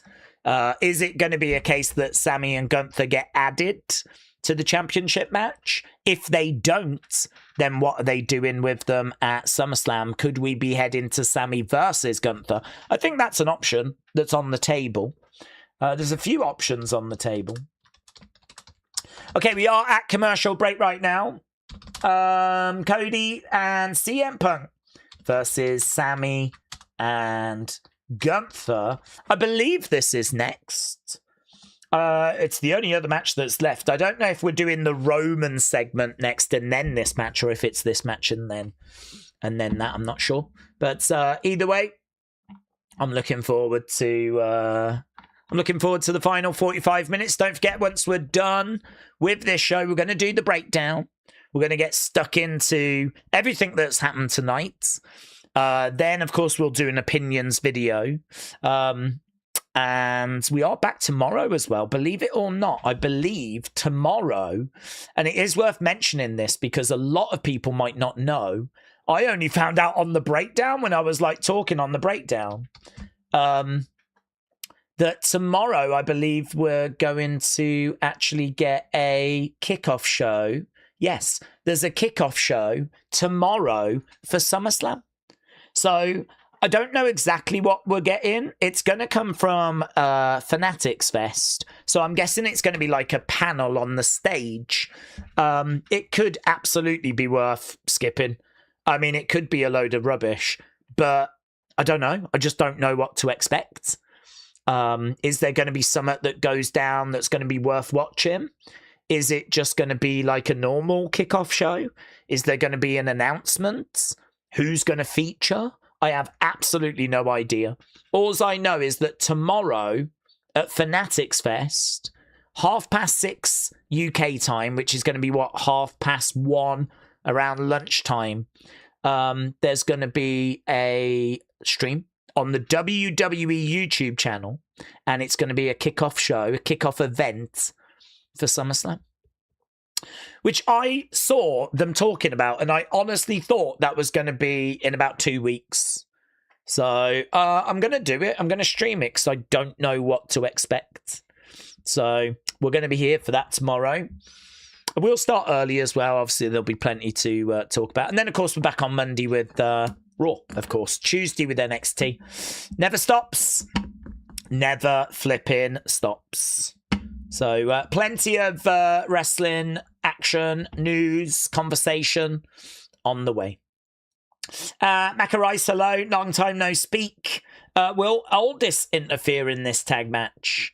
Well, he could do. I can't say that I'm necessarily expecting him to because I don't know that Aldis Gunther is the plan. It could just be that we're using Aldis to get us where we need to get to. And listen, Aldis could get involved. He could cost Gunther.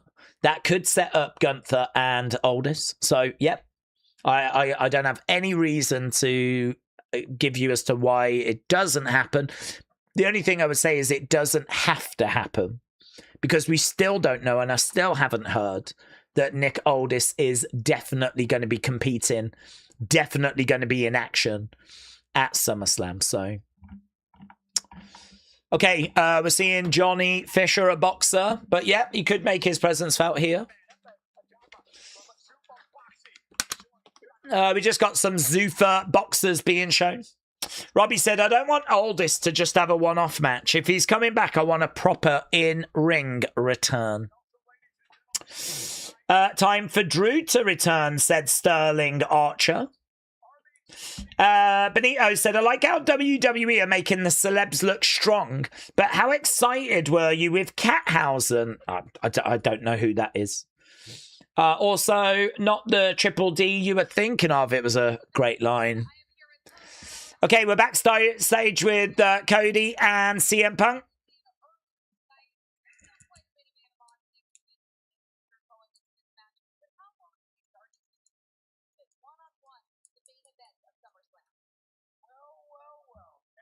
Well, Kathy, can they coexist? I'm surprised you didn't ask the age-old question of can they coexist?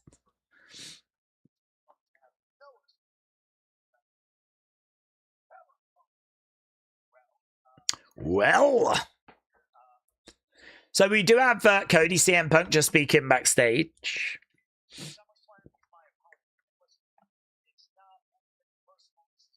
This is business.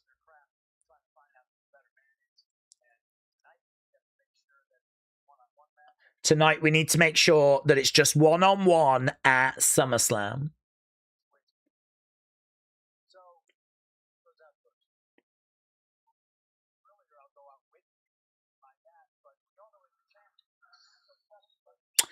Usually the champ goes second, says CM Punk. So Cody making his way out first. Okay, Cody Rhodes is probably going to be a little while, isn't it, with all these entrances. So Cody making his way out. Obviously, we're going to have CM Punk, Gunther, Sami. It is going to be the tag match. That means that this event is ending with Roman and Jalen Brunson. No idea what the flip's going to happen there. Probably a good chance that we see Seth. He's not been advertised, but I don't know, if Roman's here and we're heading to SummerSlam, you'd think that Seth would make his presence felt. This is Hogan Warrior replay from 1990, said David. Are we doing AAA, said Max? Sadly not, no. We've said quite a few times we can't commit to AAA on a weekly basis because, well, you've got Saturday night's main event, obviously. As soon as this finishes, then, of course, we're going to do the breakdown, which is like a live kind of review of what we've just seen. And then after that, we do opinions videos where we get into your thoughts and your opinions. So, you know, by the time we've done all of that, it tends to be well past like a AAA show. If AAA was on at that point, then I would be tempted to do it. But yeah, no, I mean, we can't commit to doing it. Same with like in a few weeks' time, it's going to be SummerSlam. You know, we're not going to be able to do it then either. So Saturday is just a really bad day to try and be keeping on top of like AAA. So sadly not. Video watcher said Cody is for the kids. I'm surprised that Becky's not involved in anything right now, says Matt. Oh, I'm sure she'll find her way into something come SummerSlam. She could be making a return, couldn't she, just before? Or maybe she makes her presence felt at SummerSlam. So Cody has made his way down to the ring. Finn Balor has sent a message out saying, I'm pretty sure Judgment Day missed me, but the feeling is not mutual. So Finn Balor posting that. Obviously, Judgment Day not having a great night in the garden. Okay. CM Punk next. The one said, Cody actually asks who goes first. Bro, you ain't champ. James said, Daze, read my idea for a movie.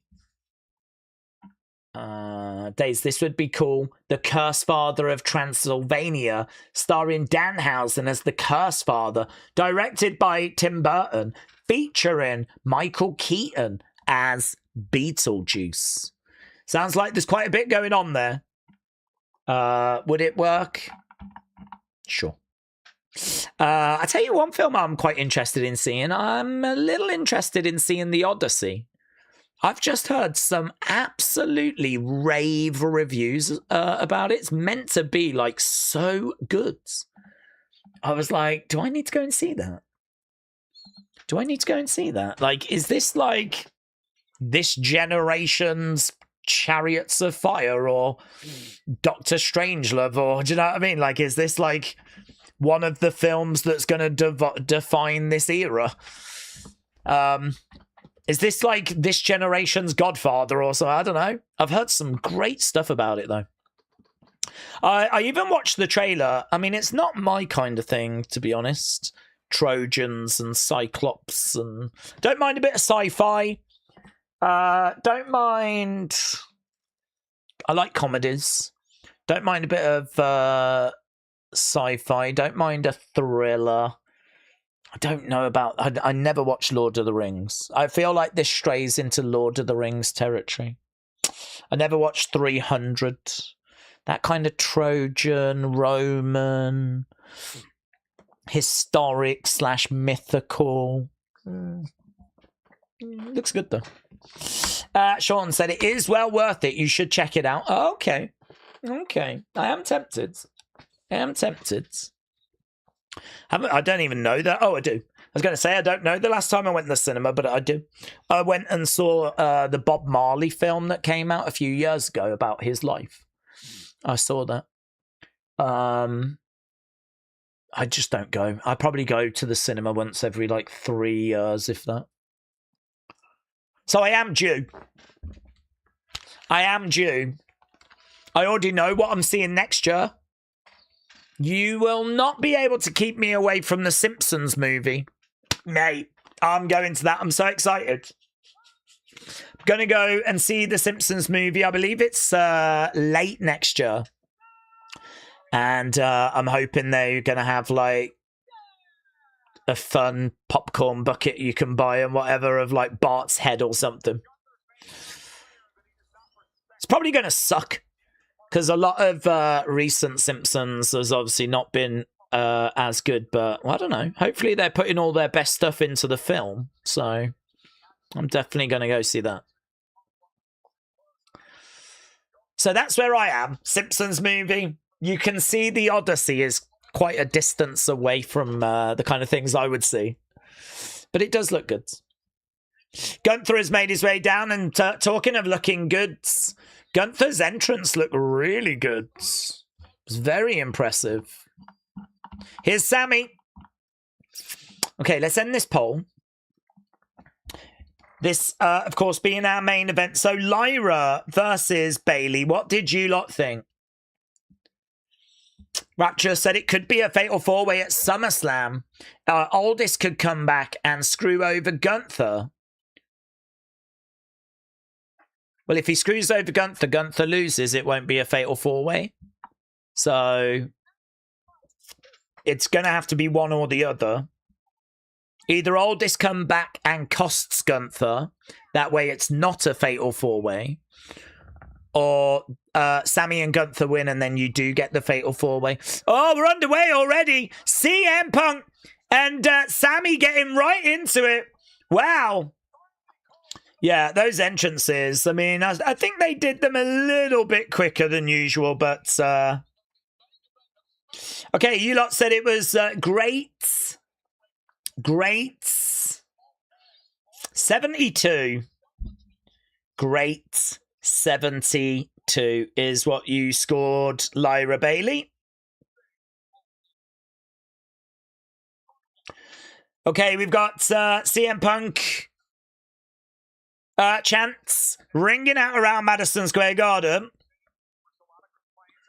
Okay, right now we got Sami against the ropes. Knee coming into the midsection there by Cody.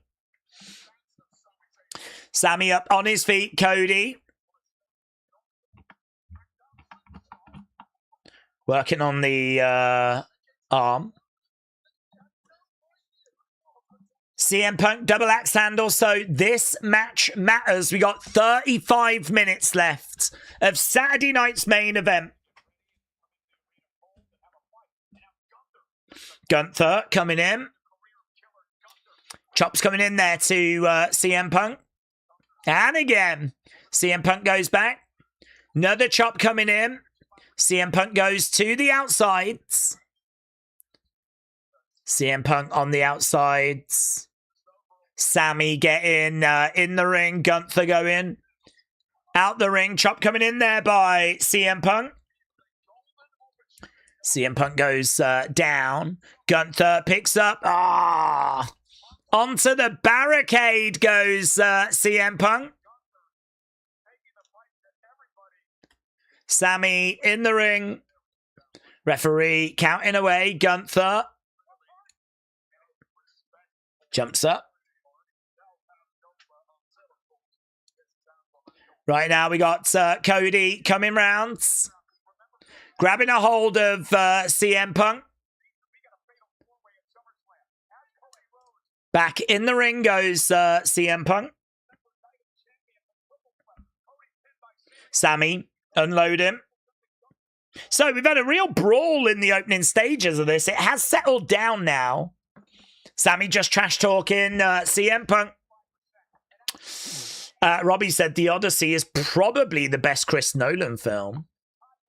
Gunther's the best, said Lance. Would be funny if Nick Aldis did interfere, said Super Robert. Rapture said, Daze, this match could end fast to make time for Roman and Jalen Brunson. Well, I don't know, actually, because to be honest, they probably can do 15 minutes. Still have 20 minutes. I think most of that final segment is just going to be Roman's entrance, Jalen coming down. Actually, what they do when they're in the ring might not need that much time. I think it'd be a real shame if they cut this match short just to give Roman, Jalen Brunson loads of time. I think this match could have 15 minutes. Right now we got Cody on the outside. We got Gunther on the other side. I don't think this show has been that bad, honestly. It's been all right. I think it's been pretty fun. I mean, you lot said the women's tag was good 89, but we did get new champs. Danhausen JD, you said was great 59. Lyra Bailey, you said was great 72. Now we've got CM Punk Cody in there with Gunther and Sami, and you know these guys can work. Power slam there by Cody on Gunther. Bang, big kick coming in. Jabs coming in there by Cody, jabbing away at Sami. Bang, elbow, bionic elbow. Sami to the outsides. Cody on his feet, against the ropes. Cody, beautiful. Cody cutter. Cody cutter. Cody cutter. The weight belt is launched into the crowds. Haven't seen that in a while. Normally he just hands it to someone in the front. Here, it just went. Right now he's climbing up. Was that even the weight belt, or was that like just a smaller belt? I'm not sure. It's going up, going up. Cody Cutter connects. Blumming hell. 1, 2. He's hit a couple. Pacer, this is so good. Really good. I'm loving the pace. Look at that. Lovely Cody Cutter. It was really nice as well. Richard said Cody goes heel. He wants four-way. It's going to benefit him, and rightfully so. We all laugh at Punk as he lays in the ring. 3 others stand tall. Punk is a coward, said Richard. How does the four-way benefit Cody? Does that not mean he's got to deal with more moving parts rather than just focus on one? Cody looking for the crossroads. Sami goes down. Roll up there by Sami. And shoulder up there by Cody. Cody going up for a ride. Oh, Blue Thunderbomb. 2. Oh, shoulder up. Shoulder up. Blue Thunderbomb connects. Oh, it was lovely.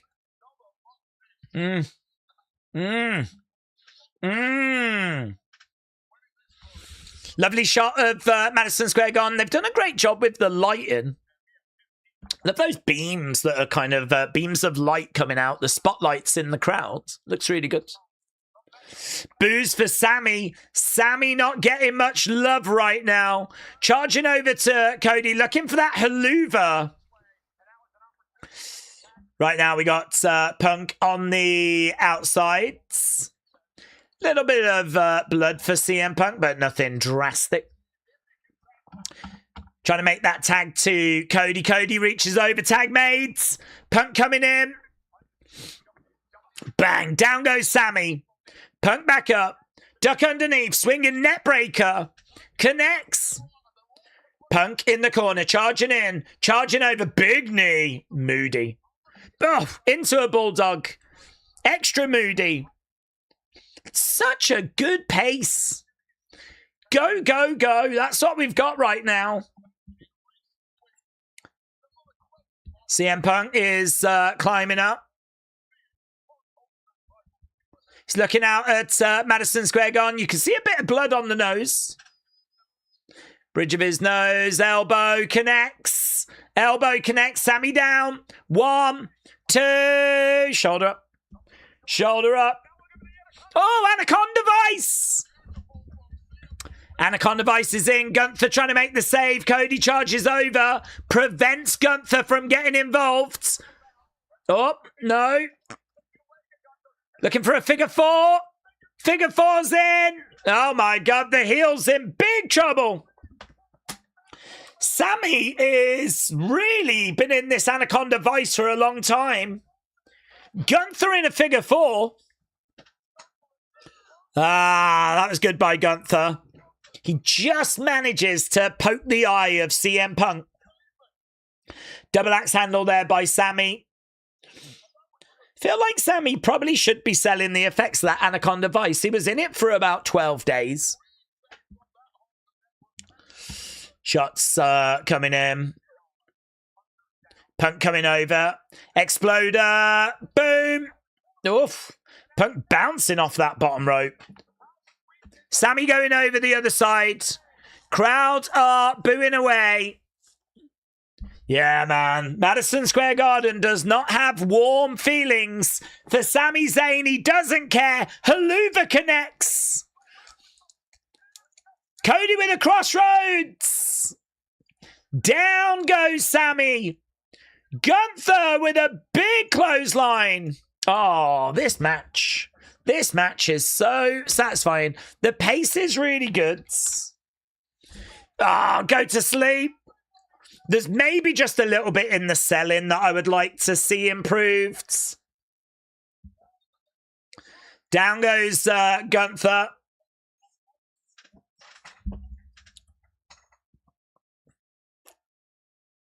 This is awesome. This is awesome.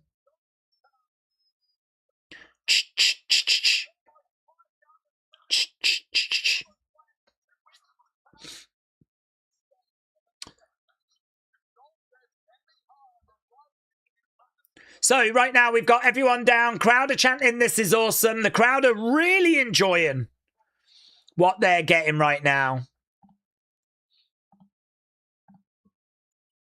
CM Punk down. Sami trying to make his way over to the corner. No sign of Gunther, actually. He's kind of gone to the outside to regroup. CM Punk trying to get over. CM Punk. Tag mates. Tag mates. In comes Gunther. Goes, grabs. CM Punk, no joy.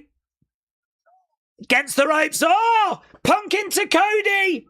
Into a sleeper. CM Punk in trouble. Punk got knocked into Cody. Then he gets him. Drags him down. CM Punk in trouble. He's trying to get back up to his feet. Gunther is on the shoulders of CM Punk. Couple of elbows coming in. Sleeper hold is in. Tag being made. Cody comes in. Cody. Boom. Crossroads. Going for the cover. 1, 2. Ah. Craziness. Craziness.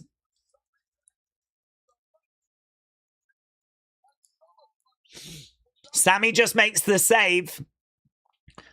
Smile on Sami's face as he comes to the rescue. Sami just trash talking CM Punk. Another shot coming in. He goes over. He's talking right to Cody, right in his face. He's letting them know. Oh, this really is good. Oh my God, said Jesse. This really is good.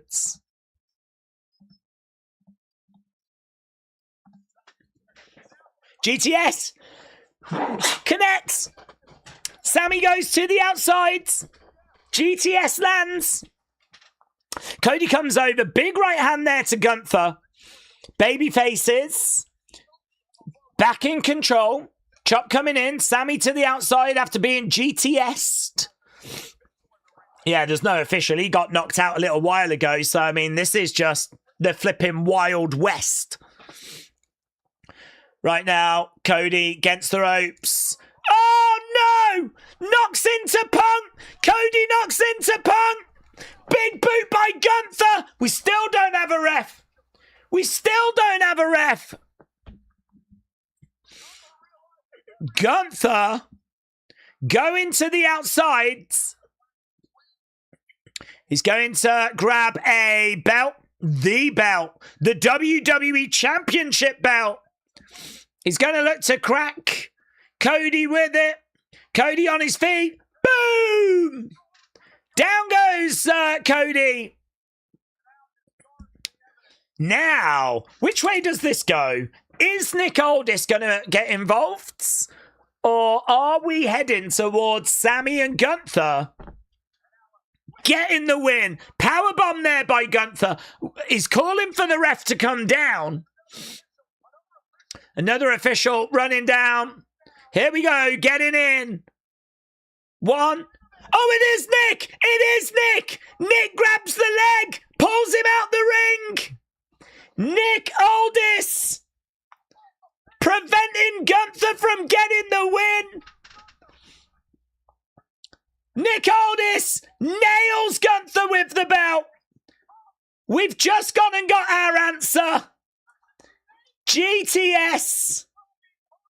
Cody being dragged over. And the referee back in. Nick Aldis has absolutely screwed Gunther. But he screwed Sami as well. Big, big drama. This is huge for SummerSlam. Huge. We didn't know if we were getting the Fatal 4-Way. We're not.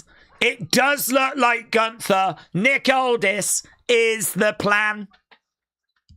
Huge. That's big. Do you know what? That's big. That is big. We can dare to dream that Nick Aldis now is going to actually have a match. Which is, you know, I'd love to see it. I was a big fan of Nick Aldis when we were watching the NWA back in 2020. So something that we've wanted to see for a long time. Something I'd given up hope with, actually. So that's great. And I think that stipulation being added yesterday, it did make this match more exciting. And obviously now they've just had that moment taken away from them. Sami's going to be livid as well, though. It's just, you know, now you've got GM screwing you over.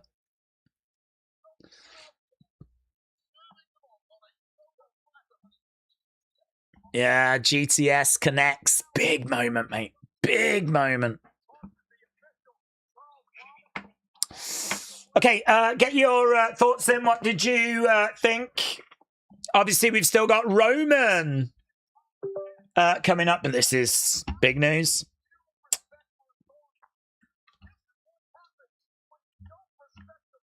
This is what happens when you don't respect authority.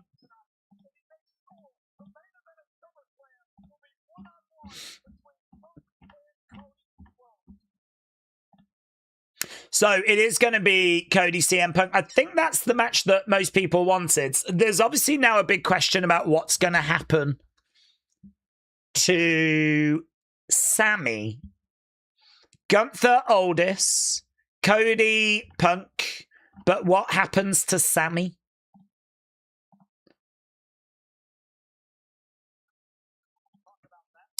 What do we do with Sami, said Comrade? Yeah.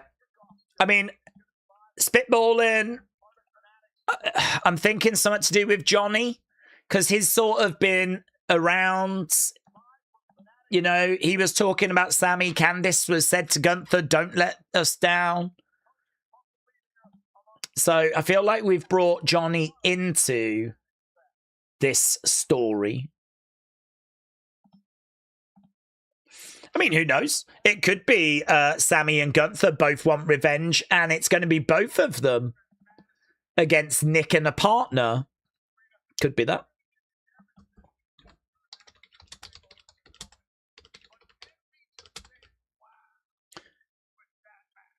Can we just say wow with that match, says Joe. So we got Joe, and we've got Stephanie.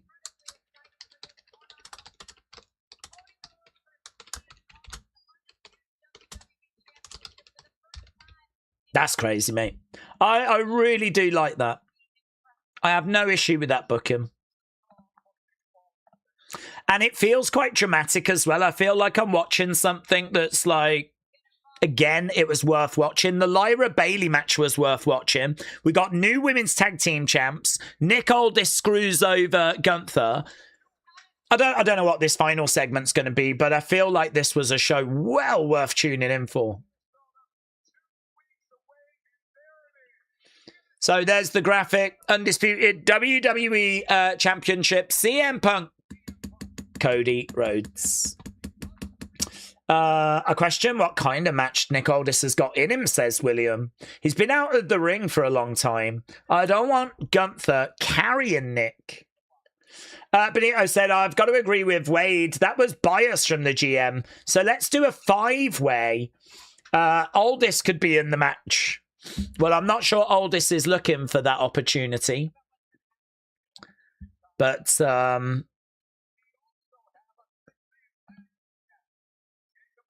you know, the rules were he had to win. He didn't win. It's obviously setting up something else for SummerSlam. Okay, they're just running down the cards for SummerSlam, what we've got so far.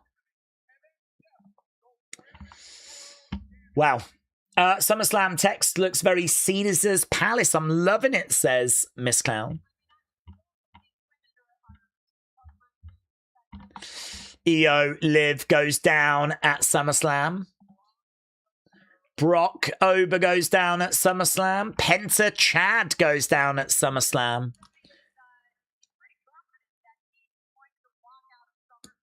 It's wise, isn't it, to run down this card on this show? There'll be a lot of people watching this that maybe don't watch every week. Roman Seth goes down at SummerSlam. Cody got hit by the belt in the eye, says Raw Veggies. Mercedes Roman said, did we see how Punk hit Cody with the corner of the belt when he turned to leave? I didn't, actually. Hopefully no damage done.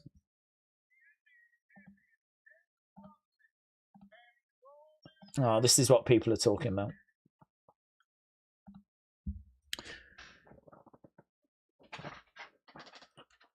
Oh. Video package for Survivor Series. We saw this yesterday.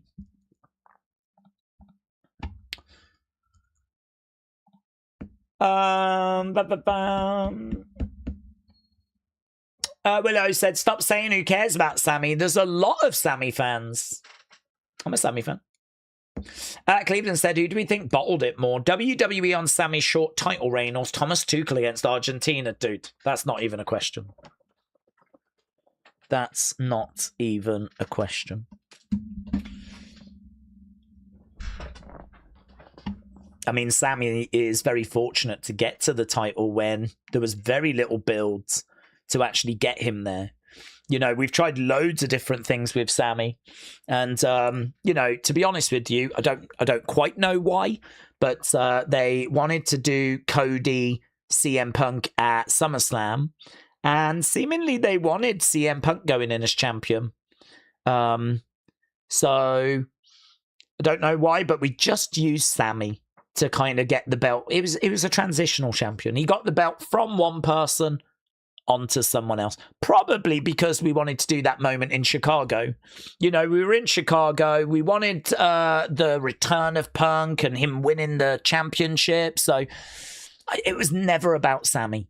It was never about him having a long run. It was about getting the belt from one person to another, and they used Sami to do it. So as a Sami fan, I mean, I'm sort of pleased that he can now go down as a former WWE champion, even if it is just a 9-day reign. I think comparing what England did against Argentina to that, which is literally just shooting yourself in the foot. Literally shooting yourself in the foot. So I don't think those two are comparable. Richard said Punk is so buns. Roman skit is the final CM joke. Well, Roman's the biggest star we've got. Jalen Brunson, obviously a massive star in New York. It is a little strange to sort of end with this, but I'm wondering if CM Punk makes his presence, not CM Punk, Seth Rollins makes his presence felt, and we actually use it as a way of sort of building towards SummerSlam. So you could have ended this event with the finish to that match that we just did. You absolutely could have done that. There probably was some debate around, do we end with the tag match or do we end with Roman? But they've decided to go with Roman. I don't quite know what to expect from this match, but I'm looking at segment. I'm looking forward to finding out. Get your scores in for that tag match. Obviously, we will score this Roman segment as well. I don't know what to expect, but we'll score it. We are at commercial break at the moment. So when we come back, I'm so pleased they do it this way. They could easily put these commercial breaks in during the matches, but they don't. They do them away from the matches, and it does make it so much better. Bloodline have been together like once. That's why it's so pointless. Moments like this is when they could use them as a stable. Just being there, said the one. Okay. Rapture said, Daze, maybe it's just me, but Io is one of those wrestlers where it feels odd she's not holding a title. Well, she'll be going for one at SummerSlam, so that could change. Corey said, Sami needs to just go after the US title or Intercontinental. Bring it back to the Bloodline. He's teased it when he won that heavyweight title, says Corey. Reid said, I did a 5k run today. I was listening to the stream. It was fantastic content. Reid, shout out to you, my friends. Yes, well, I've dreamed of doing a 5k run. I've never done one, but I've got ambition to do one. I think that's just as good as doing it. So, respect. You and me, we're in the same boat. We're both fitness fanatics. It's just one of us actually acts upon it. The other one of us dreams about it, so... I should actually. I do keep thinking that like, you know, before the streams, I should just go for like a walk or something. I mean, we've got loads of fields around here. It's no problem to go for a bit of a walk, but it's hard to find the motivation because I'm not going anywhere, you know. I'm just leaving the house to do a big circle to come back again. If at the halfway point there was an ice cream van, do you know what I mean? Then I've got motivation. If at the halfway point there was a fish and chip shop. Don't know. I might have to plan a little route. I might have a look into it. Then I'll look like this guy. Look at him. James Harrison. Oh, that'll be me, that will. When I've done a few walks around the block. There's we got a Detroit Piston in the house. We've got Dion Dawkins, Angelo's brother. And Obafemi in the crowd as well. Restaurant said yes. Why that match didn't end the show, who knows? But the tag match was the main event tonight, said Restaurants. Jay said it's always the shows that I'm just not looking forward to that end up being so good. Well, that's good, isn't it? Your guard is down, your expectations are low, and then boom. You know, they get you.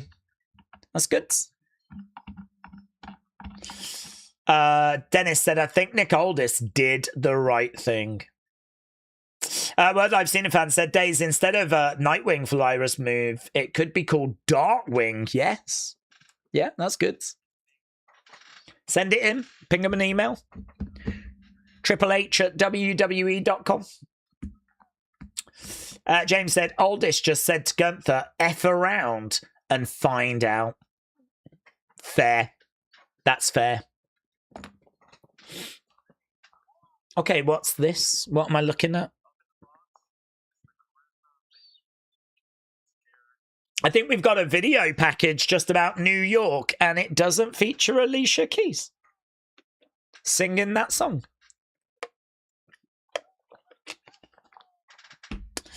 Tyler, shout out to you, my friend. Tyler said SmackDown is Punk right now, so he's going to hold that title through SummerSlam. They could do Punk against Sami at WrestleMania, let him get another win in Saudi, and get his retribution. Well, yes, I heard a rumor that there was chatter about them having Sami go for the title at WrestleMania and that they had brought it forwards. So I don't know if that means they'll do it again. I'm not sure. I don't know. I don't know what the long-term plans for Sami look like, but if he's going to snap and go full heel, you know, there's maybe a chance that he could get it done in Saudi next year at WrestleMania. So, but only this time they give him a run with it, you know? So yeah, you could be right. I agree with you. I think he gets past. I think he gets past SummerSlam, CM Punk. The blimp has changed. It says congratulates. Oh, WWE congratulates. That didn't make sense for a second. WWE congratulates the 2026 World Champions. Well done, Spain. Well done. We're going to bring the Spanish team out. Well done, Spain. Espanol. Oh, hello. We're doing like a proper basketball entrance. Coming in at 6'2", the King of New York, Donald Jalen Brunson. There he is. His OTC 11. Is that his number? See where 11? Yeah, it does. Makes sense, doesn't it? OTC 11. Officially the 11th only tribal chief. Or official tribal chief. Jalen Brunson making his way out to the... Is this doing anything for anyone that's like not a Knicks fan? I'm sure most of you support other basketball teams. Like me, I'm a Raptors head. Big fan of the old T-Raps. Yeah? Damon Stoudemire, Vince Carter, Chris Bosh. I know them all, mate. I know them all. Winning that championship a few years ago. I was there. Watching at home on Sky Sports. I wasn't like there. But this ain't doing nothing for me because he's not a Raptor, is he? Is it Knickerbocker?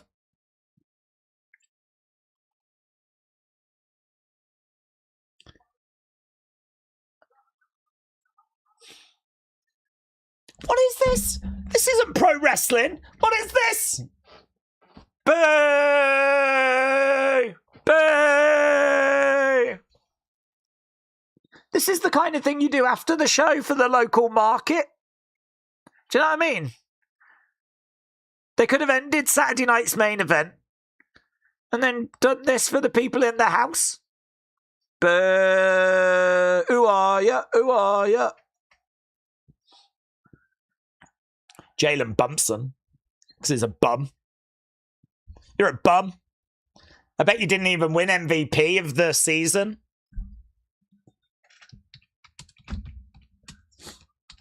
Bear with. Yeah, no, you didn't. Gorgeous Alexander won it. He was named the player of the 25-26 season, and he plays for the Oklahoma City Thunder. Okay, here's Roman. So, Tyler, shout out to you, my friend. Kyle said, maybe a Rock appearance could boost SummerSlam tickets. Well, I tell you what, if The Rock did come walking out now, then all of a sudden we would know why this was the thing that was closing out the show. We've only got 4 minutes, though. What the flip's going on? We've only got 4 minutes, haven't we? How long's this going? So he bumps into Roman. They shake hands. Out they come. The OTC with Jalen Brunson. What are they going to do? Just get in the ring and be like, New York, you did it. Acknowledge us. Acknowledge New York, and the show comes to an end.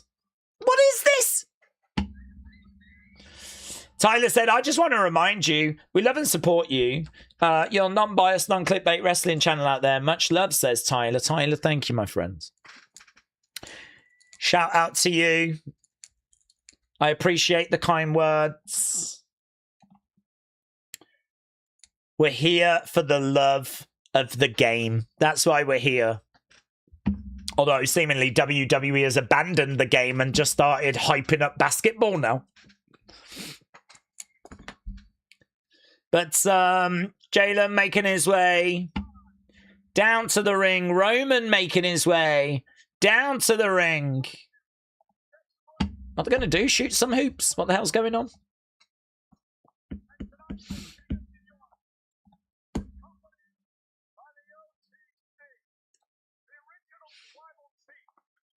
Is this going to overrun? We've only got 3 minutes.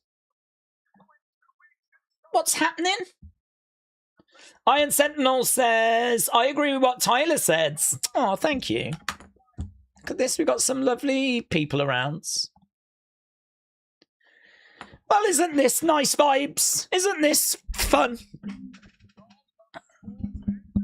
They better do something. What are they going to do? Tonight they run New York City, says Wade Barrett, as both are stepping inside the ring. So, Jalen Brunson, Roman Reigns, no sign of the rest of the bloodline. No sign of the rest of the Knicks, actually. They've both been abandoned by their teams. They throw up the wands. I've been watching wrestling since I was in and have family that wrestled. Oh, wow. You help me get my head around, but sometimes it's not the same way as it was in the 90s. It's so different to the 90s and 80s, but we live in such a different world, don't we? Social media and all of that. Like, I think if you can get some feelings, some connection, some joy, some moments from wrestling in 2026, I think you got to take that as a dub. Because there's a lot of noise out there that's, negativity and kind of saying that it's not where it was. And listen, I'm not saying that noise is wrong, but I'm just saying that, try to not let that noise ruin some of the stuff that's happening that is good. Because there is some stuff that's good. We just saw a great match. Tag match. I like the Nick Aldis thing. I'm enjoying what they're doing with Lyra. I don't hate new tag champs. I'm a fan of Fatal Influence. God only knows what the flip we're doing here, but it could go somewhere. So, I think there's a lot of forces working at the moment to try and just promote the negative aspects. And we can fall into that because there's a lot of negative stuff that gets brought into conversation. But gotta try and lift up the good stuff, man, because there is some good stuff. And I think this show has been a good example of it as well. I think this show has been fun. I've had a good time with it, and I hope you have as well, as we are.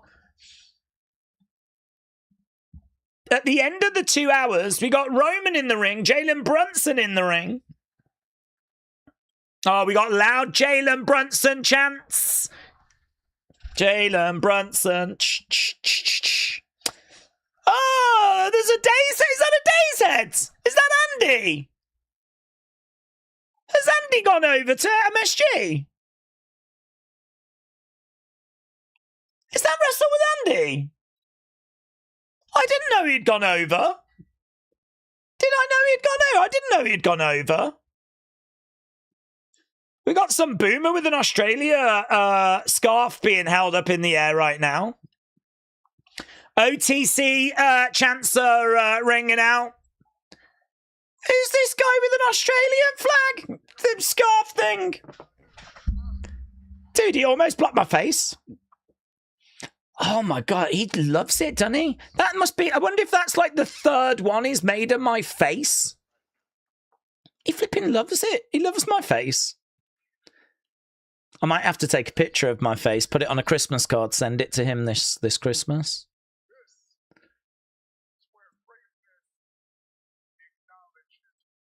This is where greatness acknowledges greatness. Well, there we go. I believe that is our friend, and I'm obviously just looking. I've seen Andy before. Look at him in his shades. Look at him. Look how cool he looks. He's got his shades on.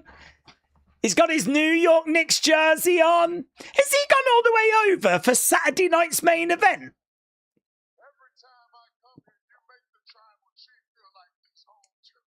You make the tribal chief feel like he's home too. Sleepy Dad Giant said, this headline's over Punk. This is a pathetic CM fail, said Sleepy Dad Giants. Oh, we got someone else that's not feeling CM Punk at the moment. I don't know, man. This crowd are lapping this up, though. What's he say? 53 years, was it? Since they last won?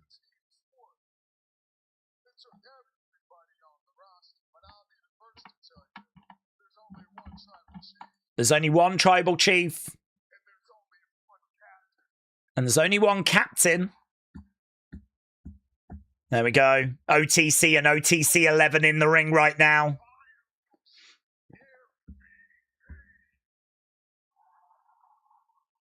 Okay.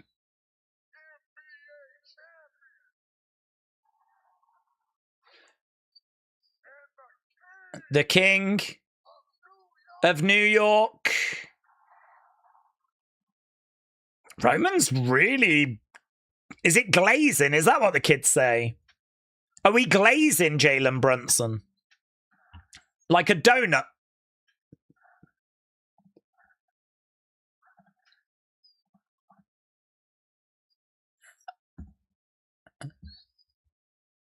Okay. Here in the WWE, every champion. I'd love it if he goes, every champion needs a challenger. So, Jalen, you and me, right here, right now, championship on the line. Let's go. And then he just beats him into a pulp, just smashes his face in, as everyone in the crowd just cries as their basketball hero gets murked. Here we go. This is what's going to happen. Here we go. Every champion needs a title. No, Jesus Christ. They've probably got a custom belt, ain't they? Oh, Jesus Christ. They've got a belt that's just blue and it's got like side plates. New York's acting like this is the craziest thing that's ever happened. What? No way! I'm walking here!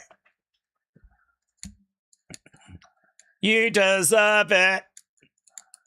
Sure, don't they sell them anyway? Roman's acting like he had to pull some strings. Jesus Christ, WWE shop will make a belt at a drop of a hat. You didn't have to pull that many strings.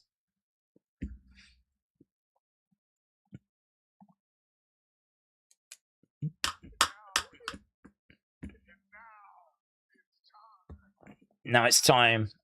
Madison Square Garden. Madison Square Garden. New York City. There's a sign in the crowd for Jess, Ref Jess. Is this it? Is this how this is going to end? Because this should have been after the show. TC of WrestleVote said, love it or hate it, this is the ESPN effect. Oh, well, here's Seth. Here's Seth. Maybe we are going to get something. Seth Rollins making his way down. Burn it down, said Alex. Throw it in the bin, said Big Guy.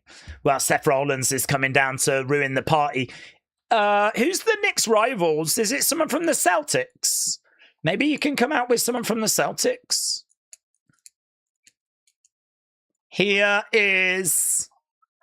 Who's that? Is that Halliburton? Oh. It is Halliburton. Of the Pacers. And he's got a chair. And we're going to do... We're doing a moment, aren't we? We're doing a moment. This is a moment. He's got a chair.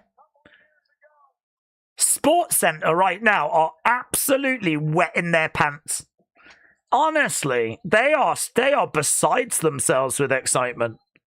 Seth from behind nails Roman. Roman goes down. You know, Sports Center are like, oh, hit him with the chair, please. Oh, yeah.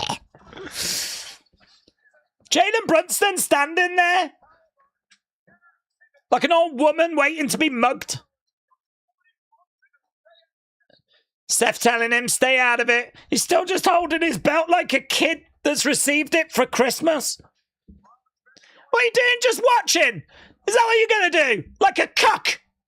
You're just watching as Roman's getting murked. Well, this doesn't look good, does it? This isn't a good look, Jalen Brunson. I don't acknowledge a damn thing, says Seth. This is the end for you. He's backing away, Jalen Brunson.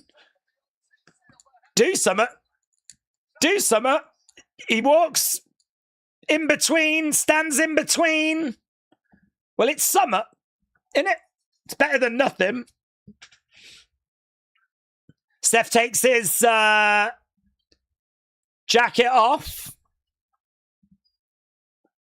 The crowd are with Jalen Brunson. Well done to Tyrese Halliburton. Hit him with the chair. This is my house. Superman. Well, what's Tyrese Halliburton doing? You can't come down like Joey Big Balls with a chair and then just stand on the outside of the ring. Spear by Roman. Down goes Seth. Oh, Jesus Christ. So after all of that, Tyrese Halliburton doesn't even use the Chet Sports Center are going to be in tears right now. They were so excited. So excited when he was coming down with that chair. They thought they had a clip for the ages. Well, there we go. Just like England, Seth and Tyrese Halliburton are in retreat. Let's go. Run away.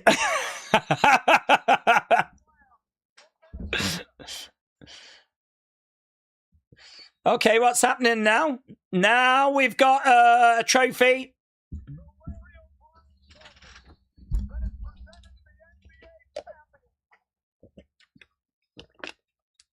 The Larry O'Brien trophy.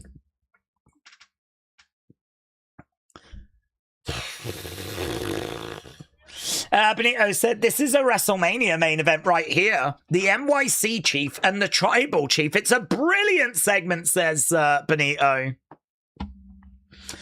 It's segment of the year. You're going to be hard pushed for someone to tell you different. Absolute segment of the year.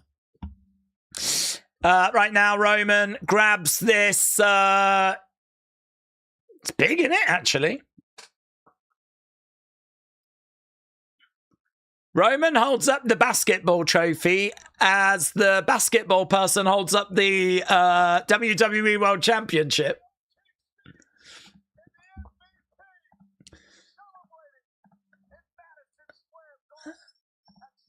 Oh, it's a bit of fun, isn't it? It's a bit of fun.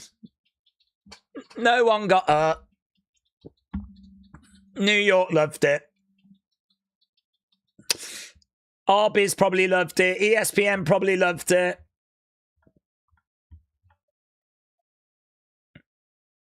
Right, yeah, Roman probably loved it, getting his hands on this trophy. This took a lot of work, says Roman. Enjoy it, says Roman. It's kind of nice hearing what he's saying, actually. I'm kind of liking what he's saying.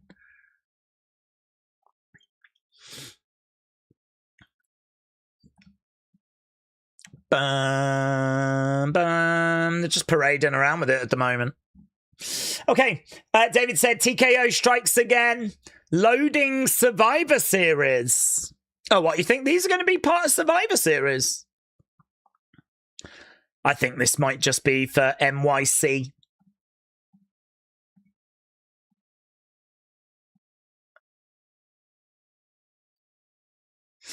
I mean, the images are going to do the rounds, aren't they? Roman holding up the basketball playoff trophy. Jalen holding up the WWE World Championship. I mean, they even end on that image, to be honest. Yeah, I think there's going to be a bit of head-scratching to that finale. To be honest with you, it's very New York-focused, of course. Yeah, fine. I don't know. Let's get rid of this. We need to rate that segment, don't we? Let's end the poll for the match.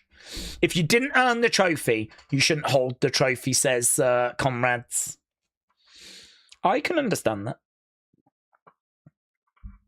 I can understand that. Let's do a poll for the Roman segment. What did people score it? What did people score the Roman segments? NBA players are under contract. They're not going to allow the players to get physical. Well, don't come down with the chair then. Don't tease something you're not going to do. Look like cowards. This Saturday night's main event was way better than the last one, said Video Watcher. Jojo said it's just supposed to be fun for the crowds. They seemed entertained. Abraham said, I rate it easy. Horrible. BSA2 said, who won? The Knicks. The Knicks. Definitely the Knicks. Jason, good night, buds. Sally said, I wish they'd either opened or that was before the tag match. Shouldn't have been the final image. It's great for New York fans, but so what? I do agree with that. I think that I get that this is like a big crossover, and I do feel that WWE think this is more impactful than it is, or maybe I'm wrong and it is more impactful than I think, but like, I don't care about the basketball. It was not a big part of my life, and I don't think I'm alone in that. Globally, I feel like a lot of people are going to be in that boat, and even if you did care about the basketball, do you care about New York winning it? It's a little bit like being a Man United fan and WWE coming over to the UK, and then we spend ages closing a show celebrating the fact Arsenal won the Premier League in London. Do you know what I mean? I'm going to sat there as Man United fan going, I give a flip. Why is this? Why am I watching this? Why is this the thing that I'm watching? So even if you like basketball, I could understand you being a bit like, don't give a flip about this team and these players.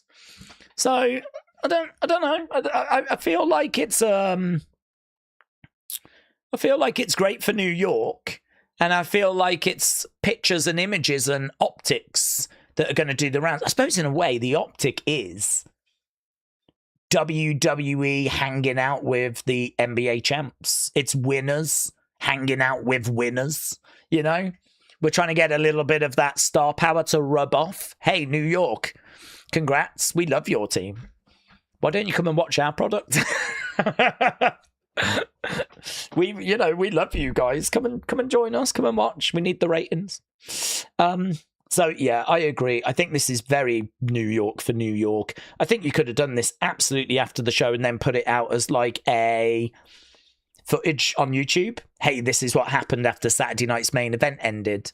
Roman came out and all of this. Some people might have been like, oh, they should have put that on the show. But I think a lot of people would have been like, no, I'm all right with, not seeing that. To be honest, I think we probably could have found a way of getting a quick little fifth match in. Don't necessarily feel like I needed it. But yeah, whatever. I think there was too much good on this show for it to really ruin anything. There was too much stuff that I enjoyed. The Lyra stuff was great. The tag match was great. The Danhausen match was what it was. It wasn't really to my taste, but I wasn't like offended by it. It pretty much went the way that I think we expected it to go. I think it's a great shout from whoever said about that basketball player called Kat. As soon as we had that piece of information, then you go, yeah, I can see that. And you lot voted as that being the most likely outcome as well in the poll at the time. New women's tag champs, that's really good. Nick Aldis getting involved, that's really good. I got a lot of praise for this show. Even this kind of slightly strange New York-centric focused ending ain't gonna, ruin anything. So no, I'm gonna when we get to the breakdown, I'll have a lot of good things to say about this. Grand Prairie said it's like England winning the World Cup and then Nick Aldis celebrating. But we all know English football is rubbish. That is true. Yeah, I mean, to be honest, I was going to stop you when you said it's like England winning the World Cup because I was like, well, I'm not sure we ever need to worry about that. I don't feel like that's happening in my lifetime. So it's hard to kind of picture that moment. I mean, we can all celebrate England winning a bronze. Do you know what I mean? We can all celebrate that. Yeah? Is there like a bronze? Is there a World Cup made of bronze that they lifted at the end of tonight's match? That'd be nice. That'd be a nice moment. Maybe WWE can come over and celebrate that with us. BK said it's one of the biggest brands in sports, arguably not just in New York. Oh no, I'm sure that it does resonate beyond New York, but I think we can all agree that it's going to be limited appeal. Yeah, there's going to be more people that aren't fans of the Knicks by a country mile, in the billions, in comparison to those that are. So it is still obviously very niche. I'd say the exact same thing if they went to Spain and were celebrating with Real Madrid after winning Champions League. I mean, there's clearly more non-Real Madrid fans than there are Real Madrid fans. Again, I'm not really down on it in the sense of if you want to go to Madison Square Garden and celebrate it, that's fine. But did it need to take up so much time? I think that's just took up half an hour because we went to it with 20 minutes to go. We overran by 10 minutes. So, I mean, did it need that amount of time? Did we need to milk it that much? I don't know. Again, we're focused on it and we're talking about it. I'm not that down on it. As I said, the positives definitely outweigh the negatives. What are we doing? Are we going to do Jalen, Tyrese, or just nothing at all? Said Matteo. I think it's nothing at all. I think what you just got is what you just got. What did I just watch? Says Landon. You just watched New York celebrate. Navaldo said England are going to win the World Cup in 2030. Well, if you really believe that, I would recommend putting some money on it because I think you'll get some good odds. I think England will be one of the favourites, and I hope they've learnt some big, big lessons from this tournament. But to be honest with you, these are lessons that England should have learned many, many times before. Do you know, I saw a thing actually that showed within the past 20 odd years how many times England had took the lead in a match and then went on to lose in tournaments and then get knocked out. It is shocking. They took the lead like in 96, 98, I think 2002, 2018, in the Euro final. Like, there are so many times where England have took the lead in big tournaments, knockout games, and then they sit back and get knocked out. Can only pray and hope that this time the lesson is learnt. So, I don't know, maybe it is. Maybe they look good next time at the World Cup. Perhaps they do learn the lessons, but they ain't learnt them previous. Denise said, Daze, people are down on the Nick with WWE. Oh, the Knicks. I thought you meant Nick Aldis. It's a big deal in the US. Why is no one complaining when the chat talks about the World Cup for weeks? And when one show shows NBA, everyone complains. Well, I think there's a big difference because the NBA, the reach of the NBA is well below the reach of the World Cup. I mean, the World Cup is the biggest sporting event in the world. I believe its viewing figures are bigger than, say, the Olympics. So, yeah, I mean, I'll admit, when we get stuck into some World Cup conversation, I am very aware there's people watching that aren't going to be engaged with that. So for me, I'd like to get back to wrestling, but I think it just shows the popularity of the World Cup that, we'll talk about something to do with the World Cup, and then I go to the chat. The very next thing I see is more World Cup conversation. I mean, that has just not been the case for the Knicks. There was maybe a period of when they won that there was a bit of chatter or some people saying they're looking forward to the next game. But I mean, what's the viewing figures for the World Cup final going to be compared to the viewing figures for the NBA player final? It's going to be night and day because the World Cup is a truly global, viewing figures are going to be in the billions for the game tomorrow. And that's just not the case for the NBA. The NBA is very America-centric. It is got fans outside of that, but I think it's niche globally. I think the viewing figures globally are going to be relatively small, certainly in comparison to the World Cup. So I think there is a big difference between the two, right? We can debate how popular the basketball is, but I think we can agree the World Cup eclipses the NBA basketball. So I think there's a difference between talking about it in the chat and actually having it on the show. Where's the World Cup stuff been on WWE? It hasn't. Maybe they'll do something with the team that wins. I don't know. But we've just done half an hour of actual WWE programming on the Knicks. This isn't even anything to do with the chat. This isn't even us just chatting amongst ourselves. This is WWE dedicating half an hour of their programming to really doing nothing but celebrating the Knicks winning. That is obviously not going to be an interest to many of us. And to be honest, I would largely say the same thing if they dedicate half an hour to whatever team wins the World Cup. I do think the World Cup's more popular, but I'll still happily say the same thing. I'm not a hypocrite. If Spain win the World Cup and we spend half an hour of Raw praising Spain, bringing the World Cup out, having footballers in the ring, I'll quite happily say the exact same thing. This is not going to interest everyone. Even if you're interested in the World Cup, why do you care about seeing Spain celebrate and Roman being out there with Rodri or whoever, right? So, I mean, I'll happily say the same thing. I get why they did it. We were in New York. I think it could have been a lot shorter. This needed to be 10 minutes. I think you could have really kind of dialed it down. I think the bulk of the celebration could have happened after. The bit we needed was the Seth moment. You could have had Roman come down with Jalen Brunson, get in the ring, acknowledge us, Tyrese Halliburton come out, Seth come out, 10 minutes, all that kind of getting the trophy, holding it up, milking the aura. Could have done that after.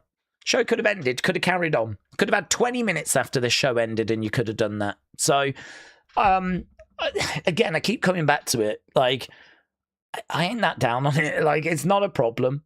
But I don't feel embarrassed or ashamed or like I'm speaking out of term by saying that giving half an hour of your TV show that's a wrestling product over to sort of celebrating the Knicks winning the NBA championship, I really don't think it's strange to say that is just not going to appeal to the majority of people. The majority of people are going to want to have seen something that's wrestling related. Yeah, a little bit of Seth in there. But again, you could have cut this segment down drastically. This did not need to be half an hour. No, hockey is definitely not bigger than basketball in any metric, says Frankie. Can't Stop, Won't Stop said, I think people just need something to complain about because the show was good. Yeah, I agree. Daze, you didn't need to rant that long. The comparison was not the same. It's crazy that it had to be explained.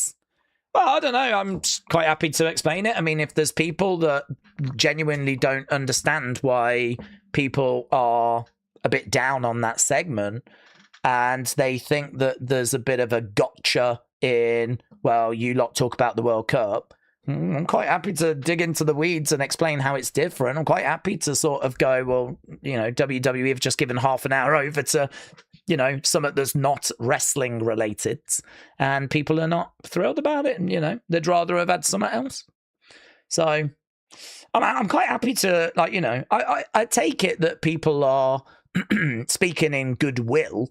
I take it that people are just saying, can you explain this to me? You know, perhaps they're not. Perhaps they are just being a bit funny. I don't know. But I take it that people are being genuine and they're like, can you just explain to me why people are so, oh, okay, yeah, I can do that. This is why. Do you still collect action figures, said Landon. Do you know, I do. I collect like WWE Superstar ones. They're like, you get them in Walmart. And I collect those. I don't really collect the wider Mattel ones anymore. I think financially it was a big commitment. And during the pandemic, I sort of like started to fall behind because I used to get like loads and buy loads. And so I started falling behind. So I've got very selective now with what I get, but it doesn't mean that I still don't appreciate them. I really do love what Mattel are doing. I always have. So I still love to keep an eye out on what's coming out. I always look forward to San Diego Comic-Con. Always look forward to the Mattel stand at WWE Worlds. So yeah, I mean, there's lots that I still enjoy. So I'm still a big supporter, big thumbs up. But when it comes to actually collecting, I've tried to kind of get it down to just one specific collection. So that's what I do now. Daze, I thought dreams were made in New York. This PLE was a nightmare. WWE Kiss My Ass Club. England's just like UK council workers never finished the job. Oh, I kind of enjoyed this. I thought this was a decent show. Yeah, I was not down on this. Brittany said, I'm guessing I won't get any questions answered. What was your question, Brittany? I'll happily answer it. I wasn't ignoring you. Daze, it might take a whole town to analyse what happened at the end. So, best of luck. I fully understand. I collect and love watching videos as a kid.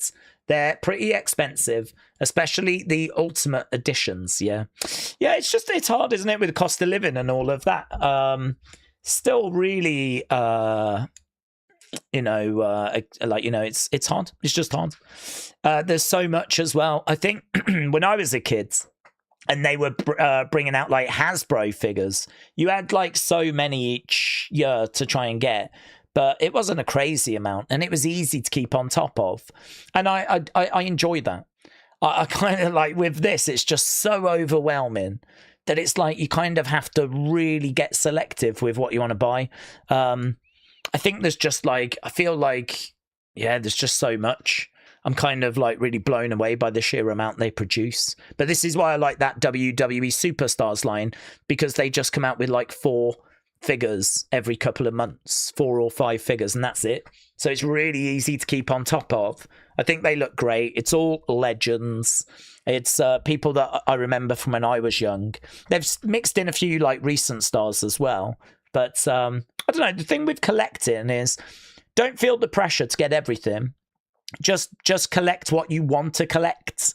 And I think it's always fun if you've got like a certain series that you collect, or a certain era that you collect, or some people collect like everything from a certain superstar. So they get all the Bailey ones, or they get all the Brie. I mean, we had a lot of people in our community that collected a lot of like Wyatt Six and Brie and all of that. So, you know, there was a lot of those that people would go and get.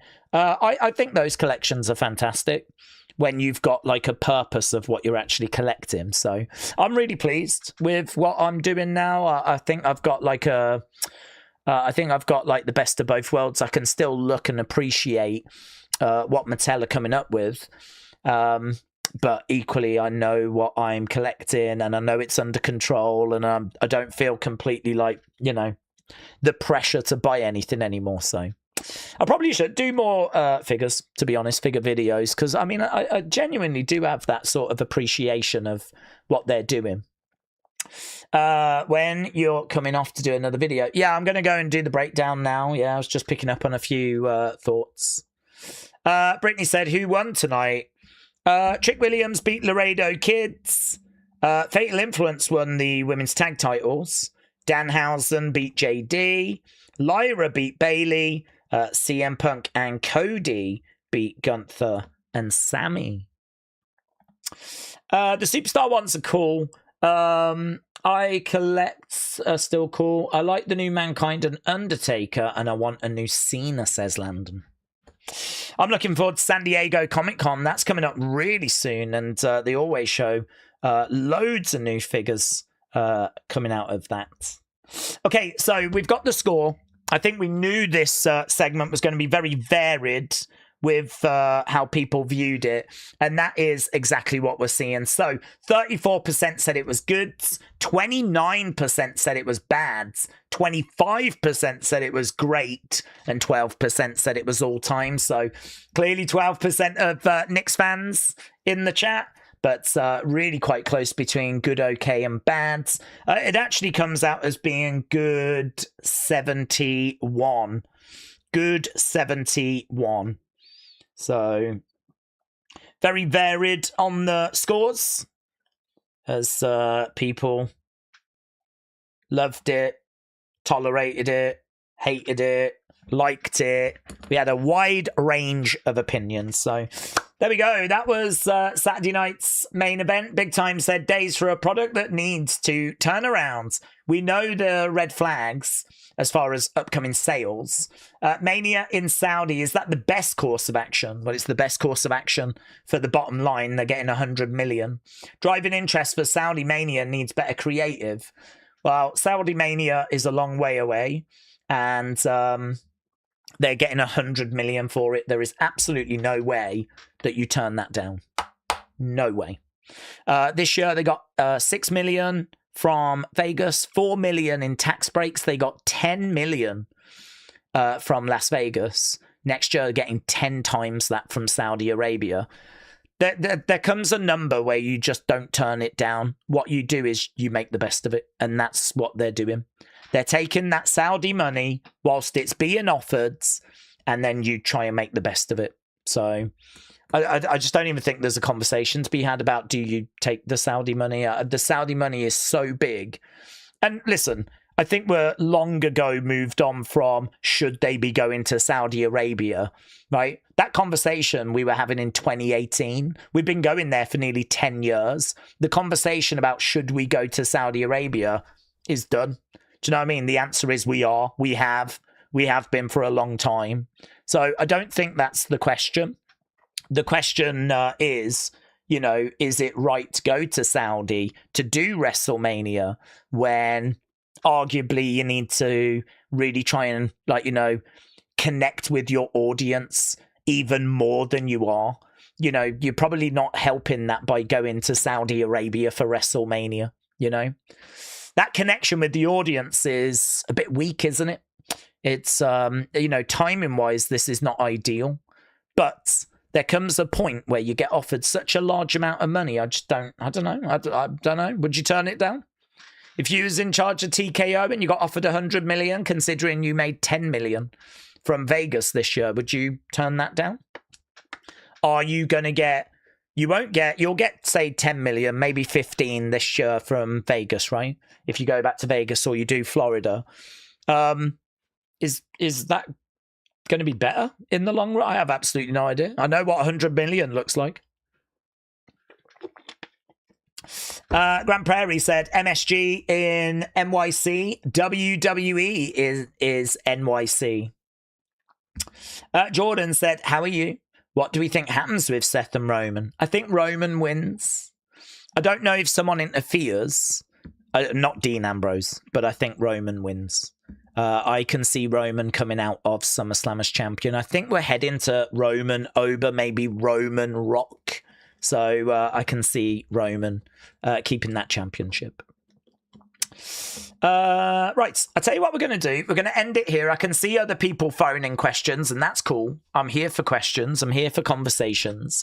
But I'm also here for a breakdown video that I need to go and do. So Saturday night's main event has ended. But the good news is we are back tomorrow. So tomorrow we're back. I haven't set the stream up yet, but it's going to be around about 1 o'clock Eastern time, lunchtime. There is a SummerSlam kickoff show. It's going to be at Fanatics Fest. So there's a SummerSlam kickoff show tomorrow, streaming live on YouTube. I've said we're going to do it because I don't know what to expect from it. I mean, they could have something coming out of it that's like a talking point. It could be rubbish. I genuinely don't know. But because we're not doing anything tomorrow, streaming-wise, then I'm free to do it. So I'm going to do it. So save your questions. Bottle them up, right? Pop them in a bottle. Pop the cork on top. Save it for tomorrow. We'll start an hour early before the stream. We'll stick around a little bit after. I won't need to do a breakdown, or at least I don't think I'll need to do a breakdown for tomorrow. So we'll try and get to, you know, as many questions, thoughts, theories as we can. And yeah, so we'll be back. But we'll be back in a moment as well as we get into the breakdown. So a big thank you to everyone that joined us. Big thank you to everyone that's shared in their thoughts and theories and questions and quandaries and anything else that they provided. I hope people enjoyed the show. I know the ending was mixed, but yeah, the show I still thought was very, very fun. So good. Looking forward to the breakdown. I'll see you over there in a minute, and I will see